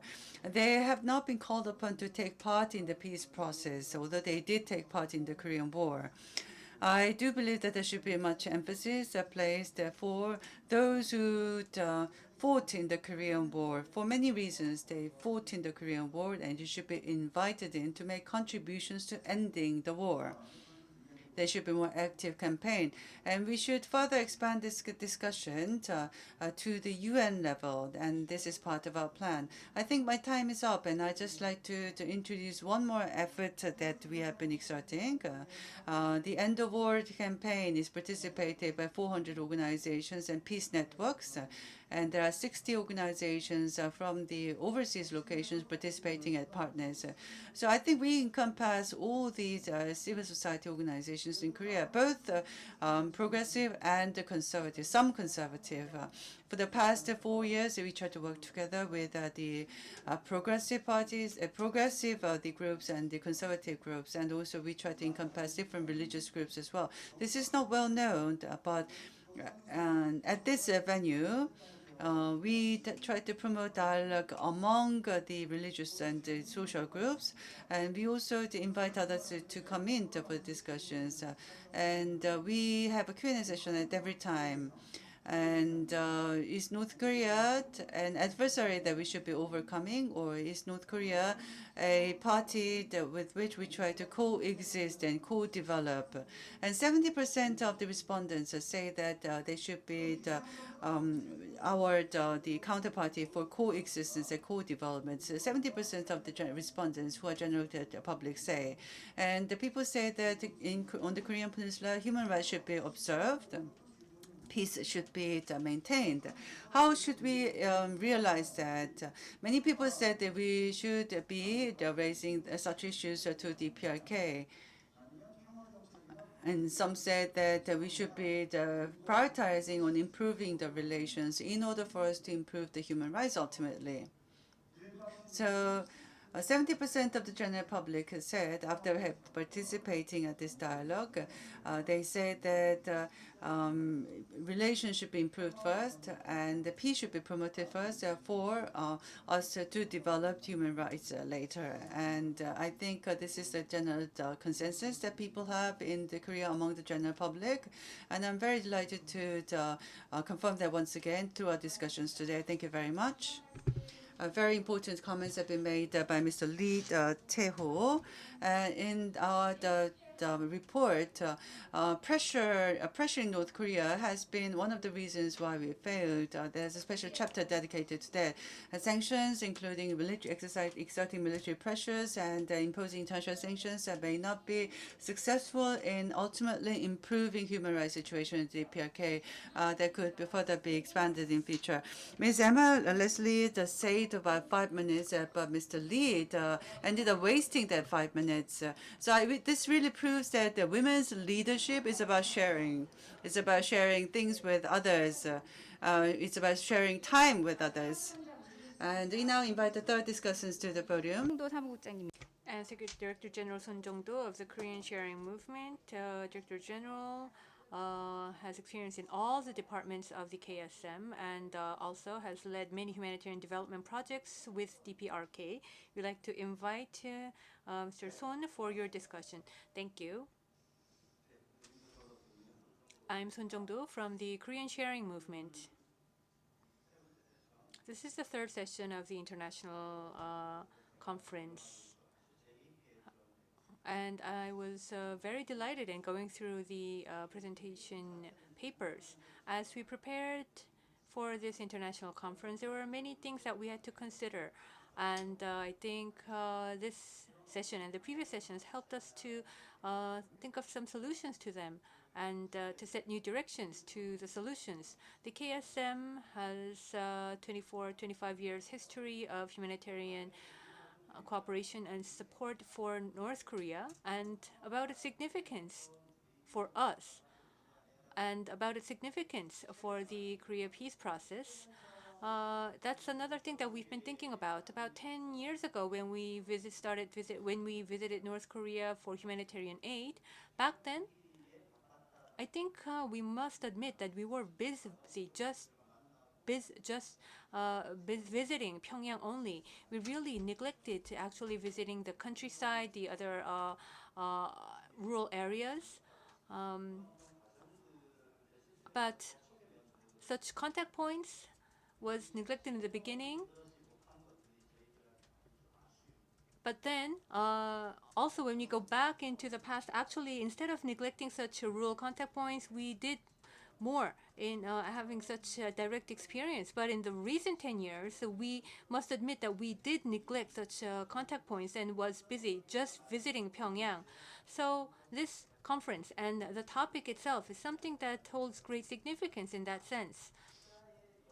We have our own domain, and previously we somewhat made approaches in silos, in isolation, but we may attempt to connect them and to head toward a single focal point. In humanitarian aid, we did do such dialogue, HDP nexus, so to say. Humanitarian aid cannot solve everything, so it should move toward the development cooperation process. And in that process, we have to consider sustainability. Unless we ensure peace, sustainability cannot be ensured as well.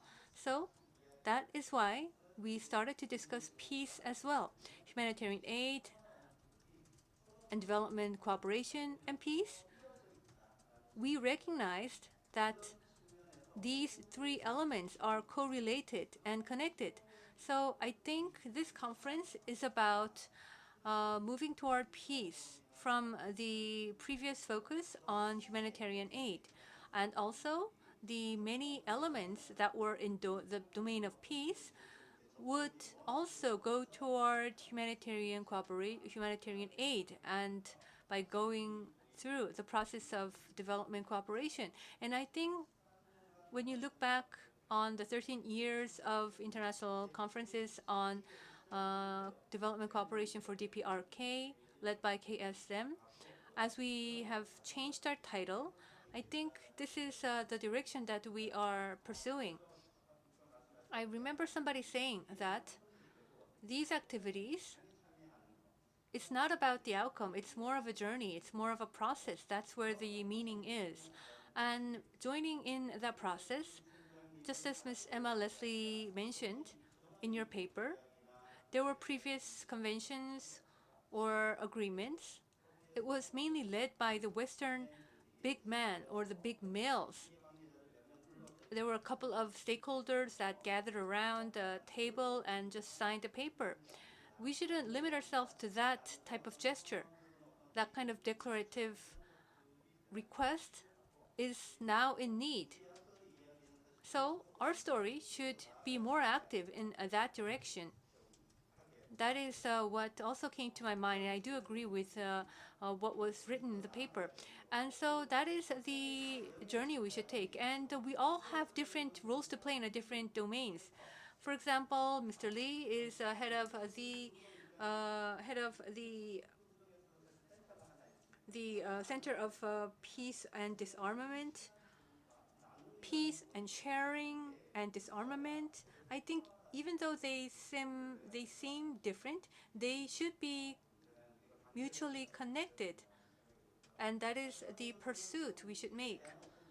And the discussion in this topic should not be limited to a certain nation or a region.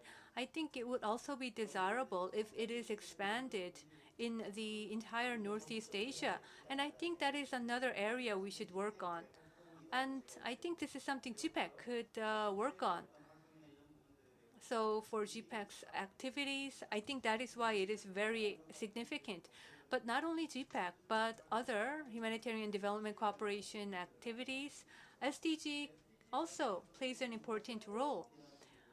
There is a Northeast Asia Regional Forum for SDG, which is leading the discussion for SDGs. And with that and GPEC and other elements of peace and development cooperation should also be combined and in a comprehensive manner in a type of a new framework. I think that starting point could be the July. Well, in North Korea, the voluntary national report will be submitted in July. And once we take a look at the report, once it's disclosed, I think it could be a good reference point for us to think about how we should approach, how we could think of talking with the North. And yes, that concludes my discussion. Thank you very much. Wow.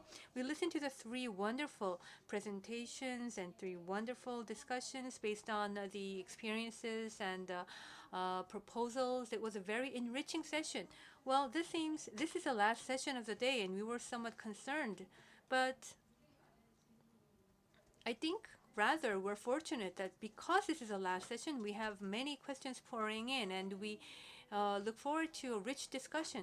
First of all, there is a question thinking about the lifting of sanctions on the North, and there is a need to take action for that. So it was a question about the presenter's opinions on any practical measures to lead to the lifting of sanctions. Maybe Ms. Christina An, I'd like to ask you to give your opinion on that. And also, Kim Yo-jong of North Korea at the Labor Party, she sent a message towards the North. And she mentioned that U.S. is a very interesting signal. And she also mentioned that it is a kind of a two good wishful thinking. And after the visit of Sung Kim, a special representative, and we're seeing ongoing discussions regarding North Korea. So how could we think about the lifting of sanction and peace when you consider the developments in the recent times? So I'd like to ask this question to Mr. Lee Tae-oh. I would like to share all the questions first. And the second question is about creating open culture. This is going to be very important. How can we get more people to get them involved in our movement, to participate in our movement? I do believe that the engaging in international cooperation, inviting more women and youth to participate in our movement would be very important. How can we do that? I think Emma was not able to address this point in her paper because she wanted to save time, and she has emphasized that she has placed so much emphasis about the Z generation, the millennials, in her study. So I'd like to ask her to comment on that. I also like to ask Mr. Shin to respond to this question as well. And for Ms. Christine, for Women Crossing DMZ, she is coming up with the women's advocacy groups. So I'd like to ask you to describe that a bit and your response. And the next question, actually this question was raised in the previous session, that this is about your opinion and your strategy. At the KSM, this issue has been very, many people showed interest to that. For the humanitarian assistance, people talk about opening inland route.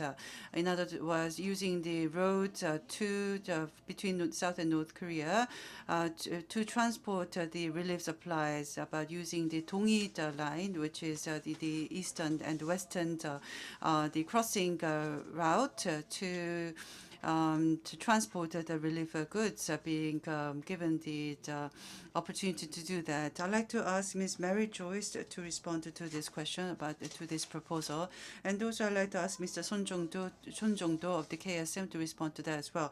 So on the first question, Mr. Lee Tae-ho and Ms. Christine An, would you like to respond to the first question, please? I can respond to the question about the sanctions.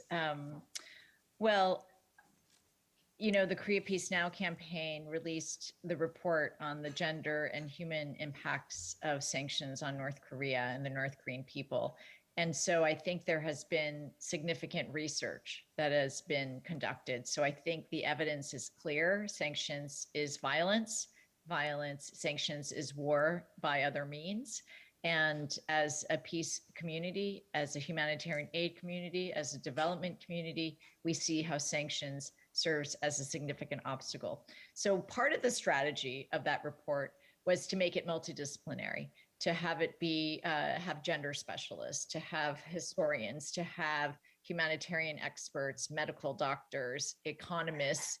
I think that is the approach. So how do we now build upon that? Maybe we need to form an international committee that has representatives. And then I think we need to, there is the sanctions committees, there's various, I think we now need to just drill down a little bit more and then have more of a strategy where we can advocate together. Obviously in the US side, the sanctions is such an entrenched policy solution. But Women Cross DMZ has been actually working with some other groups that are seeing the impact of sanctions on Iran and Venezuela, on Cuba. And so I do think that even though the United States seems like an immovable place, I do feel like there are some openings, but we have to organize together, we have to build together, and we have to cross our various silos. And I think that this panel and this conference is a sign that we're maturing, our international movement is getting more organized, and now we have to start executing. So that's my response on some strategies for sanctions. 네, 고맙습니다. 그러면은 이태우 위원장님. Thank you very much, Mr. Lee. 예, 제재 그 When it comes to the effectiveness of the sanctions per se, I think we need to talk about the limited effectiveness. I think Ms. Emma Leslie and Ms. Christine Ann also emphasized this point. One of the difficult points in the imposing sanctions in DPR cases, in the beginning of the Moon Jae-in government, President Moon has actually initiated, led the movement to impose sanctions on DPRK.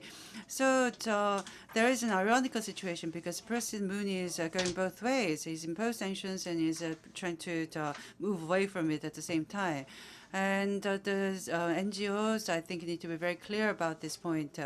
The politicians should be warned against making a decision that are conflicting, making decisions that are conflicting with each other.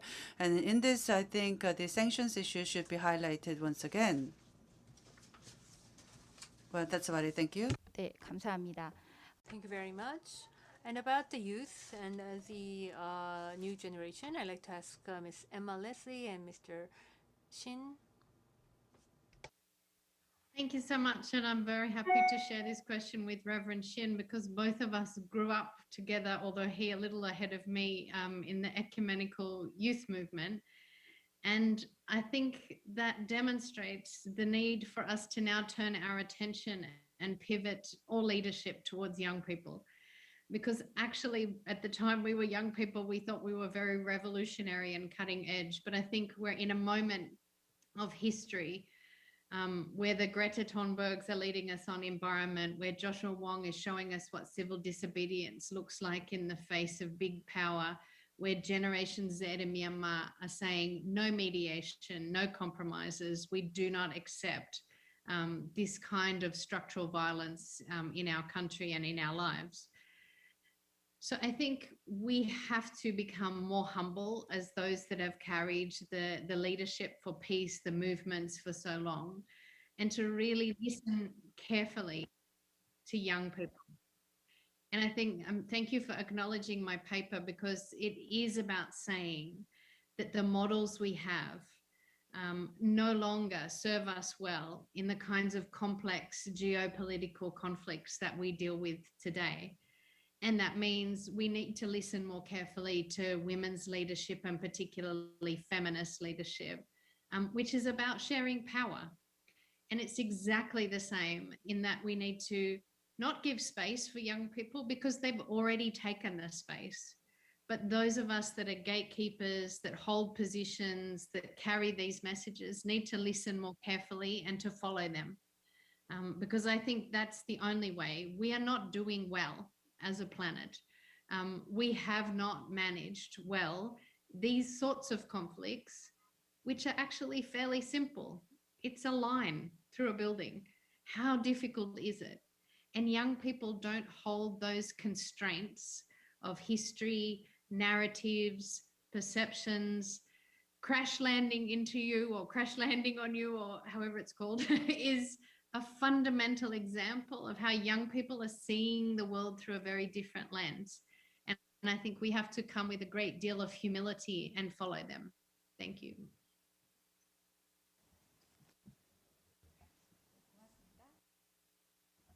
네, 에마. I think we met 20 years ago, Ms. Emma. We were engaged in the student activist movement and the youth movement as well. I just would like to add to her comments that our youth, they all have this creativity. And we are the old generation, and we need to stay quiet. We just need to encourage the youth to take their actions on their own. WCC, the 11th General Assembly, will be held in Germany in 2022. And in 2011, the meeting was held in the Busan. And we had a special the peace train campaign, which takes about a month to start from Berlin to come down to the south to Korea. We weren't able to go across North Korea, of course. So the train had to be stopped in China. KNCC, the YWCA, YMCA, and also Catholic organizations. We are hoping that we'll be able to start operating the peace train once again. We want to depart from the Busan, hopefully cross the North Korean territory, and then go to Germany as the final destination. And if the COVID the situation improves, I'm hoping that there will be many hundreds of the Korean youth going to the United States, and these Korean youth will be visiting many different churches to in the promotion of the end of war declaration. I do hope that their creative minds will be able to well, maybe translated into actions. Yes, our youth, they have all this energy and enthusiasm and also creativity. I'm hoping that they will be able to hold hands with the youth of the other parts of the world to try to come up with problem-solving solutions. And to the last question that I posed, I'd like to ask Ms. Mary Joyce and Mr. Son Jung-do to respond. Sure. Thank you very much, Yomi. This is not necessarily my particular field of expertise. I think all of the humanitarian organizations have really spoke very clearly about that already today, so I'll be very brief in regards to that. But I think really when we're looking at opening up these different channels, whether it's for political discussions, whether it's for development, whether it's for humanitarian aid, really all different routes or methods or approaches that can be pursued should be. And if perhaps these discussions towards reopening, this land route can be a new way to look at these approaches or to find ways to continue these conversations, to restart conversations in order to resume the peace process for Korea, then I think it's definitely something very important. When we look at this kind of progress into Korea, it has a huge impact internationally, not only what it means for the actual direct aid or the development or what's happening on the ground, but really the message that it sends to the international community, showing what can be possible and what really the Korean people's will and motivation and keeping working on these things is as well.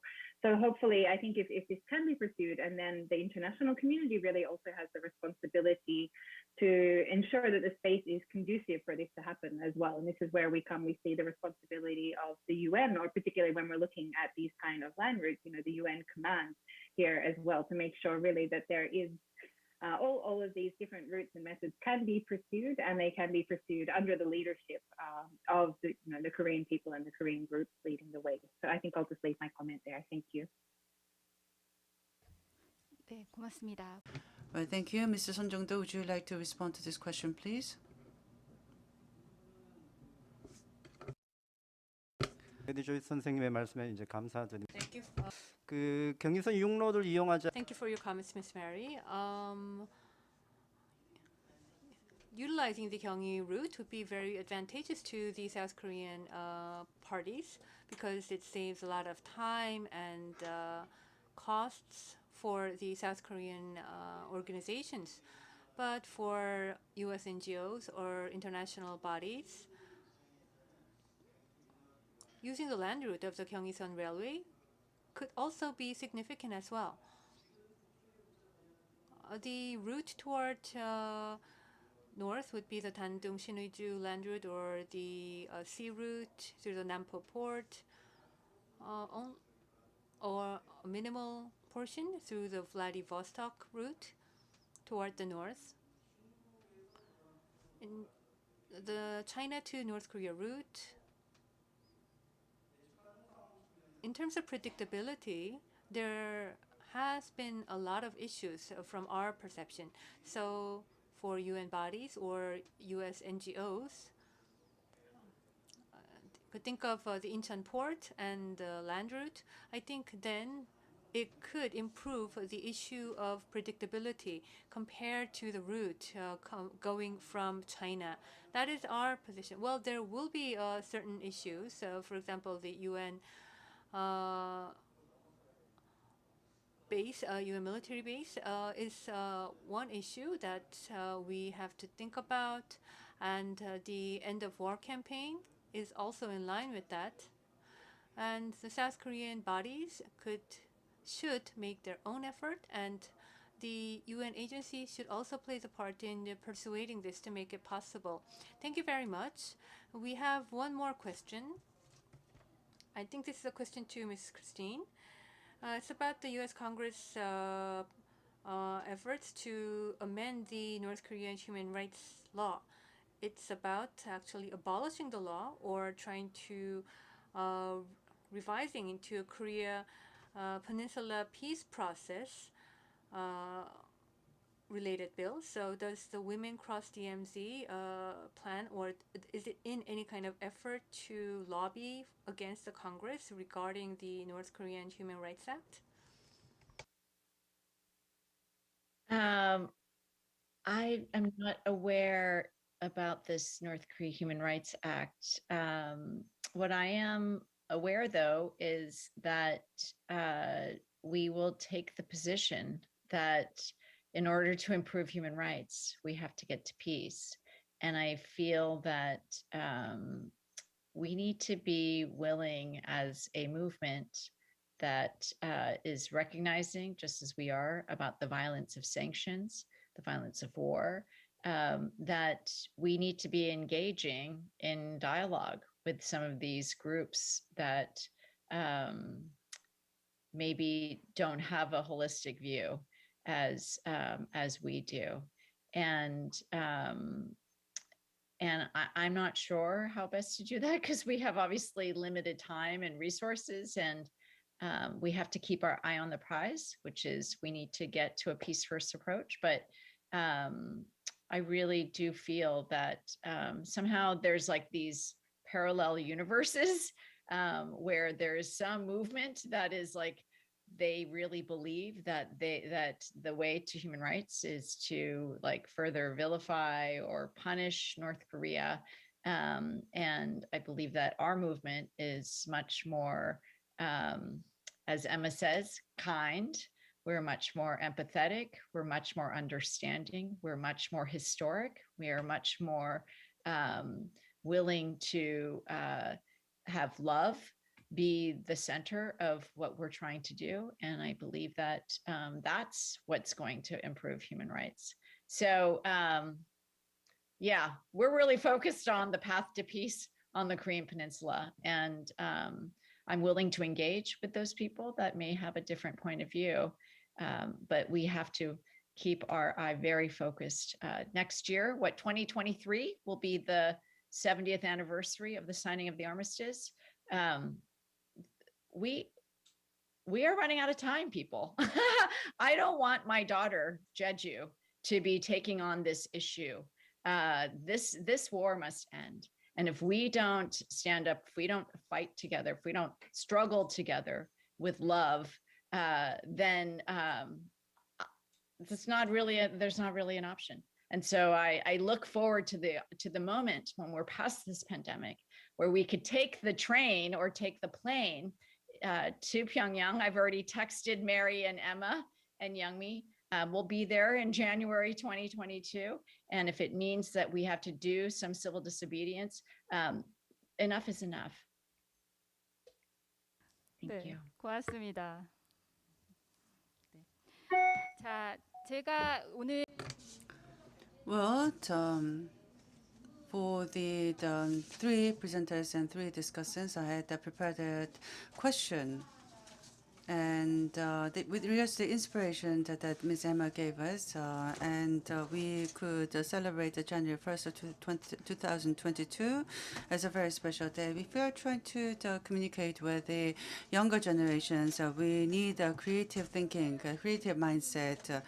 And we do believe that there are certain ideas that we could be pursuing. We are going to have a new Jubilee Day, a new celebration day for this January 1st, 2021. What will you do? What would you like to achieve, and what can be done? This will be last question. So can I ask you, Mr. Lee, to respond first? So I'm sure that first respondent would give us a great answer. No? Then if not, we ask the presenters to respond first. Ms. Emmert, On January 1st, if we're going to celebrate the Jubilee Day, what would you like to celebrate? So that will be 2022, not 2021.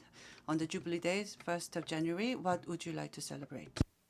I would like to celebrate, obviously, the possibility of people coming together, that persistence pays, and that peace is always, always possible. And we can only do that together. And I'm looking forward to peace on the Korean Peninsula, actually in my lifetime and actually earlier than that soon. Thank you. 네, 고맙습니다. 메리 조이. Thank you, Ms. Mary Joyce. What would you like to celebrate? That's a very difficult thing to follow. I think Emma's really just summed up where we all hope to be. But I think that especially hoping that we can be having these conversations in person, that we can be having these conversations in person with our friends and partners from the DPRK, with young people there, with all of these different things that we've been talking about, and continue and build more and more together from there. Thanks. Thank you, Ms. Christine. Please go ahead. Oh, I think we're going to Pyongyang.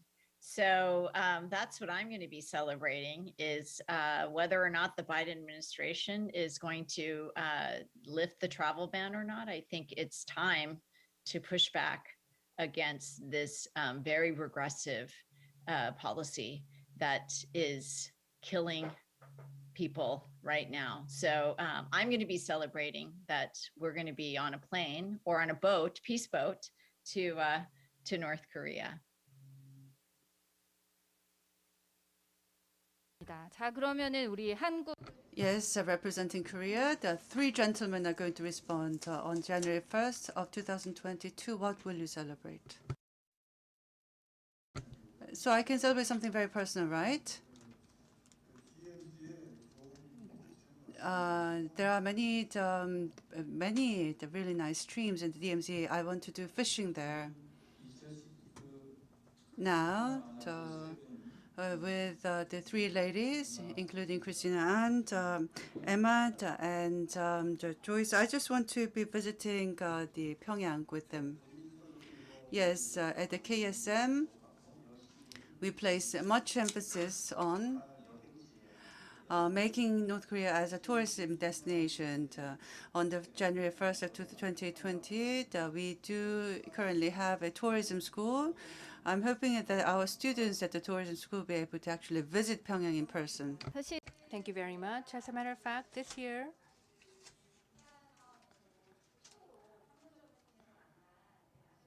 this is the 30th anniversary of the Asia Peace Women's Action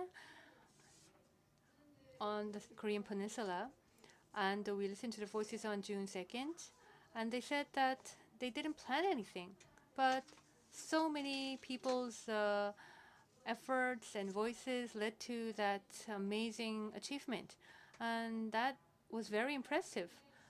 It seems that we're not doing much. It seems that what we are doing are small gestures, but once they get together and once it leads to another step, our movements exerts greater power. And in the long run, all of our human rights should be respected, and also our dignity. And I think that is our ultimate goal. In our daily lives and on the Korean Peninsula and in all parts of the world, for those that are suffering, we should be able to share their voices and create something new.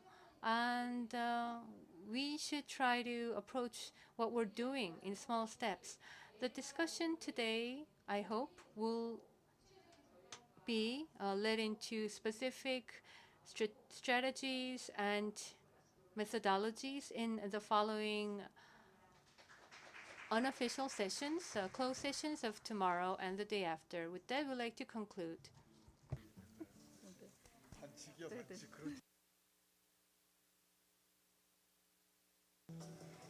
네, 이것으로 2020 Ladies and gentlemen, this concludes the first day, the open session for the 2021 International Conference on Peace and Development on the Korean Peninsula, Restoring Linkages, Expanding Cooperation. And we hope to deliver the more news through our SNS and the news